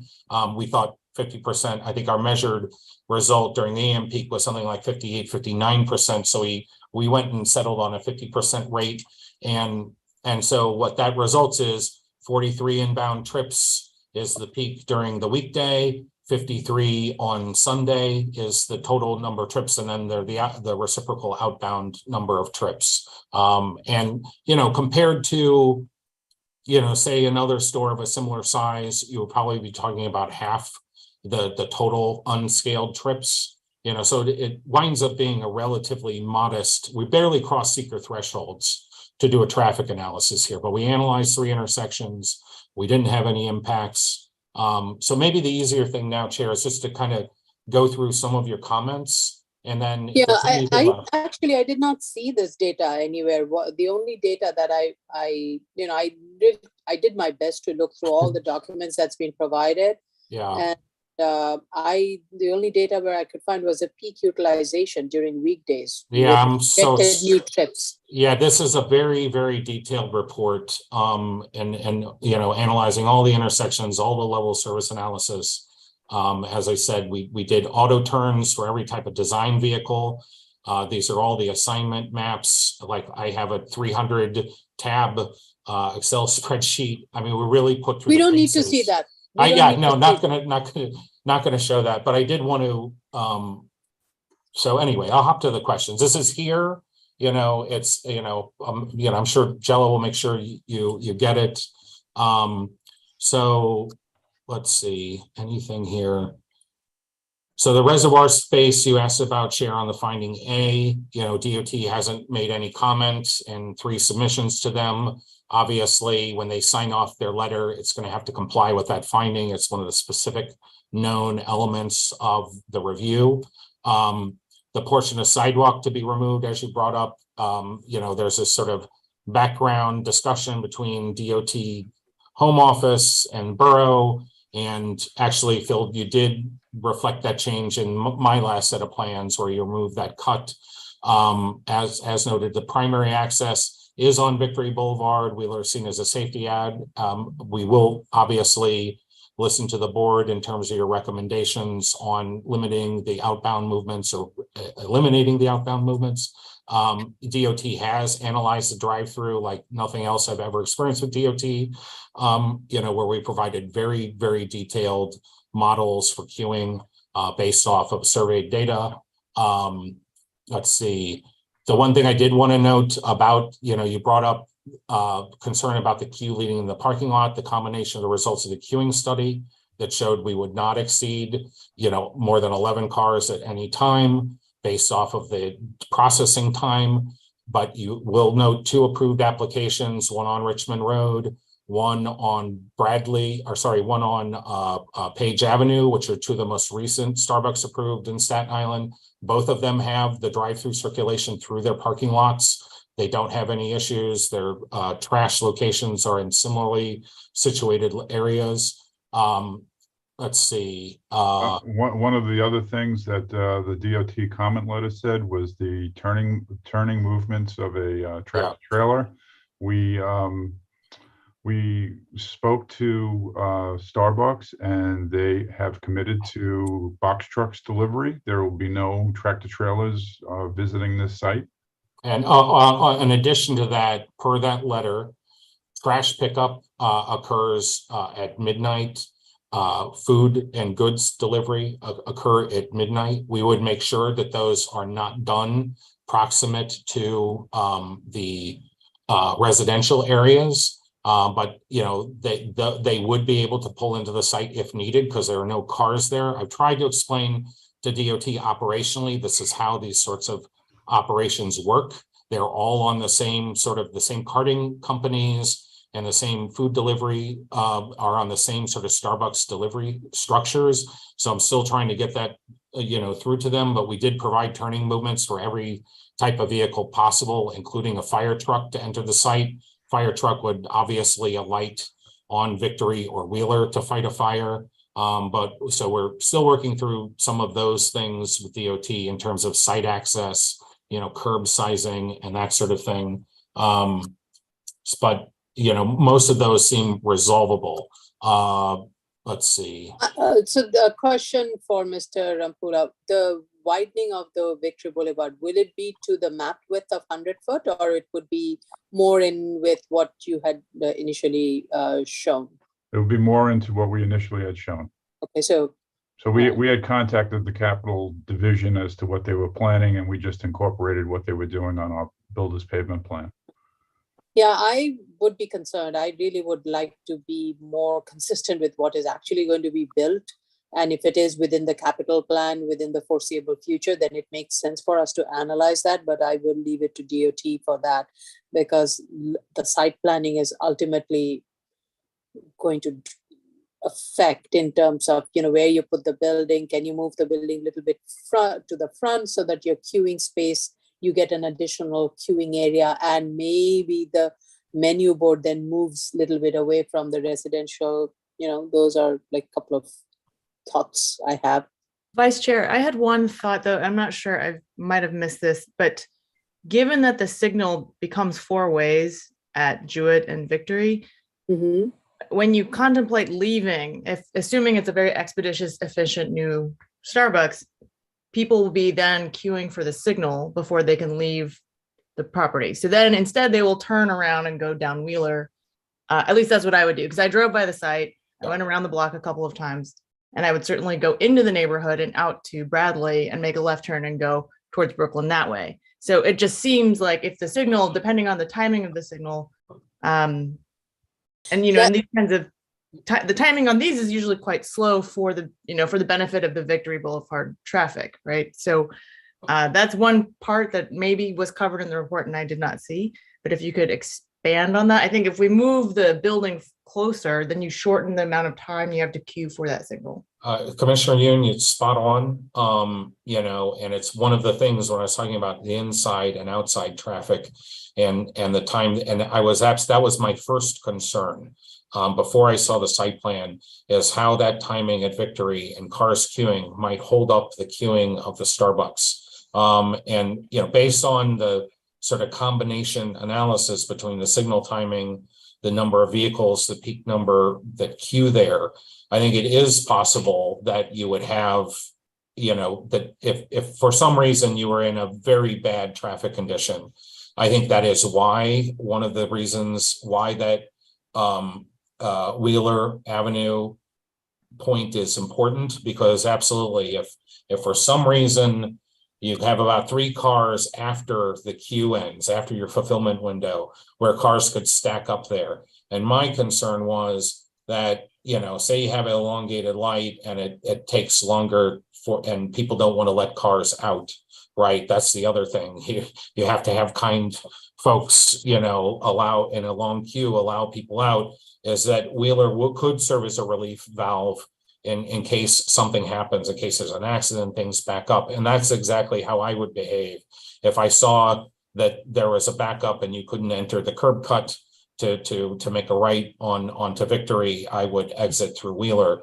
The modeling results are not showing an issue at this point based on the data that we have, but that doesn't always show like a catastrophic condition that may happen. So I do have a concern, in an abnormal traffic condition that this might occur. And I also went beyond the count data and that sort of thing. I watched all the videos on every single day, to look and to see what that directional traffic was. And I didn't see concerns that would cause that, but it is another aspect that makes the Wheeler outbound important. And I think, when we finalize our discussions with DOT, I can ask them, given this consideration that, Commissioner Yoon made and one of my concerns, do you think the site will perform from a traffic perspective in a better fashion with an outbound on Wheeler? Well, I guess So sorry, just go to ahead, sorry. finish that thought, just that as I mentioned earlier in the executive session, I am concerned about the character of Wheeler Avenue then becoming more of an arterial road to Yep. get to Bradley, because it is a very quiet, one-way, low traffic road. Yep. And so I want to make sure that it's understood that I'm not necessarily a I know proponent of the egress on Wheeler. It's a catch-22 thing, right? Yeah, I completely get your point of view. And I think basically what we can do is we can make sure we come back with an answer. Phil and I will run the model with no outbound there, see how it looks, see if, we bump up the peak traffic, if it's going to lead to, complications on site. We can run that analysis and see kind of what the probability of such an event happening, where we had people, potentially going out an exit point. If we were only going to do an inbound, let's see what the probability of that is happening. We definitely can test that, because I absolutely, what happens when you start to, push trips down, a street that previously was not heavily utilized. Over time, it winds up becoming a pass through. And, I'm very cognizant of that. And I think, obviously you have very good firsthand knowledge of how this area performs, because it's something that I am very concerned with as well in terms of the neighborhood character finding. So I just Dr. want Brown. to, can I just add something?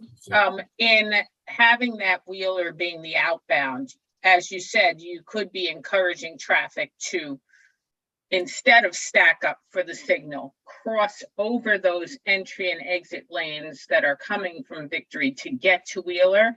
And that's the concern there. How would you control the traffic on site that is crossing through that entry lane to get around to Wheeler? Yeah, so I would say that is DOT's only what I would call problematic concern in the letter we received last week, because they asked us, please deploy some mechanism to assure leftbound turns do not incur, from Victory Boulevard going in the opposite direction. And then we did that.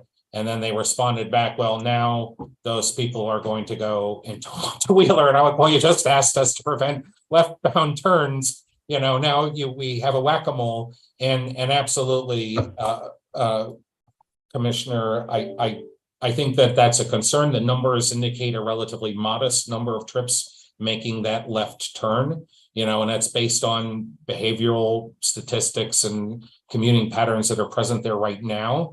But that is a something that we looked at in our intersection analysis, which would show up in the delays and level of service at the intersection. We didn't find problems with that, but that is something I want you to know. That's a very incisive question, something the DOT asked about, something that's in our traffic model. They may ask us to, look at other treatments for that. The only aspect there to stop that is to obviously eliminate all entry to that point, which, I think in terms of sort of dissolving the overall traffic demand, it's better to have that. But again, we'll be prepared to respond to that question. Right, we'll look at it. Yeah, and we'll look at it. The other big question that is not in our purview of review is you can almost have another curb cut as part of the proposed new building on the other side, and that can Obviates the discussion. which kind of actually defeats the whole purpose, unfortunately, and we have no say in it, and nor does DOT. And there were previously 2 curb cuts connecting into the resident and to the restaurant parking lot that was there. So we're actually we're just restoring or rebuilding the existing curb cut that's already present into the site. So, but I think what we can do is we can provide enough analysis, whether it shows one way or another, whether that left turn on Wheeler is going to cause crossing movement problems because the queue is backed up.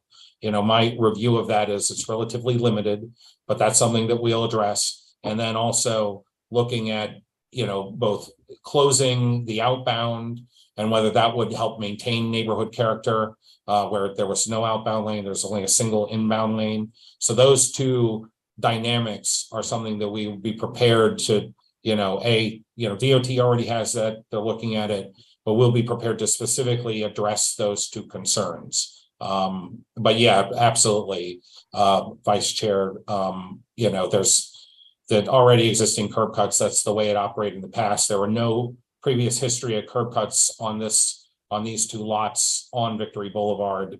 In recent history, they were all accessing it from Wheeler. Yeah, you do have to make the finding E, which is that the drive-through will not create an undue impact on residences in the immediate vicinity. So that exit of the Wheeler is critical. Yeah, understood. And I would strongly suggest that whatever design plan you do for the entirety of the site, I don't know how much control you have on the rest of the site, do it in a way where everything works together. I know we can only analyze a part of it, but do it in a way where both of them work together and minimizes that impact, because while you may show for our purposes, turn, but on the other project, if you have that turn, then it defeats the whole purpose. And Phil, you're the architect site planner for that, right? Yeah. That site. So we will take that to heart. So without a doubt that these I already passed by my brother's office and he was sketching on his pad already. Yeah. Trying to make it work. Okay, appreciate that. Lenny never stops. I think the other comments were, so we discussed the topography, we discussed concerns about Wheeler. Commissioner Otley Brown, thank you for reading a lot of the line busting techniques, and we put in a lot of effort to look at what was bleeding edge, and Chick-fil-A is kind of at the bleeding edge of all these because their stores are so popular. So we did actually watch in the field the impact at Page Avenue Starbucks deploying pay in field, so point of sale, and you place your order and you take payments in field while people are in the queue. And yeah, it helped the queuing problem there, which was a big problem because they were understaffed in the morning when we analyzed. It was like literally kind of disaster. It cleaned things up inside of 15 minutes. So that is a protocol that Starbucks has agreed to. They've, one of the questions, one of the last things I guess I'll bring up is, so we had 2 relief valve parking spaces proposed. And the question was, what happens if the queue backs up through there? And this is kind of a, snake eats itself type of discussion. The whole purpose of those spaces is to assure that the queue does not exceed 11 cars and back up into that parking lane. And so the idea is Starbucks would already have failed in their commitment to this board and to the neighborhood if they had allowed parking to back up. And that's one of the things that we want to indicate, in the resolution. They intend to manage this. They intend to not have they commit to not having the queue, cause site dilemmas. And the primary reason for that, those two spaces are, I'm sure folks have went to McDonald's or something and it's taking forever to get their 17 Whoppers and frappe mocha latte. And so they're moved into the parking lot, right?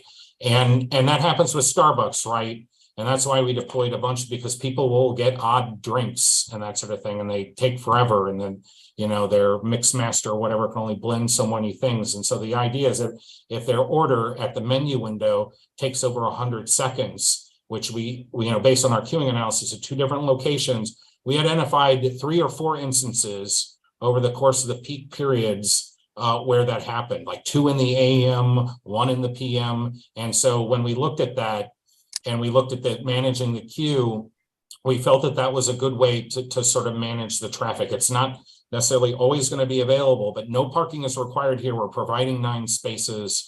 We figure that would be a good use of that space, and to sign it as such, as just an extra measure.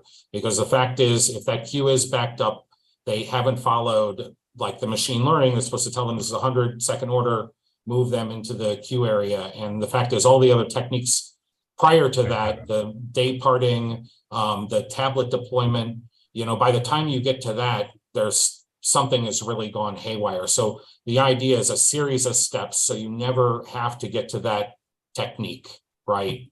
That was the last thing that I wanted to discuss.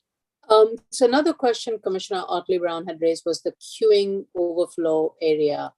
That was what I was just discussing. Oh, okay. So two parking spaces, Vice Chair. Right. That's the one. Yeah. Okay. Somehow I thought more towards where the garbage area is left would be a better place because. Yeah, because it's so absolutely. And given that those are sort of, as you noted, they're available during the day, you only need to roll out, and if you go and look at the Richmond Road Starbucks, they don't even have a garbage collection area. They take it from cold storage and then they cart it out to the curb. So Starbucks may not even use this for trash pickup, but I absolutely think maybe that's a better. So the only reason why I put it there is because it's like directly after the queue, but since people are going to be coming and providing their order, that's probably more proximate to the entry, and it's less complicating in terms of vehicular movements entering the site. So absolutely, we'll take that under advisement. I could think that's a good recommendation. Mm-hmm. Okay. Any other questions, comments? Okay, let's Just go to FYI, Commissioners, some of the analysis documents are in what's called the backup folder in the secret folder. So there's a large amount of analysis and stuff like that. So you just have to dig in. Right. So and I pity you for having to review. Right. So we did. I mean, I did my best to comb through as much I could, but of course, obviously, I missed a few here and there. I maybe more than few.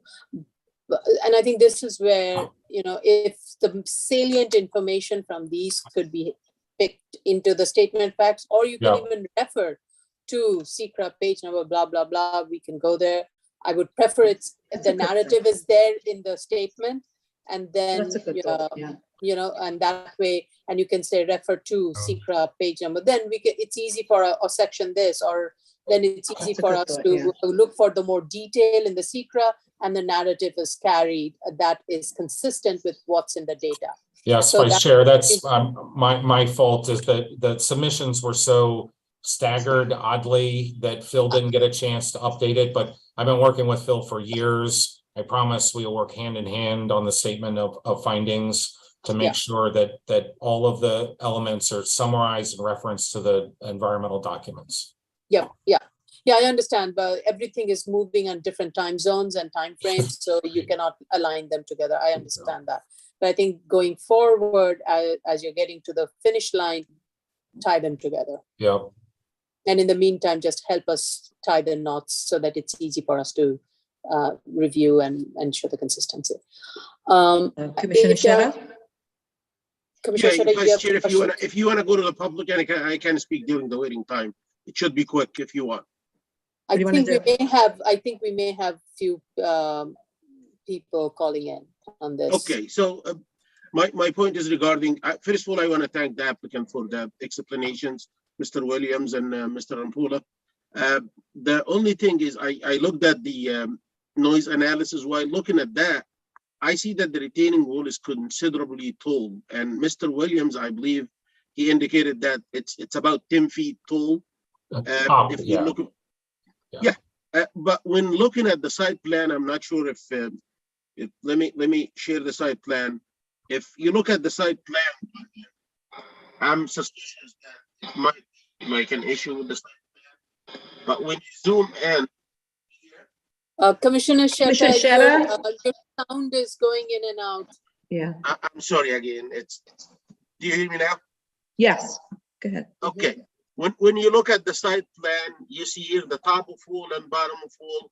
When you subtract them together, the difference is not 10 feet. I'm afraid that Commissioner. No, we're losing you. Look at the spot location at the board. It's 124.7. The top of the wall is 135.7. So if you look at the menu board site, 124.7. Well, even more. It's where it's on what side of the lot line the elevations are drawn. If you look to the left, it says TW top of wall 135.7. Yeah. BW 129. I'll clean it up. Commissioner. yeah, the difference is about 6 feet. That's why I'm saying it's 6 feet versus the 10 feet that's mentioned. Well, it's because it's bermed down. Understood. So you're absolutely right. It should reference the topography difference, and then the wall is at variable height. So we'll clean that up. I will definitely clean that up. That's a pet peeve of mine, TWs and BWs. Thank you. Okay, let's go to the public. So the case that we are currently discussing, you want to bring up that screen, is 2021 14BZ 2010 Victory Boulevard, Staten Island. Screen's not coming up. If you wish to discuss, you may dial in 646-558-8656 or our toll-free number 888-475-4499 if you're outside of the city. And you will enter the webinar ID number 837-9537-1010 #. At the next prompt, you will press the pound sign. Once you're in, you will press *9 to raise your hand. And if you're on the phone, press *6 to unmute to be able to speak. If you're in the Zoom room already, please raise that Zoom hand. That is the small hand that is on your screen, the bottom of your screen that says raise hand.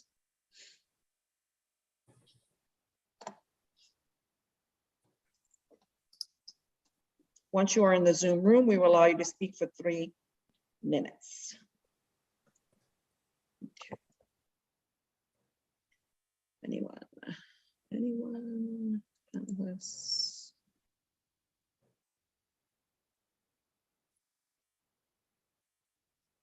Okay. I don't see anybody raising an hand except Commissioner Sheta. Okay, So far. I So think we have another yesterday minute. somebody had called. Yeah, yesterday somebody had I'm called. looking for that person's name. It was, oh goodness, what was her name? Oh, I don't have it. I have it on the other piece of paper, sorry.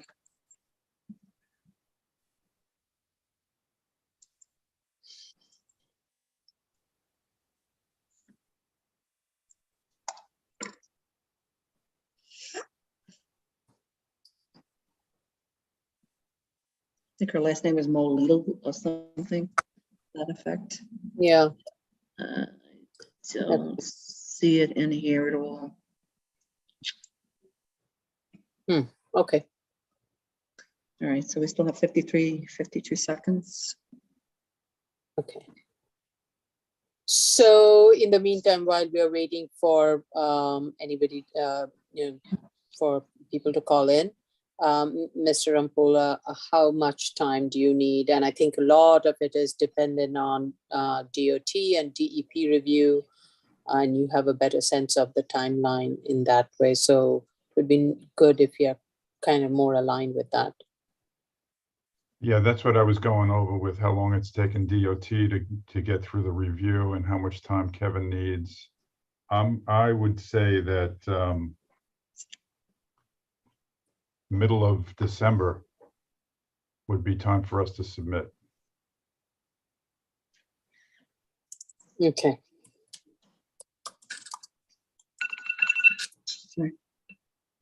Okay. So I guess it would be then sometime in January. And we can't even if we were to do it before, there's no way we could schedule anything in December. Yeah, we're still waiting for DEP too. So That's why I chose those dates, because that gives DOT the time to review once we submit, because I knew your calendar was already jammed up for the month of December. Yeah, we're gonna try to submit it in advance of that, but Phil and I discussed that time in advance, so I think if we could go from there, and then you can determine whether it's January or February hearing. Carlo? You know. Yeah, I was gonna suggest probably just to play it kind of safe, the end of January, we have a hearing. I know it's a little far out, but in an effort to avoid an unnecessary extra hearing, we should have a good sense. Either way, even if we don't have all the sign-offs by that time, there are, I believe, quite a few items on the zoning matter that need to be addressed, so it wouldn't be wasteful. Sounds good to me. Phil, if you're cool with that? Yep. What is the submission date, I Chair? think at end of January. Hold on, I'll tell you right now. Oh, for January 23rd hearing, Carlo? Yeah, don't forget, Carla, you got to back out what DOT needs. Yeah, so the And DEP. January 23rd hearing would have a submission date of January 5th. Yeah. If I put you further out, which is February 6th, that's the submission date of January 19th. You know, as far as the calendar goes, I'm okay. You know, I could put you on. It's just whatever you feel is will get you closer to all the sign-offs. Right. Right. You know what, Phil, I mean, I'm sure the client won't like it, but I honestly think it took 60 days plus to get the last comment letter reviewed. I mean, this one has about half the comments. You know, I'd rather try to get our submission as quickly as possible. And I mean, I'm indifferent to either date, but you know, if you think it's okay to do the first February hearing, I think that's what I had indicated where we'd be at anyway. That's fine, and I'll be in touch with Carlo. I mean, if everything's done and reviewed, yep. Okay. We may be able to get on an earlier date, but our submission right now is January 5th. Okay, perfect. Okay, Commissioner Shedder, did you have something else to say? No. Oh, your hand was still up. That's why I was like, Oh, sorry. no, it's okay. I just wanted to make sure nobody was ignored. Thank you, Okay, Connie. you're welcome. Are we complete with this, Vice Chair? I think so, and I really want to thank Mr. Rampola and Mr. Williams for your explanation. This was very helpful. Thank you. Really appreciate it. So we will see you guys in January or February. Very good. Thank you very you, much. everyone. Take care. Okay, take care. How are we doing in terms of time? Do you want to go to the next case or take a break? Okay, we are doing. Okay, all right, next case. 2021-38BZ 707 Shepherd Avenue. Hi, I should have an Angelo Costa.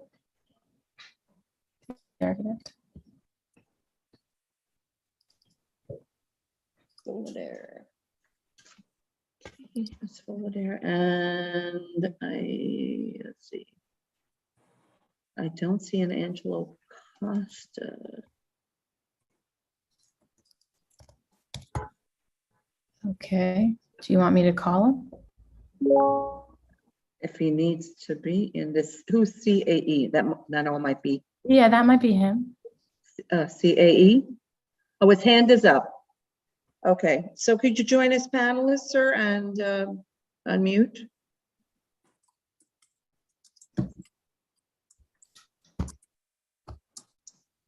Let him in, Stephen, please.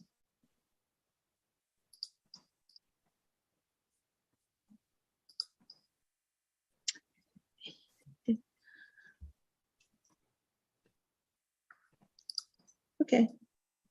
Can you unmute, sir, and join with your video if you can?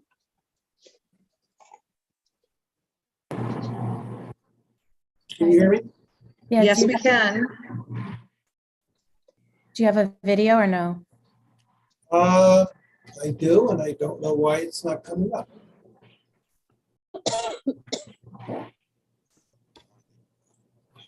On the three dots. It's in the lower left-hand corner. Start. Mhm. There you go.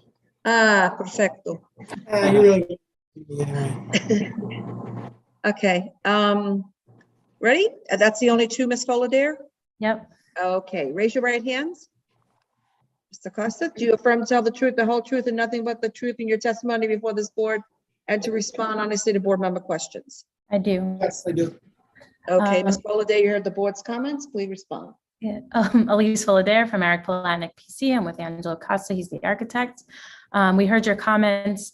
I would just like to say that the client, I think today, is celebrating the holidays. So we're going to just clarify all your comments. And I think once we come back to your board, some of that opposition, such as the parking, will be not a problem anymore after we clarify everything. And then hopefully all that opposition about parking will be resolved because we will have the appropriate number of parking spaces based on your comments. So I wanted to first turn it over to Angelo because I think he understood your comment about apples to apples very well, and he can just confirm with you exactly what you're looking for from a revised plans. And then I can go through the other findings once we've honed in what we're looking for the plan.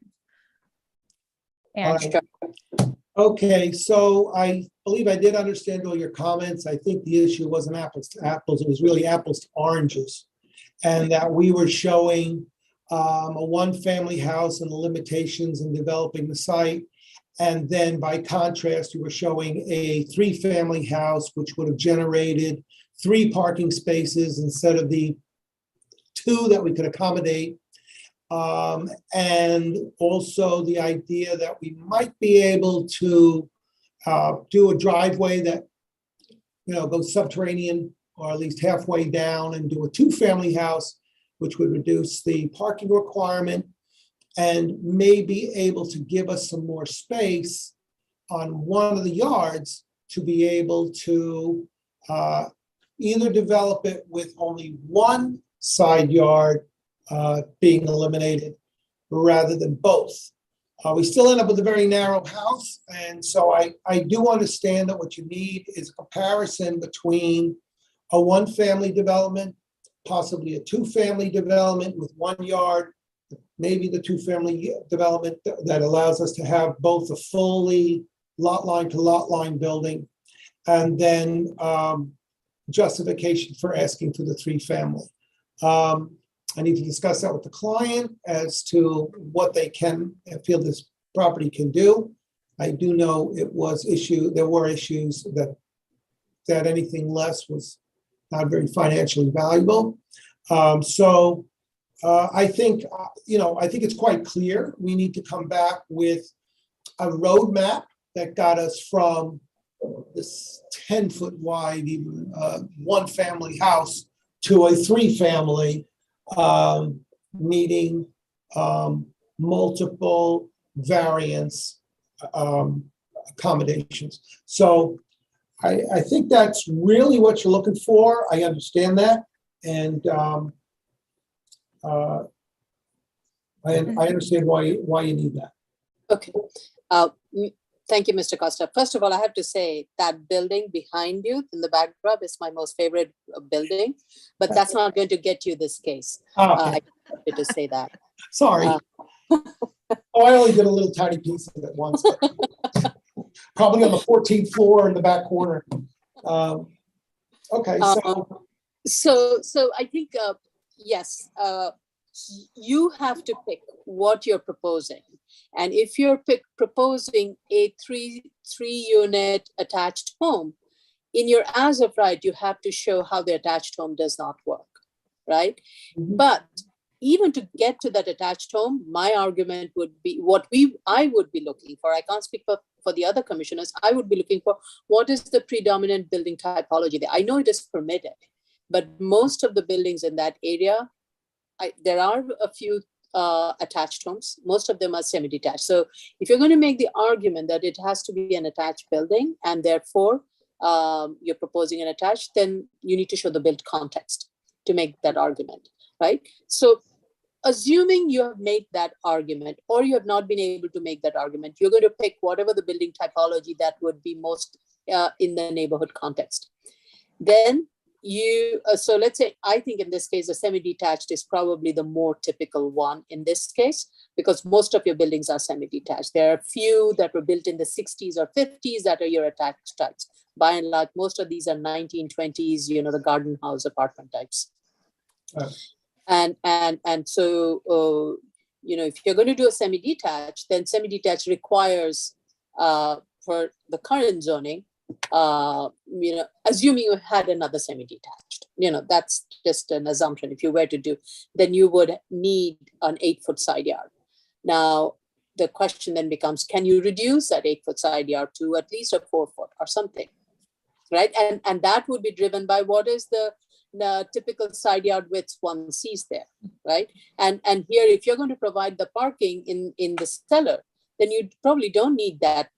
Then you can use that towards your wider floor plate, which is a reasonable argument. But what is that minimum? It's 18-foot wide. We have typically seen 15-foot wide building being adequate. So maybe you do a 15-foot, and whatever is left over is your side yard that you leave, and then you're providing the parking below grade. And if you need to then do 3 stories, 3-story apartments, or 1.5, 2-story and 1-story, you do a duplex and a one-plex kind of thing.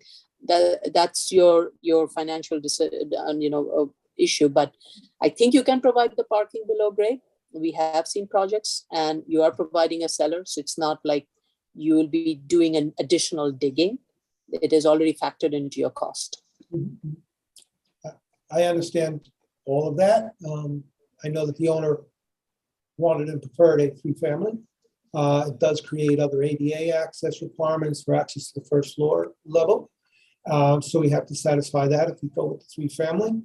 But yes, we will go through various options again with him as to, and then also regardless, have to demonstrate the path of how we got there, and that the other options, why they're not desirable. I don't think that that's unreasonable. Okay. And so, Angelo, do you think you understand what as of right they're looking for, or is that still a question? Well, the as of right, I know we're all realize that this is a very narrow lot. And that certainly with a 1-family, we have a lot just starting at the sides, right off the bat, with a small lot size. But as of right, we can do 2- and 3-family homes. And yet we still have very tight limits when it comes to asking for, let's say, 1 yard being waived, and the other side yard either being waived entirely or being reduced. Yeah, so I think, okay, I think I want to correct myself in how I was thinking and how to make the argument. In your as of right, you still have to show what you can do as of right and show how you cannot do it, because you will end up having, if you provide 2 side yards for the semi-detached, you'll end up having a 5-foot wide lot, a 5-foot wide side. So in your narrative, you could say, if you could do a side yard, you would do this, you would push it to one side and you would have an 8-foot side yard, but that still gets you a very narrow floor plate.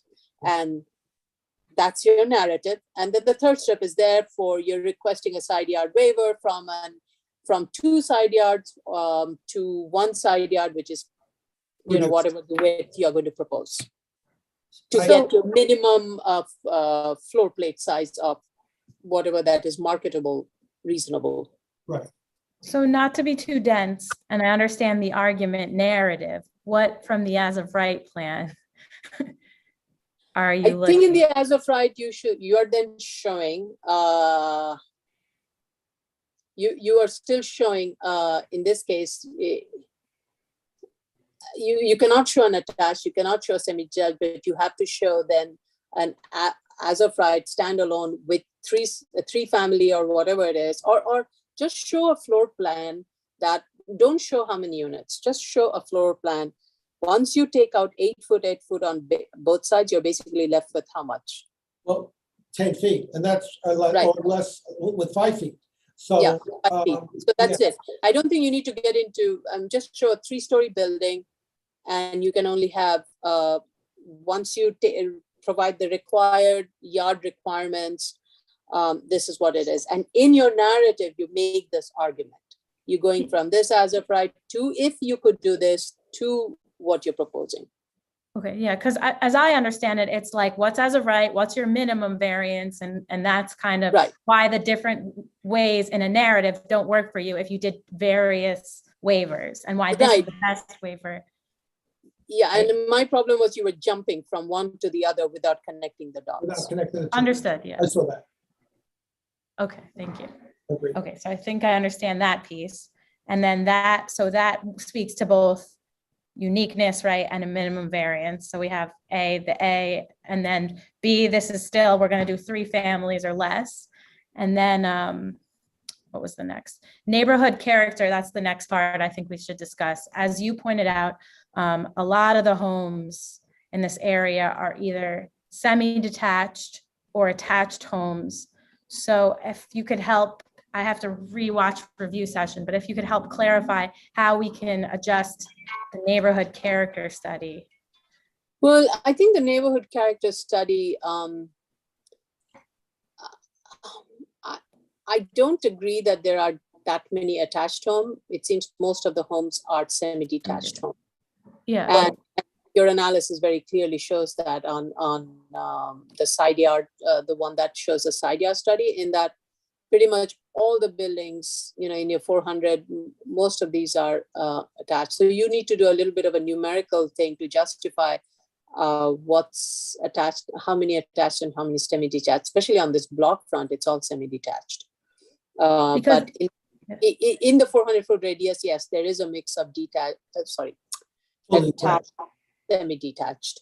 So you need to make that argument. If you're saying that you can do attached because that is the predominant build form, then you need to show that. I don't see it yet in your narrative or in your analysis on the neighborhood character. Okay. Same thing with regards to the parking. Yeah. There is pretty much all the homes along this block front, and all the homes, even the attached, have parking in the front, if not on the side yard. Mm-hmm. So parking waiver, to me, it's very problematic in this case. Understood.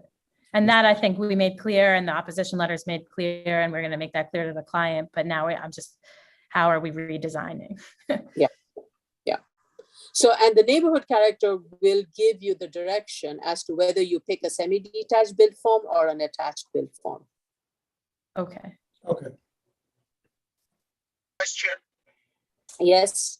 Regarding the as of right, am I confused? Didn't they submit an as of right already? They did, but the problem with that, yes, they did, and you could leave it at that. It's just that it's showing it's a 1-family home. To me, it does not matter whether it's.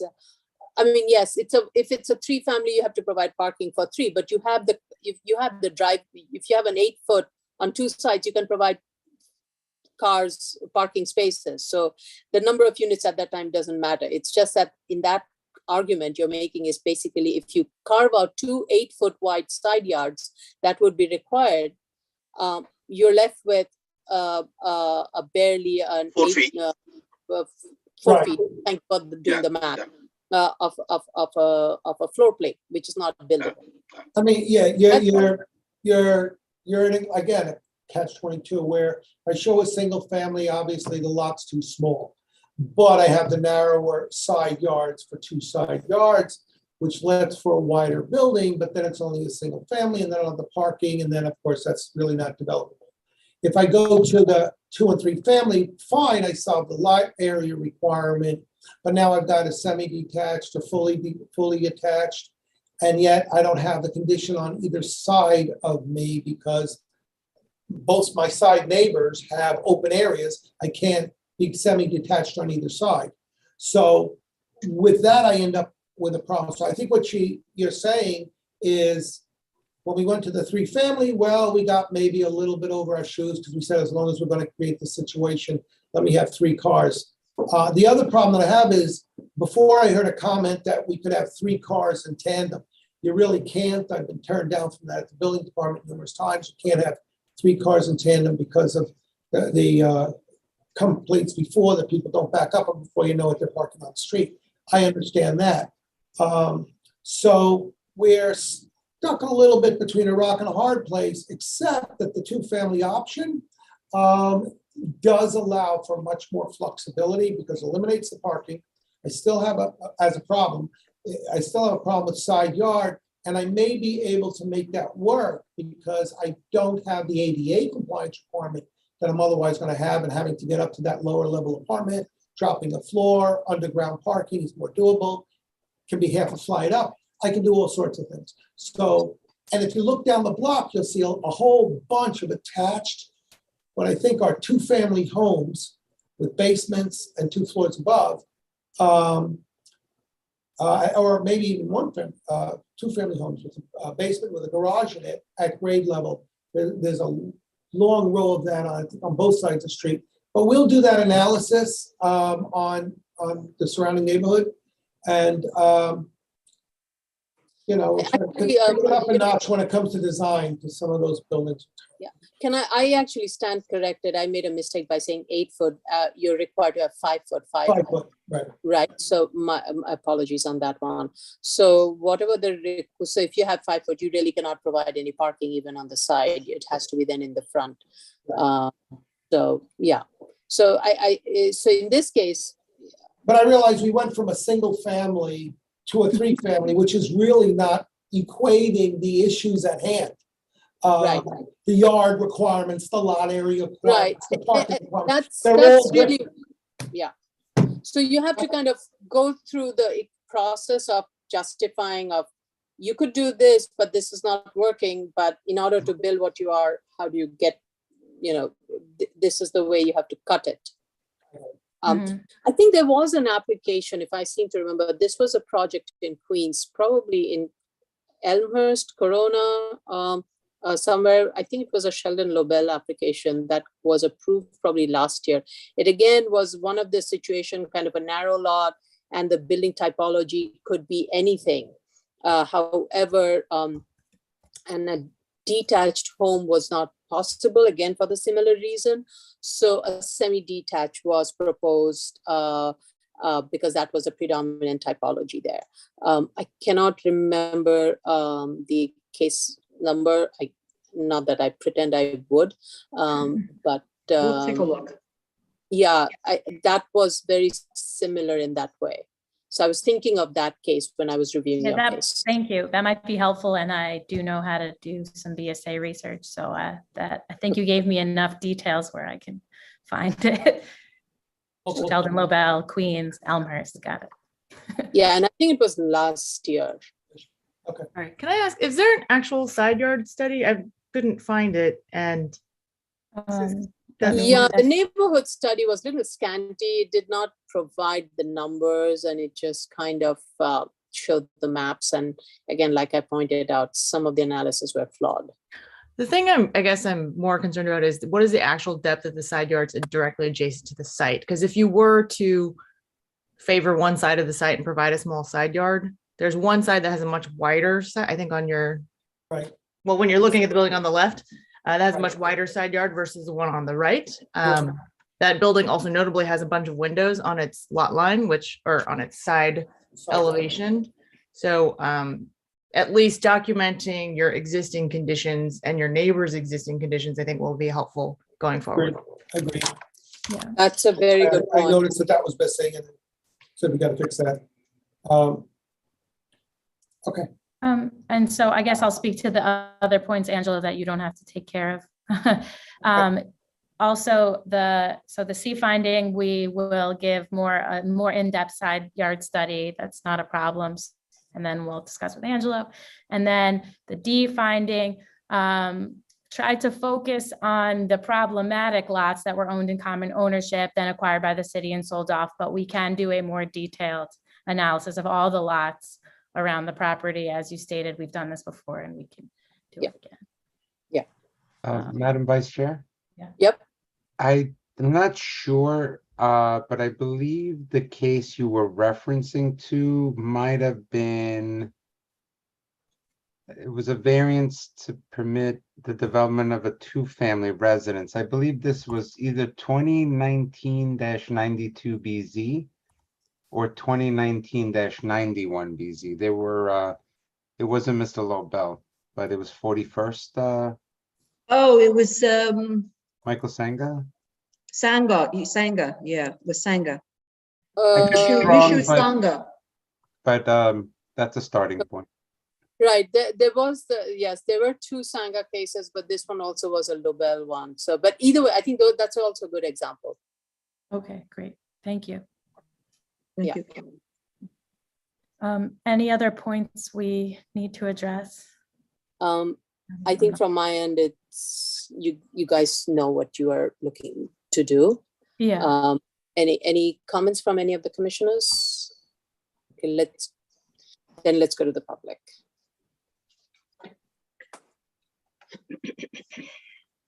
Okay, the case that we're currently discussing is 2021 38BZ 707 Shepherd Avenue in Brooklyn. This is a variance to permit the development of a residential building contrary to side yards and parking. Should you wish to discuss, please dial 646-558-8656 or toll-free number 888-475-4499 if you're outside the city. You will enter the webinar ID number 837-9537-1010#. Once you're in, at the next prompt, press the pound sign, once you're in, press *9 to raise your hand. If you are calling in, press *6 to unmute to speak when you're on the phone. And if you're in the Zoom room already, please raise your Zoom hand, which is the little hand that is on the bottom of your screen. Once you are in, we will give you 3 minutes to speak. And Mr. DiCotto, are you calling about this case? Yes, ma'am. Yes, Commissioner.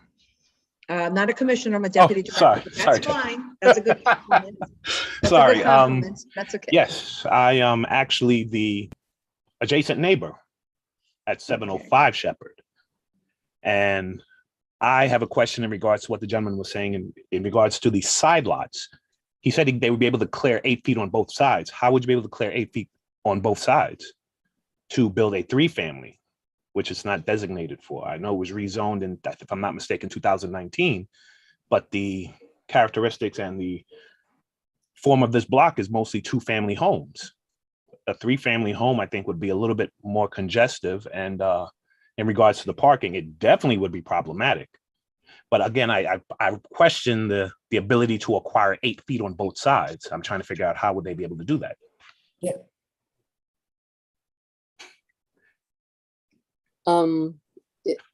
Is this a question or a statement? No, I would like to know how would he be able to acquire 8 feet on both sides, considering.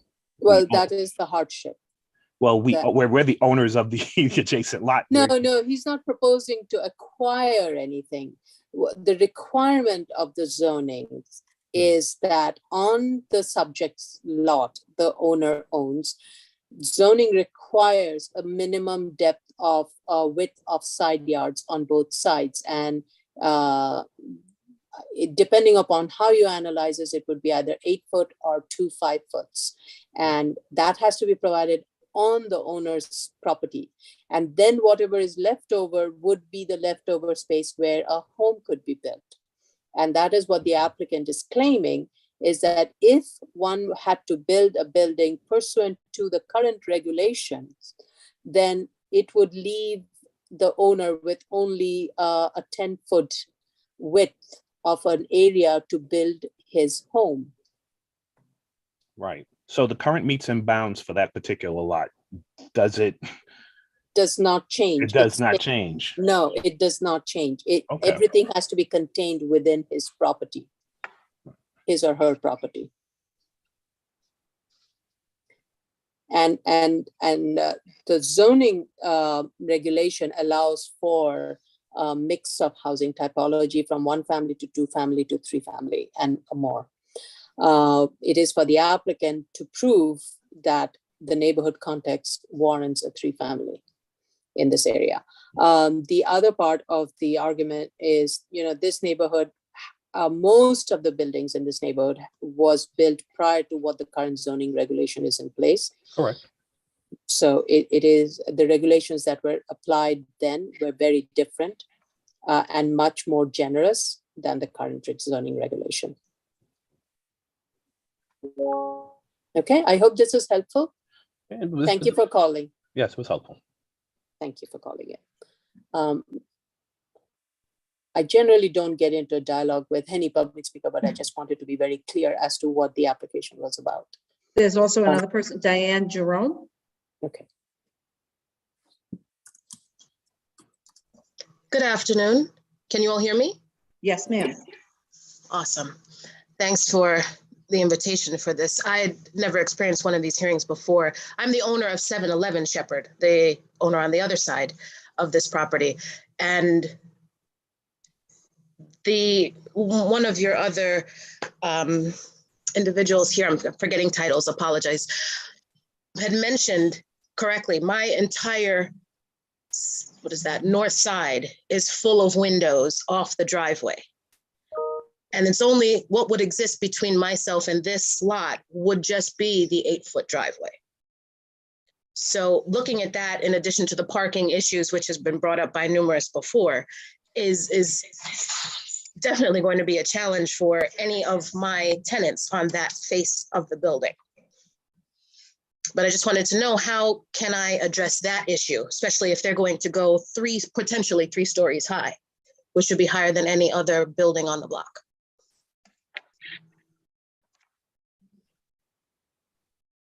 I think that is for the applicant to respond. Currently, we're not proposing a building that's different in height than any other building on the block, but I guess we'll have to see what happens in the redesign based on the comments from the board at this time. So currently it's not, and the side yards, as we discussed, we have to play with the side yards a little to see what would be the best case for all our neighbors and be in line with what is, the neighborhood character of that block. Yes, sorry. Thank you, Ms. Jerome, for calling in. I don't know if that answers. I just want to make a point. I think the public testimony is for the public to make a statement. It's really not, I didn't mean Ms. Fuller to Oh, okay. answer. I thought you wanted me to answer. No, I didn't mean for Ms. Fuller. This is for you to respond through your response of submissions. This is really for us to take statements from the public. So I really do appreciate Ms. Fuller jumping in. That was not, thank you, Ms. Jerome. And next caller, please. I don't see anyone else. There's another number ending 289. Please unmute.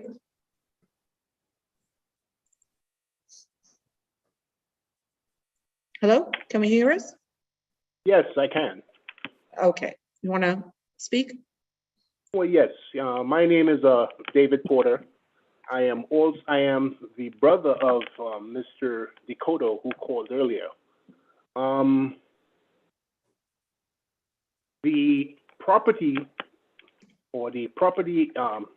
that's in discussion right now was recently listed on, was it Zillow as having approved floor plans for a two-family house. Now, we are holding these hearings and everything like that for the owner of the property to consider building there and everything like that. And I find it weird that how it's already been advertised as building a two-family house there, providing he gets the approval. Like I said, my neighbor, Mr. Rome, has legitimate concerns as far as the parking and everything is concerned, because that is the problem that we have on our block today, where, you know, people are parking on the block when there is no other parking left.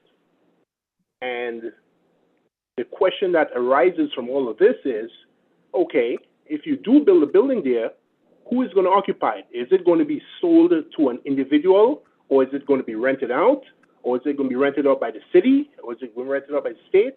So all of these things come into consideration and everything like that. And most of the people on the block association have been asking these questions, and hence one of the reasons why a lot of us are starting to call in right now to determine, yes, the person has a right to build on your property, but to build a skinny house like this in the neighborhood is not, I don't know what word to use. It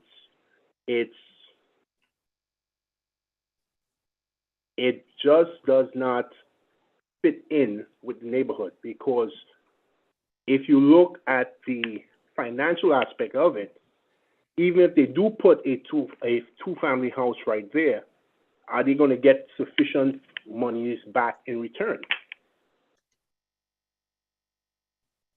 We are totally against that building of that property, or that house and that property.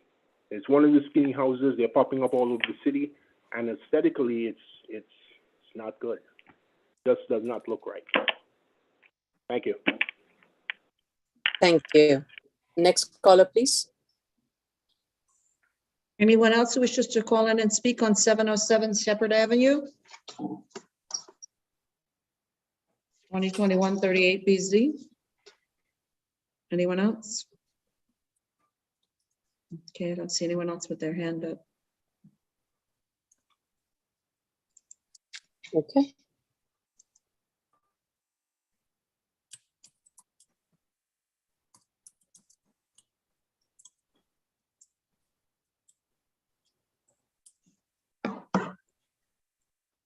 All right.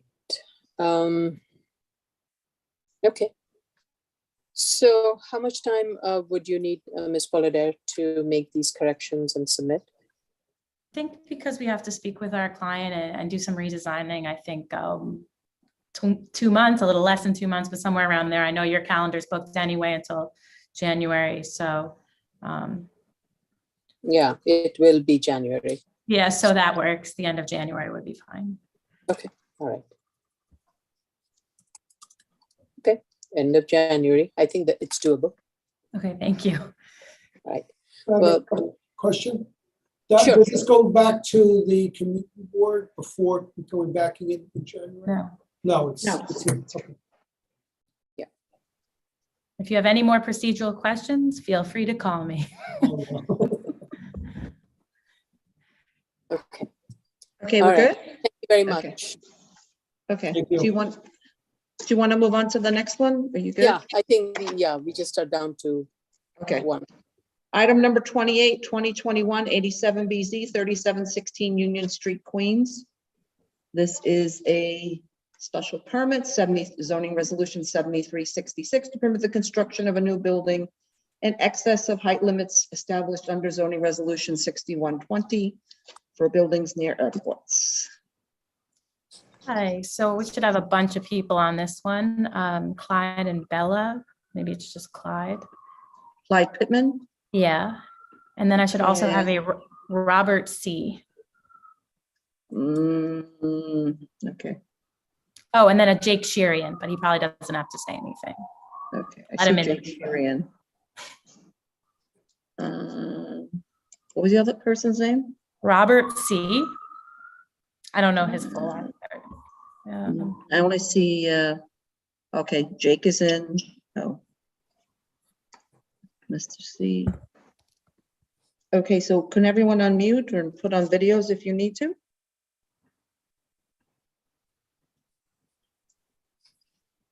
Okay.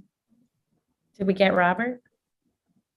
Oh, yeah, okay. See him. I don't Yeah, see, do I see Robert? yeah, he has his another name is name. right there. CUI, C? CUI, yeah. Yeah. Double name. I know him as Robert.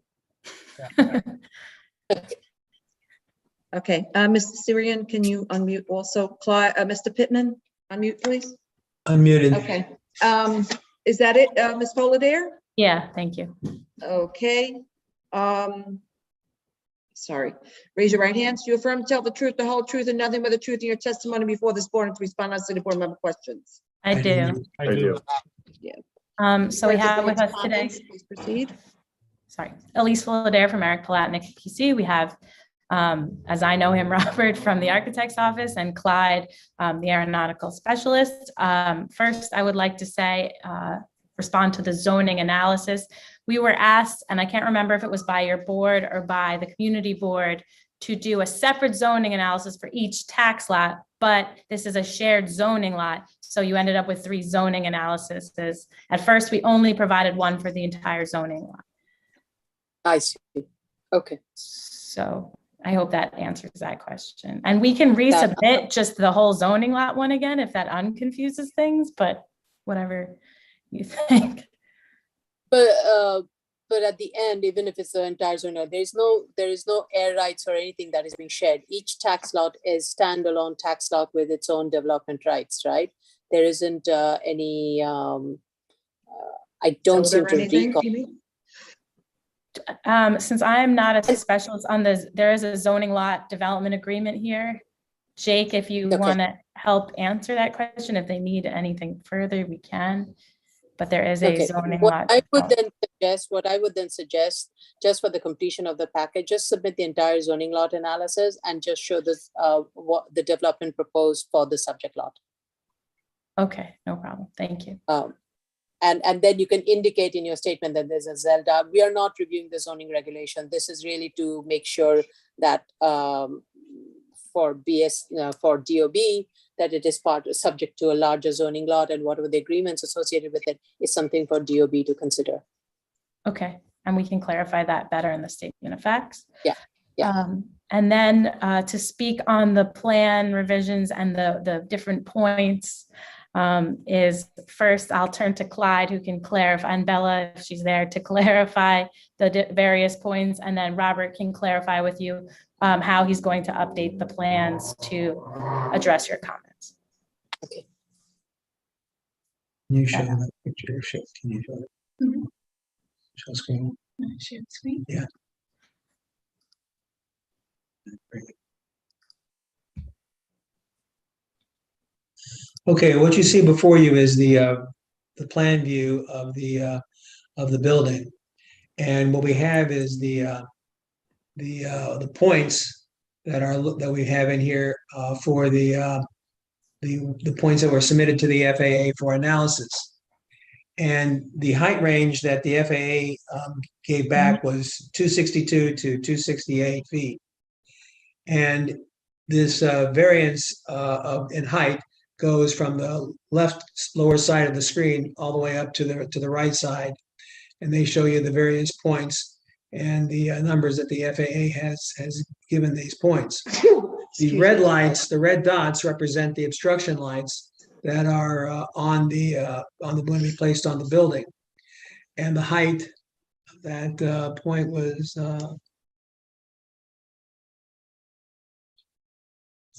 No, the point of the height of the building. 262. 262 of the building, and in this point right here is with the FAA point, and remember the height range is going from the lower on up through the top of the building side. So this gives us a height range here of 264, and we're asking for 262. at this point for that red light. And then these red lights up ahead above, they is now in a plane that's increasing in height.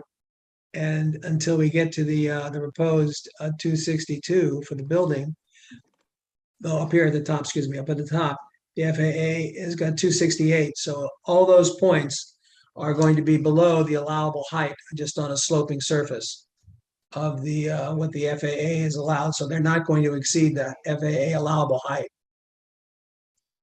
Okay, so I think in another project, you had identified the FAA 5 points location in which all the, I think this is the FAA compliance diagram, which shows what the various points that were approved at.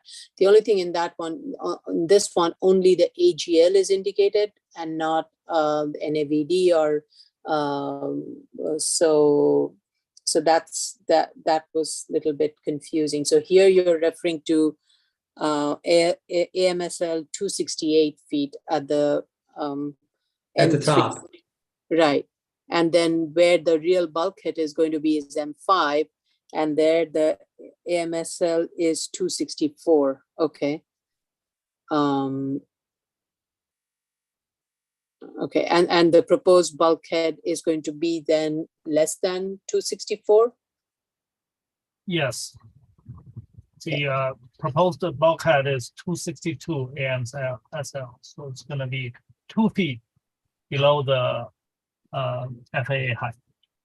And this is including the obstruction, the obstruction lights. The obstruction light will be below the 264. Yes. Yes. The obstruction lights are about maybe a foot tall. A foot, yes, that's right. Okay. I apologize for the detail page. We will update that detail to reflect the real FAA height limit.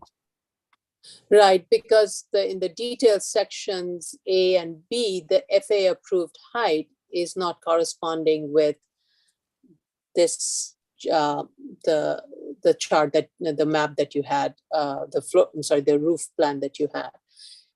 So that's what threw me off. Vice Chair? Yep. Yeah, let me clarify. Maybe the comment wasn't that clear.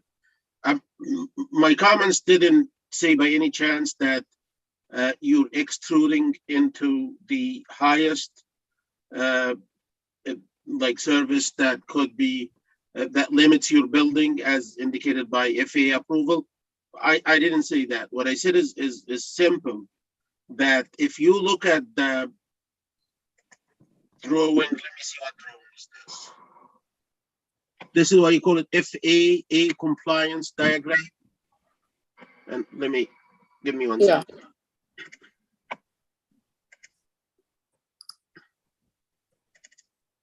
Yeah, you see this here. This is M5, for example. That M5 says, although, that's my understanding, although FAA approved 206 above ground height, you're proposing 205. Am I correct? Yes. And if you take that 205 and add it to the site elevation for the point called M5, as reported on the approval form or the determination form from FAA, it's 58 plus 205. So this is 263, right? That's right. If I go to your plan and look at that point, let me just, do you see that? Do you see the plan? Yes, this is 264. That's what I'm saying. That's what I'm saying. Understood. Yeah. And in addition to that, let me just check my notes, see what compliance diagram. Let me go back to the compliance diagram just quickly.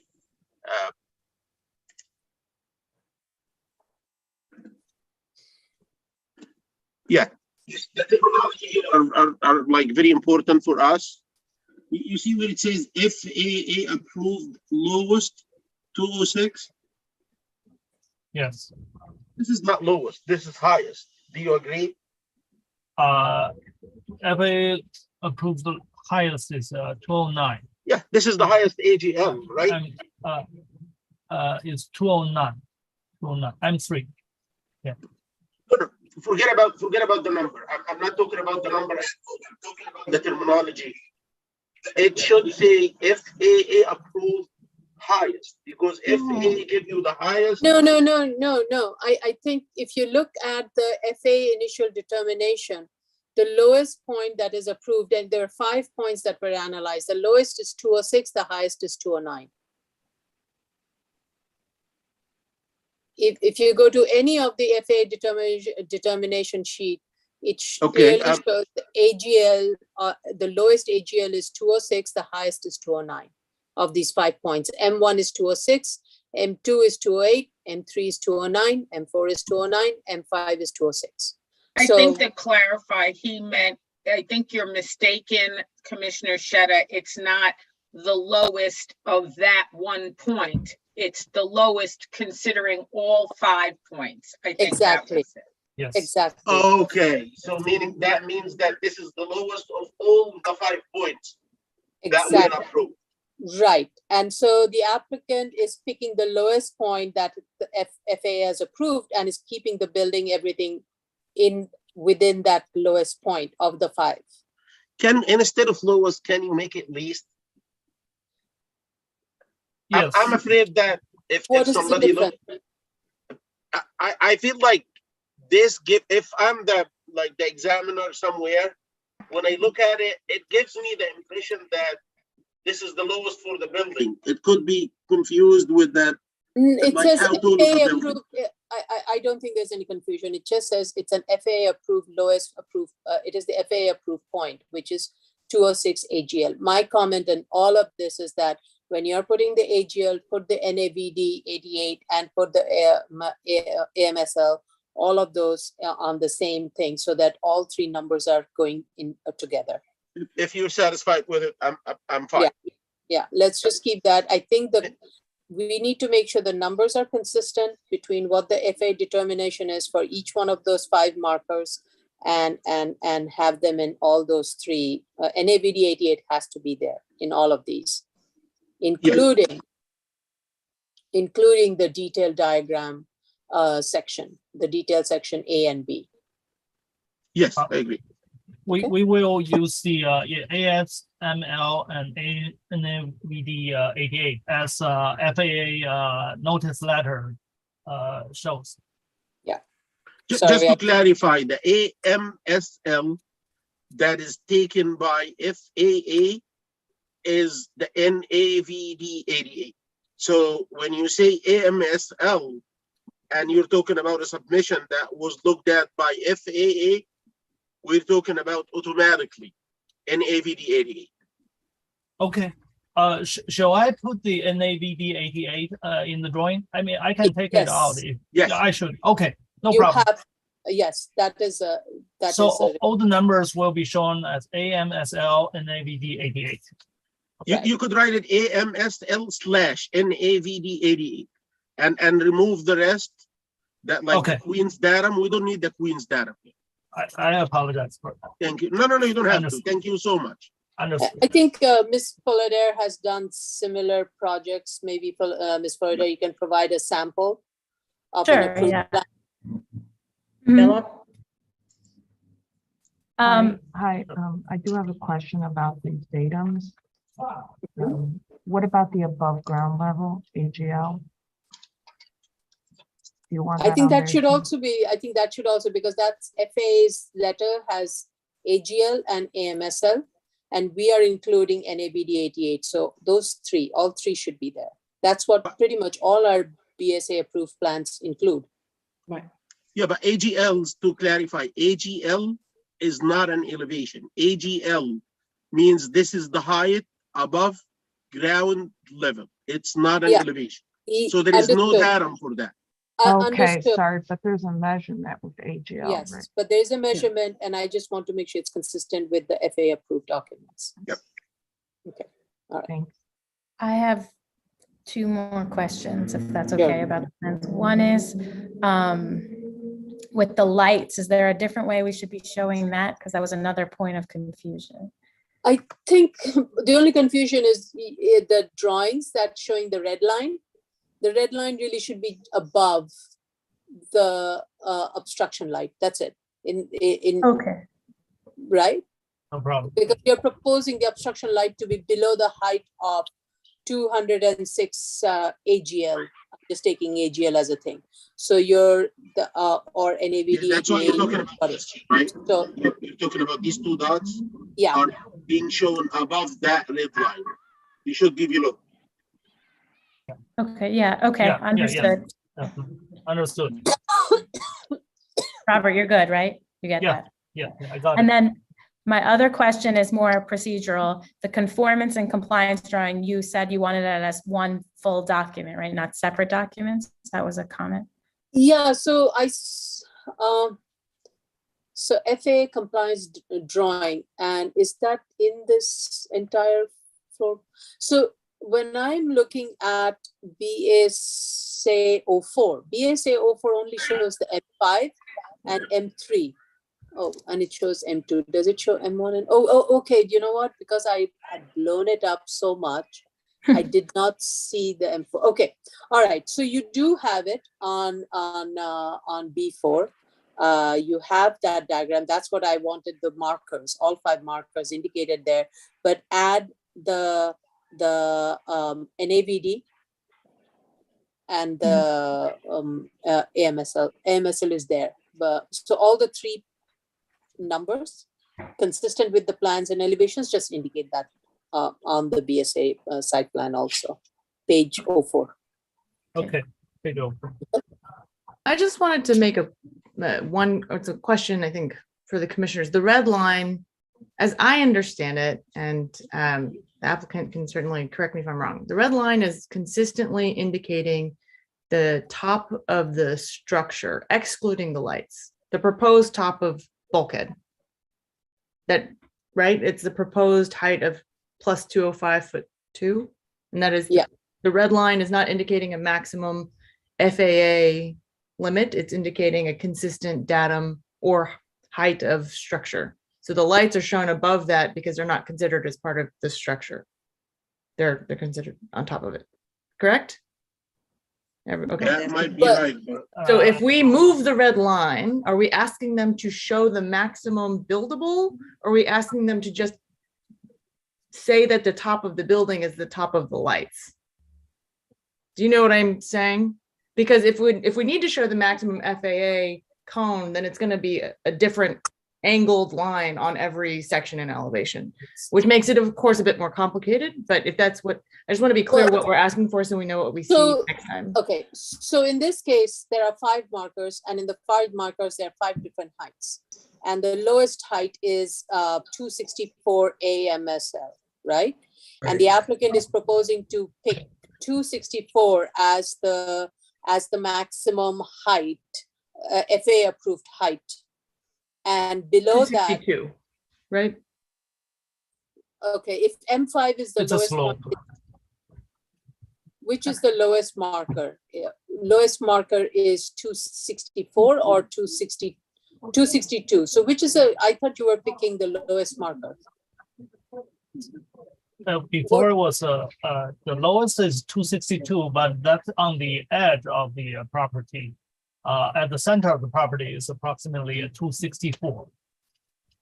Okay, all right. So you're plane, yeah. Okay, so you're proposing to maintain. And when you say property, you're talking about the entire zoning lot. The zoning lot of the yes, our zoning lot, yes. Your tax lot. Actually it's tax lot. It's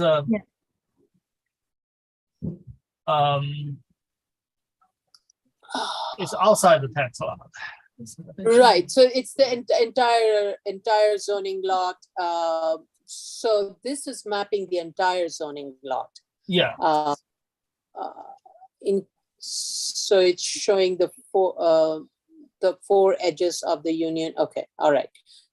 And your building highest point is where M5 is. Yes. Actually, it's yeah, approximately yes, M5. Okay. Because what happened is because the scheme has been changed many times. So our current scheme is this is how the highest points close to M5. Yeah, I was little now. So BSA 04. I just want to make sure I'm looking at the lightly gray line. Is that part of your subject development site, or the lightly gray line is part of the zoning lot abutting buildings?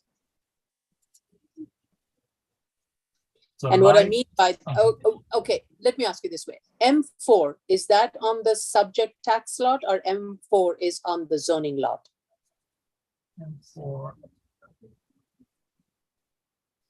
M4 is on the zoning lot.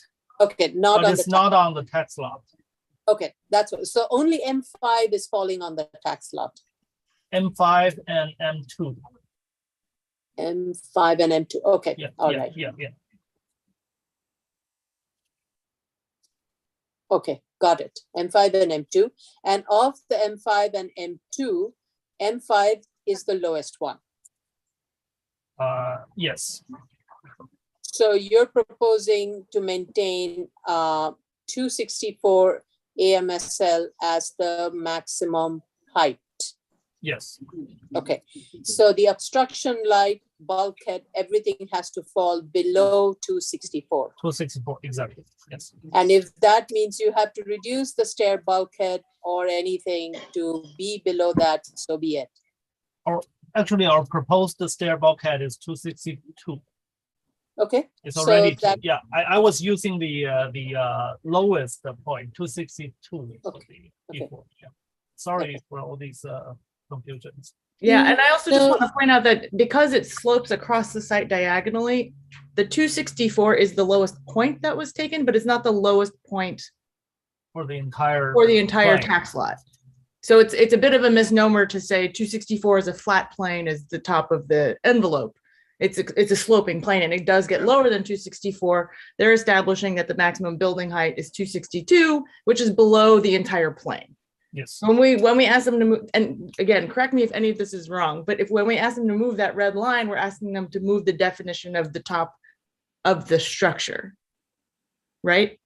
Yes. I think yes. I'm of the light. confused here because it just seems to me that this is what we're supposed to determine is that nobody is putting anything above the FAA max determined height.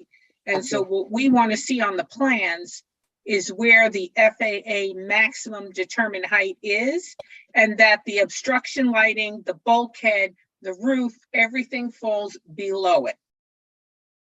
That's my understanding of what we're supposed to be doing. It's supposed to be that simple. And because it's recognized to be NAVD 88 by the FAA, we want them to show it on the plans in the elevation that FAA and Port Authority recognize. So yes, I think we are not asking them to just change the dimension in the drawings. Everything has to then fall below that 264 AMSL, including the obstruction light, the stair bulkhead, everything. How you've, and the architect is saying that the stair bulkhead is at 262, and you put the obstruction light above it, 1 foot above that, which takes you to 263, you're still below 264 AMSL. That's Yes. it. That's right. And so you just need to show that in the drawings. I will show the red dot line as the FAA allowed maximum height. And then I will show our structure is below that, the red dot line. Okay. Yeah, I'll revise the drawing. Okay, so it will be a sloping line according to how that plane falls over the site. Yes. Okay. And I think that will be the easiest way to move forward. the projection of that plane on the elevation plane. Yeah.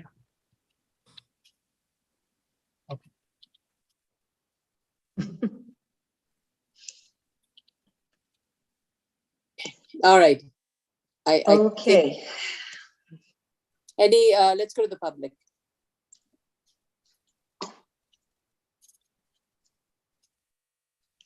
The case that we're currently discussing is 2021-87BZ, 3716 Union Street, Queens.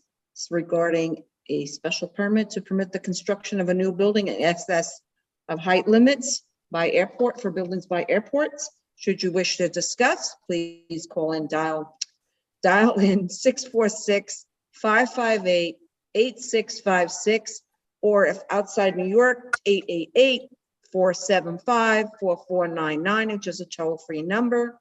You will enter the webinar ID number 837-9537-1010 and the pound sign. At the next prompt, you will press the pound sign. Once you are in, you will press *9 to raise your hand, *6 to unmute if you are on the phone. If you are in the Zoom room already and wish to talk about this case, please raise your Zoom hand, and that is the little hand that is on the bottom of your screen. We are only discussing 2021-87BZ, 3716 Union Street, Queens.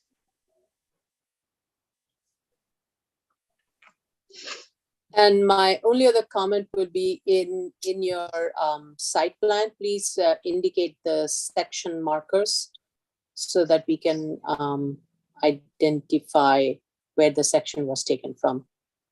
Okay.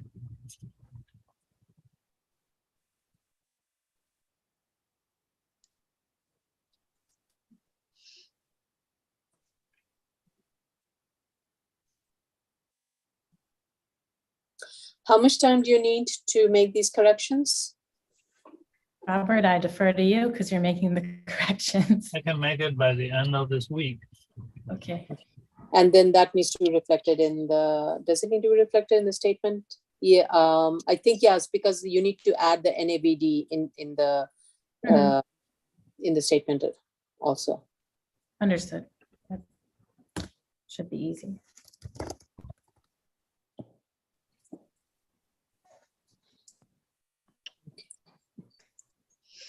All right, I cannot promise as to when this can be scheduled for hearing. We have a very packed agenda for November and December. So we will get back to you as to when this would be scheduled for next hearing. I will be okay to close it, provided all these corrections are made. If not, we'll have to defer it. I think that, I'm sorry, Jella has her hand up. Oh, sorry, Ms. Prenga.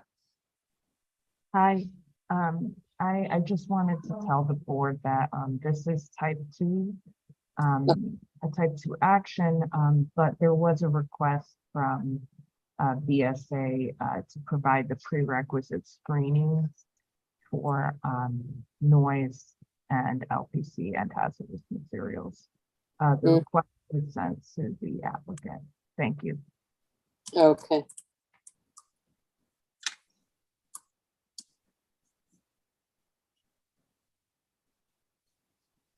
Okay, so do we know so we can't close? Is that what is being told? I'm being told? Well, I don't know if any interagency reviews will actually even be needed, to be honest. I do believe it's outside of the noise contour when we looked at it, but I am not sure without the information to be provided. So I would actually like Carlo to, if he's here to opine on it. I mean, we could close it pending a submission. Ms. Folder, how much time would you need?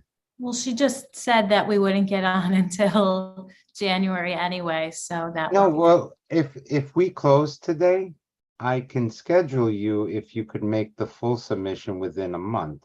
But yes, definitely. If you need more time, I'll accommodate you if you need more time. In an effort to avoid an unnecessary deferment, I could put you on in November, January. Our consultant said it would take 1 week to provide that information. Okay, so that's fine. Seeker information? Yeah, Okay. Okay. All right, we will confirm the time. How much time left for the public? Okay. We're done with the, I don't see anybody calling in from the public, Yep, I didn't see anybody either. and the alarm went off, so. Okay, so I think we'll target for November, but we'll confirm. And the submission for November is when? Is the 25th of October. Yeah. Yeah, no, Madam Vice Chair, We need I can't do January. November. Yeah. The earliest decision I could do is December 5th. And that's a submission date, I believe, of like something like November 17th. Yeah. Okay. Okay? I understand. So are we closing or are we continuing? Closing. Closing? Okay. Yeah. So the motion to close? Vice Yes. Chair? Aye. Commissioner Otley Brown? Aye. Thank you. Commissioner Sheta? Nope. You're muted. Aye. Thank you, Commissioner. Commissioner Shabeta? Aye. Commissioner Yoon? Aye. Okay. Thank you.